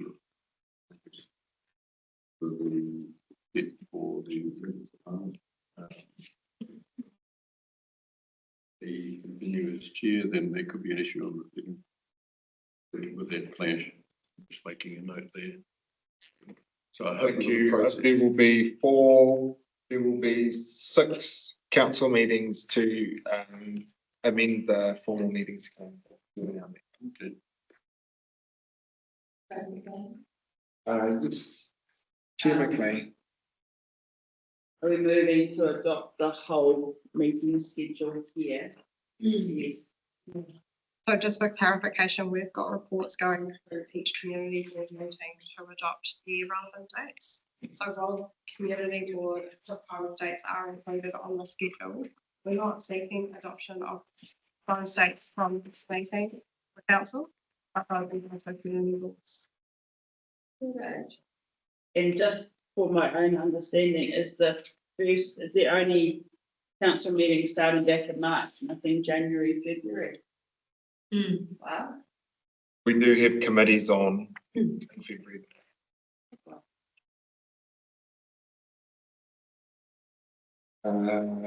Councillor Floyd. I just had a question about the proposed district plan, which will be a lot of information that would come to council that will need to workshop before it goes to council. And I was told that would be March. Yep. I'm just signaling now if we have enough space to allow for that. Because if we have a council meeting for a gigantic, huge amount of information, trying to do that, not sure if that's realistic. Yep. So I just want to signal to our governance staff about that as an anomaly, because we've never had a proposed district plan come to our council. For the chair, that's going to be a sort of a piece of work. We're expecting at least 2, maybe 3 workshops before we start bringing something back to for adoption. There's a fair bit to work. So there could be extraordinaries. Yep. What I'm hearing. Councillor Rakina. Kia ora, just noting that we've got Waitangi Day commemoration. Matariki, Heakaputanga on the 28th of October. Can we also add the 9th and 10th Waimate signings, Mangungu signing on the 12th of Feb. So 9, 10 is Waimate, 12th is Mangungu, and 28th of April is Kaitaia. So these were all celebrated since Mairano, and the first official gathering was held up in Kaitaia last year with the support of Councillor Haukiat Harawira and at the time Councillor Peskovich and Tapu Runanga. Just want to put that on the calendar as well. And sorry, Councillor Floyd was there as well. She actually National Council, none of us sit on National Council and I don't anymore, so that can come off our formal. Super local next year, you'll see there in late July our AG and our annual conference is going to be in Rotorua next year. I have asked the GGs to reach out to us early to garner who would like to go. The premise is that you'll be supported by council to attend one AGM for the triennium. It's an opportunity to go at least once. But then if you'd like your professional development opportunity for the year to also be AGM, then you could potentially go more than once. It's in Rotorua, so it is closer to home than normal. The following year will be in Auckland, and the year after that will be in Christchurch. But when you see the email come through from the GGs, for those that would like to go, I'd like to get those bookings in now that we know, because it'll be way cheaper than booking it closer to the time. So I'm going to move this motion because we also need a resolve to continue past our allocated time. Just another anomaly that I noticed has dropped off. Then I will move that we will extend our time period beyond what's standing orders, because we're about to breach the time cap. Seconded by Councillor Vucic. All those in favour say aye. Aye. Those opposed, abstention, That is carried. Sorry, Ash, come back to you. The other anomaly that I've noticed dropped off was that we had intended 1st of April to be our full council meeting as well, otherwise there is a 8-week gap. Oh, yes. I did pick up on ours. So council will be on the 8th. First. 1st of April. Just kidding. So that would, That's the day before. that would ordinarily be. We don't want to be recommending a meeting. But on Holy Thursday. Holy Wednesday.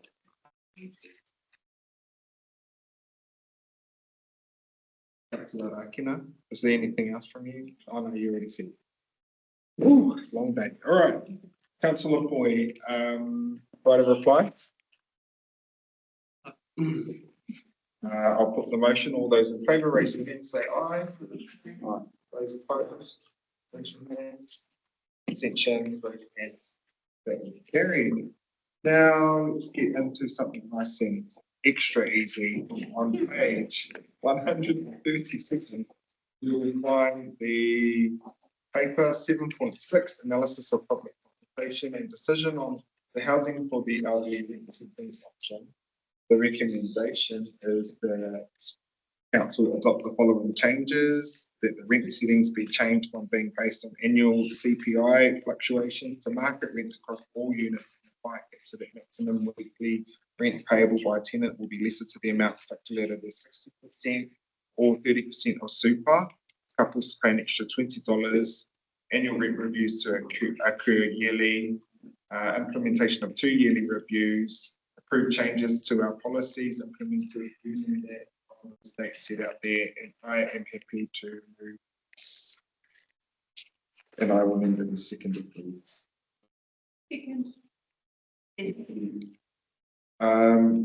I'm just noting what did I write when I was there. Sorry, note. Councillor Smollers has declared a perceived conflict of interest on this matter. Thank you for that, Councillor Smollers. Councillor Foy. I don't, so the resolution is 1 or 2, there's or. So what have you, Alexa? Through the chair, so it is kind of a combination of both options. So it's a combination of the percentage of the enter super or 60% of the market rent. And we looked at what that would be across the whole portfolio for each of the villages. So for whichever for the village, it would be the lower of the option. So if the 60% market rent is the lower option compared to the 30%, that would be the rent for that year. But it will bring in. It might that cap of the 30% of their of the NZ super. So the amount that it will bring in across your analysis is 1.4. 1.4 roughly, yeah. So it bridges that gap. It definitely closes the gap a lot more than what it is. All right. As mover, well, I actually wrote comments down for this because I was a bit worried about this until I actually dove deep into this and read through it and looked at what those gaps would be. And I do have still concerns about how our vulnerable are going to have to and how we ensure that we provide the support with MSD for any applications that need to be made to be able to get those additional accommodation subsidies, supplements, or whatever it's called. But it is I appreciate you for finding a bit of a better balance for us than kind of what we initially looked at across those options, and I think you have found a balance. I appreciated the comments too from the submitters because I read through every single submitter's comments because I wanted to get a flavour of actually people who have submitted. But you've taken the time to submit on something that is a significant decision to make. So I wanted to have a look at that. And so I just wanted to say I appreciated submitters for their submissions and for their commentary. For everyone from one who said get rid of moko, you can get stuff. Did you already too? And usually, and sorry, and that just I just captured the fact that we usually make sure we do screen. Now I'm a big boy, I can handle a comment like that. But we have had submissions in the past that have been harmful against certain members. So just making sure we're screening our comments that come through on our reports. This is a public report that goes out to everyone, that we are just screening those as appropriate. But I can handle that if being told this every day. And then on page 146, what am I saying?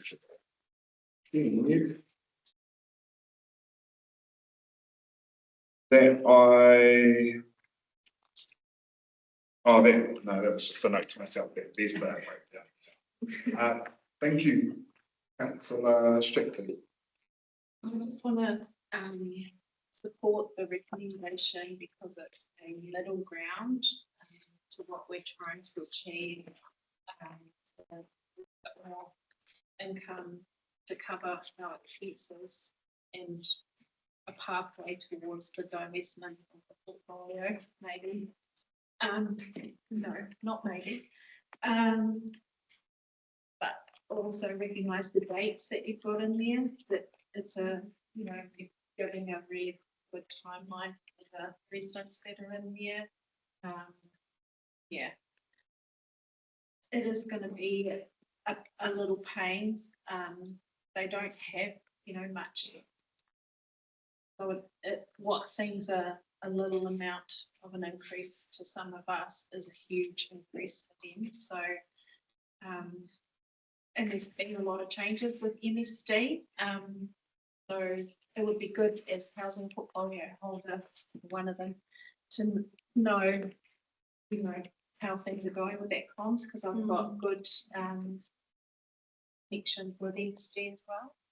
So yeah, please keep me in the loop so that I can make sure that I'm pressing the right, opening the right doors for the residents in those homes. I have initiated those conversations and meet with tenants, or they can do applications over the phone as well, send out paperwork. So for that, so we'll keep you informed. Councillor Boyd. I had a question to staff. Was it about the timeframes of new housing to be built?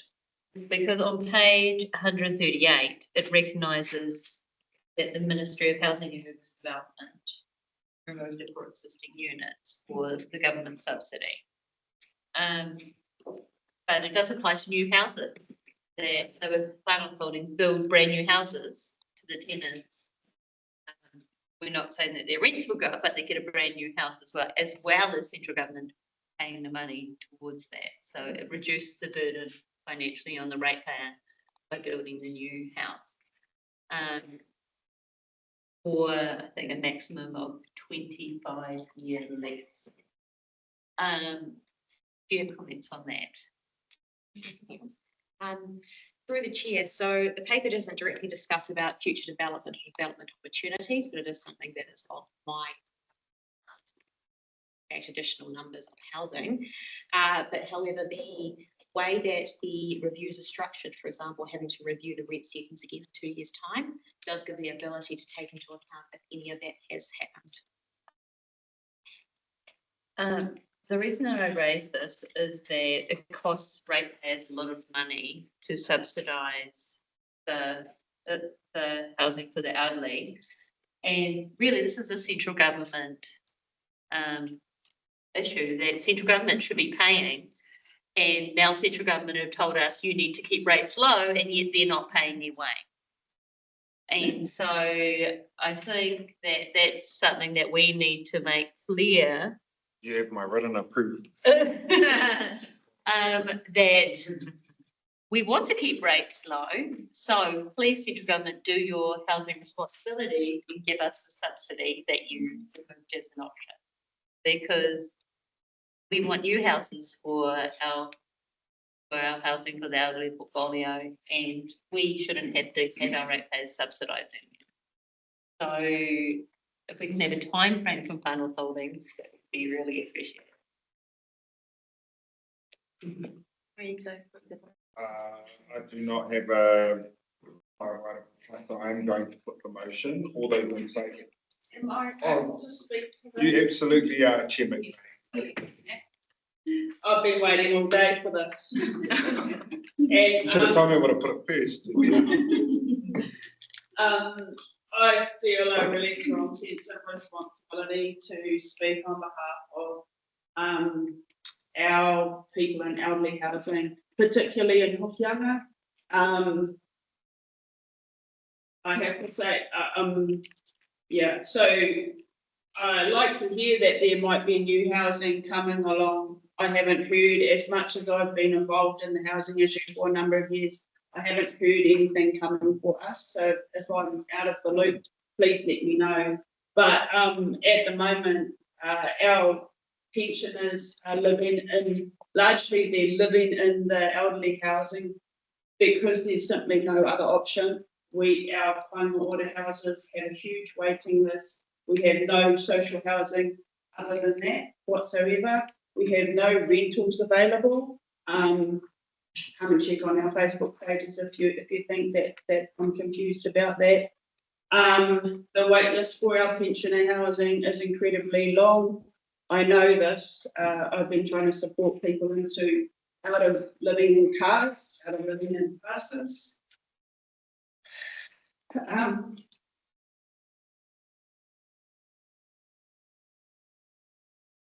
These people who live in there are never going to earn more money.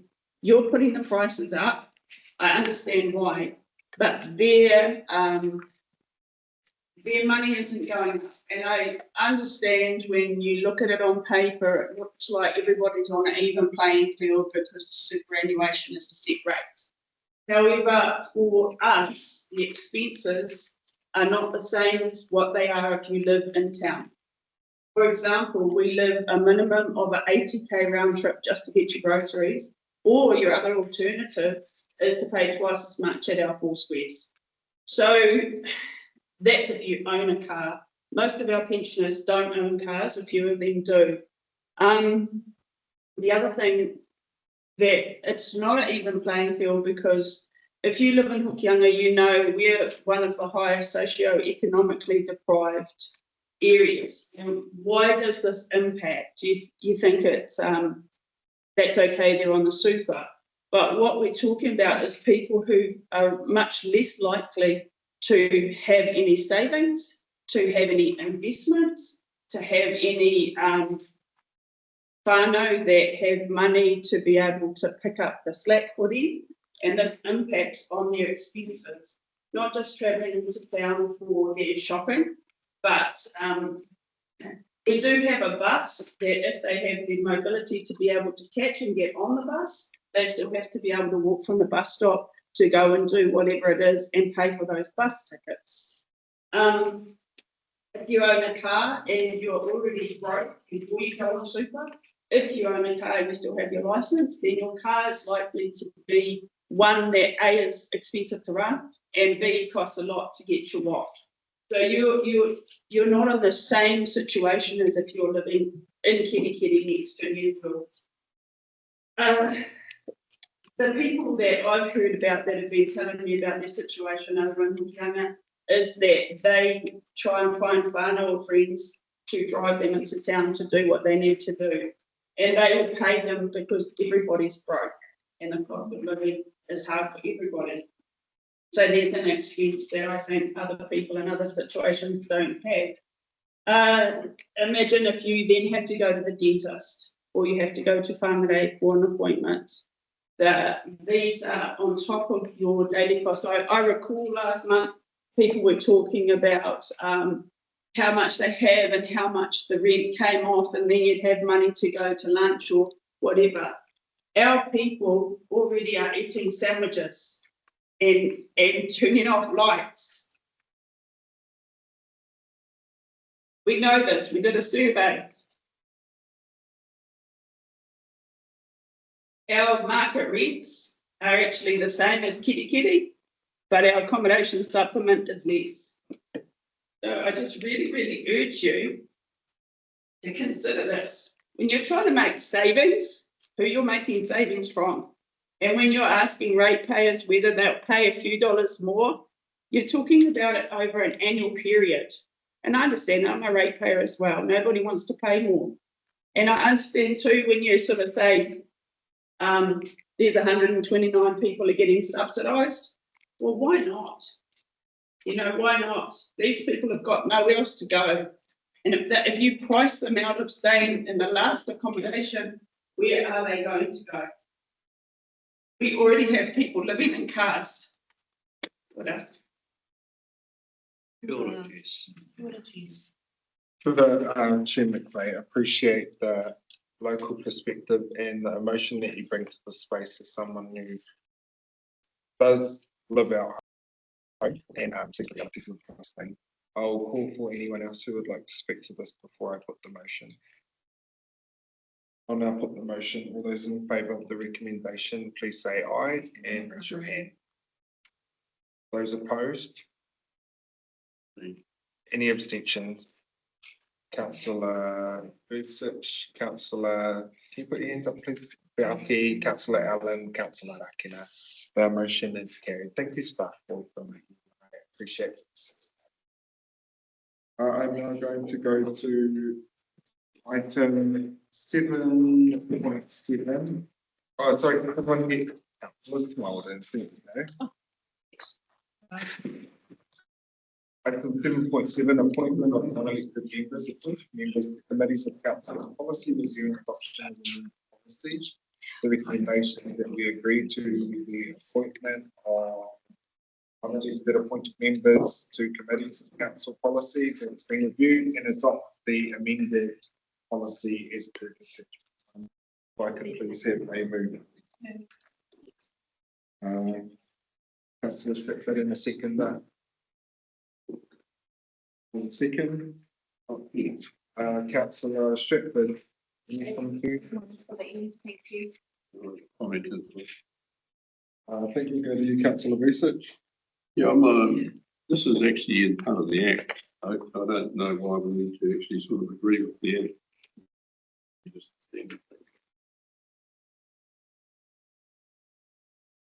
Thank you.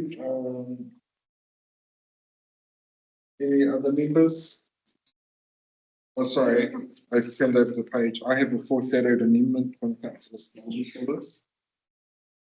And that is, actually, can I just have some clarification? Because the amendment is that we decline. Can we have the wording of that up for everyone? Yes, sir. But I would like to just ask on the amendment and standing order on an amendment not able to be a double negative. That's why it's voted as a foreshadowed amendment. Should this one fail? Okay. I'll ask you to speak to your points though, Councillor Smulders, as a part of the open discussion for this thing. Because you won't get the opportunity of having it as an. That's fine. Follow process. Any other members? I will put the motion. All those, also Councillor Foy. I just had a question about the appointments process. I guess because my committee's got time we choose. So the appointments committee chooses the person, not the chair. But you, as the chair of the committee, sit on the appointments committee. And I feel like we will, well, you can talk to the deputy mayor, but I feel like the committee members are going to be very seriously taking into consideration the chair's considerations in that process that we will jointly oversee.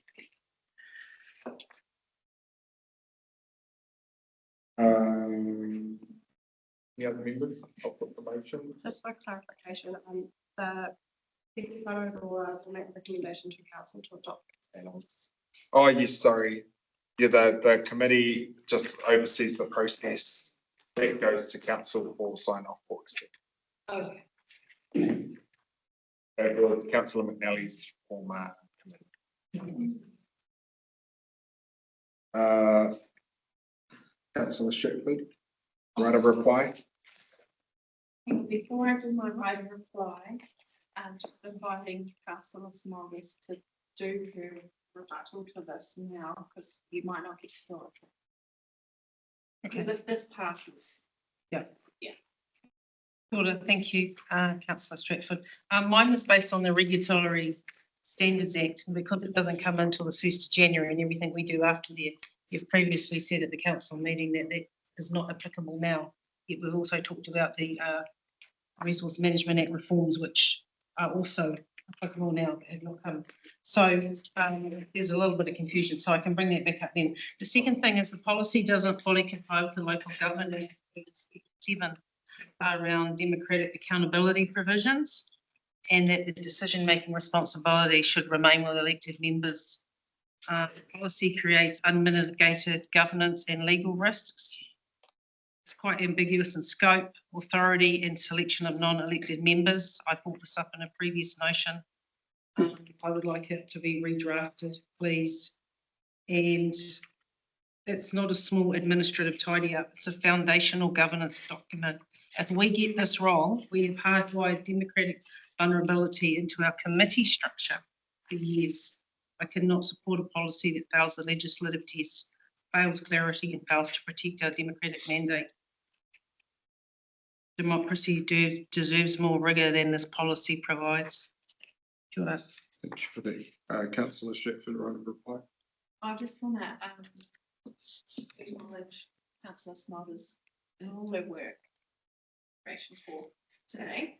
But I'm going to support the resolution in the report and acknowledge all the work that the previous council did in reviewing this at the beginning of their term, and also the track changes version of this report. I can see where, you know, there's just extra words that have been taken out really. But also kahika, perhaps some of the statements questioning the legalities, legal person in here would like to address before you put the motion. No? Okay. Every single paper that comes through here is a compliance sheet. It needs to go through legal for everything goes through legal. This policy has previously been through legal. With review, it also has. If they needed to raise anything specific, I would expect our judges would put that in my run sheet that they would request to speak in the meeting. I don't want us to get into a routine of me needing legal to sit next to me and speak to every single dotting of I and crossing of T. We trust our staff to do their jobs across BAU for us. Councillor Foy, that was the right of reply, so is that a point of order? Then I'm putting the motion. All those in favour say aye. Motion. Aye. Those opposed, the same. Councillor Smothers, abstentions. That is carried. And now, Fano, we have to item 8.2. Yes, the lucky last item. 8.2 is our fast track approvals amendment to submission. The recommendation is that council receive the report on the submission. It is retrospective. We have already had a discussion and conversation. So this is just us noting what has already happened. Councillor Lakina, I can see all of my cousin nephews in the now. And what would you like? Sorry, Mr. Chair, I wasn't too sure if I had missed a motion for an extension of time. I didn't see it. Thank you very much. Just making sure. Thank you. And you can second this for me, Councillor. And I'm going to acknowledge the conversation we had previously. That we are going to have Roger and his team bring back that formal process and what we do. And in the interim, for select committee submissions, I want that across the full council to get everyone to do that. So I don't want to relitigate that conversation right on the last paper, please. We've already acknowledged it. But if you would like to speak to this itself, then please put your hand up, Councillor Rakina.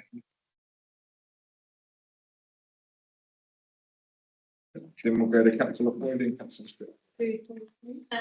I watched the video of down there. I thought he spoke really well. But yes, we do need a second supermarket in Kōtai. And also we need some infrastructure if they're going to approve something. And the other one, and it relates to the last item about non-council members voting. I just wanted to raise the fact that we have commissioners that are non-members of our council that are suitably qualified and experienced in a certain area, and they do a whole district plan and recommend it to council, and then council decides. And it's the same with our committees. So I don't see any difference in the way that's done. So it relates to that aspect. Point of order, please, member, if you could speak to the item. Beautiful. The fast track allows for commissioners. Oh, there we go. And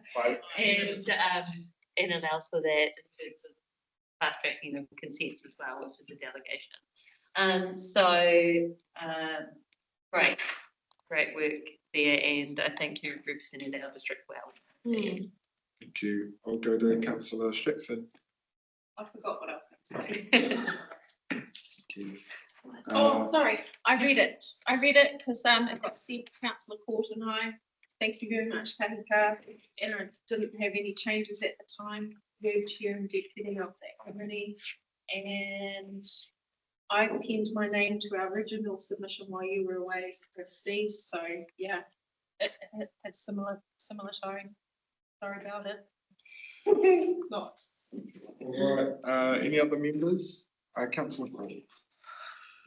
I am a little concerned that the fast track legislation is trying to do is speed things up, and what we're trying to do as a local government is actually slow it down. So I'm a little uncomfortable, so I'm not going to support this today. I used to be a commissioner. I haven't been a commissioner for a while. I got my qualification at Auckland University. I used to do a lot of resource consents, and from my experience, what people do is they use the consent process to frustrate. And they tend to keep their gunpowder dry until they get to the consent process, and then it gets held up there, and then there's appeals and delays and frustrations, notwithstanding the intent of what you've raised in here about making sure that iwi hapu and other interested parties have a voice at the table. I am concerned that we ask the government to give us the tools to enable us to get on and do the job, and they give us the tools and we don't like them, so we say it's not right. I'm just a little uncomfortable. They do have the right to invite people to make submissions. So just wanted to give my 5 cents on that. Thank you, Councillor Court. All right, I'm going to put the motion. Mayor, so we're just accepting that this report is coming to the table. We're not accepting that we support the submission that was put in, because you said it was retrospective. It's receiving the report. It's receiving it, isn't it? Yeah. So that's gone. Yeah. So why do we It vote? went under staff delegation. It's just to note it. If you don't like it, you don't have to vote. Oh, is that how it works? So you don't get one of those, what were you thinking about, Councillor Davina from Wellington? Yes. Okay. You Okay, can vote. well, now I know. It will be recorded here that you voted against receiving this report. I see. Right. Thank you all. Now, at our next meeting, I will be the chair. Thank you very much all the way through. Councillor Stratford, Councillor Court, Councillor Raki. I'm going to put the motion. All those in favour say aye. Aye. Those opposed? Councillor Court, Councillor Smulders. I'm going to abstain. Abstention by Councillor Vucic. Abstention. Because I'm abstaining because it's before my time. And Councillor Balkin. I am going to note here that Carla from Legal, while not here, is leaving council at the end of January. This is the final date. So we will send our other card to Carla, and please, Rebecca, pass on our thanks to Carla for her time here at council, by acknowledging that via our live stream. I am going to wish you all, should I not see you again, I will be here until 12 p.m. on the 24th of December, and some of you will be called back in as well. We are going to have a roadie meeting this week. So some of you will be with that, all by teams. Some of you will be coming along to our Christmas dinner. But if we don't see each other again in person, can I just wish you all staff and elected members a Merry Christmas. Please do ensure that you have a break at some point in time over the summer. We just adopted our formal meetings calendar, our committees, our portfolios, and we're going to have a very big year next year. With that, I'll put a simple here.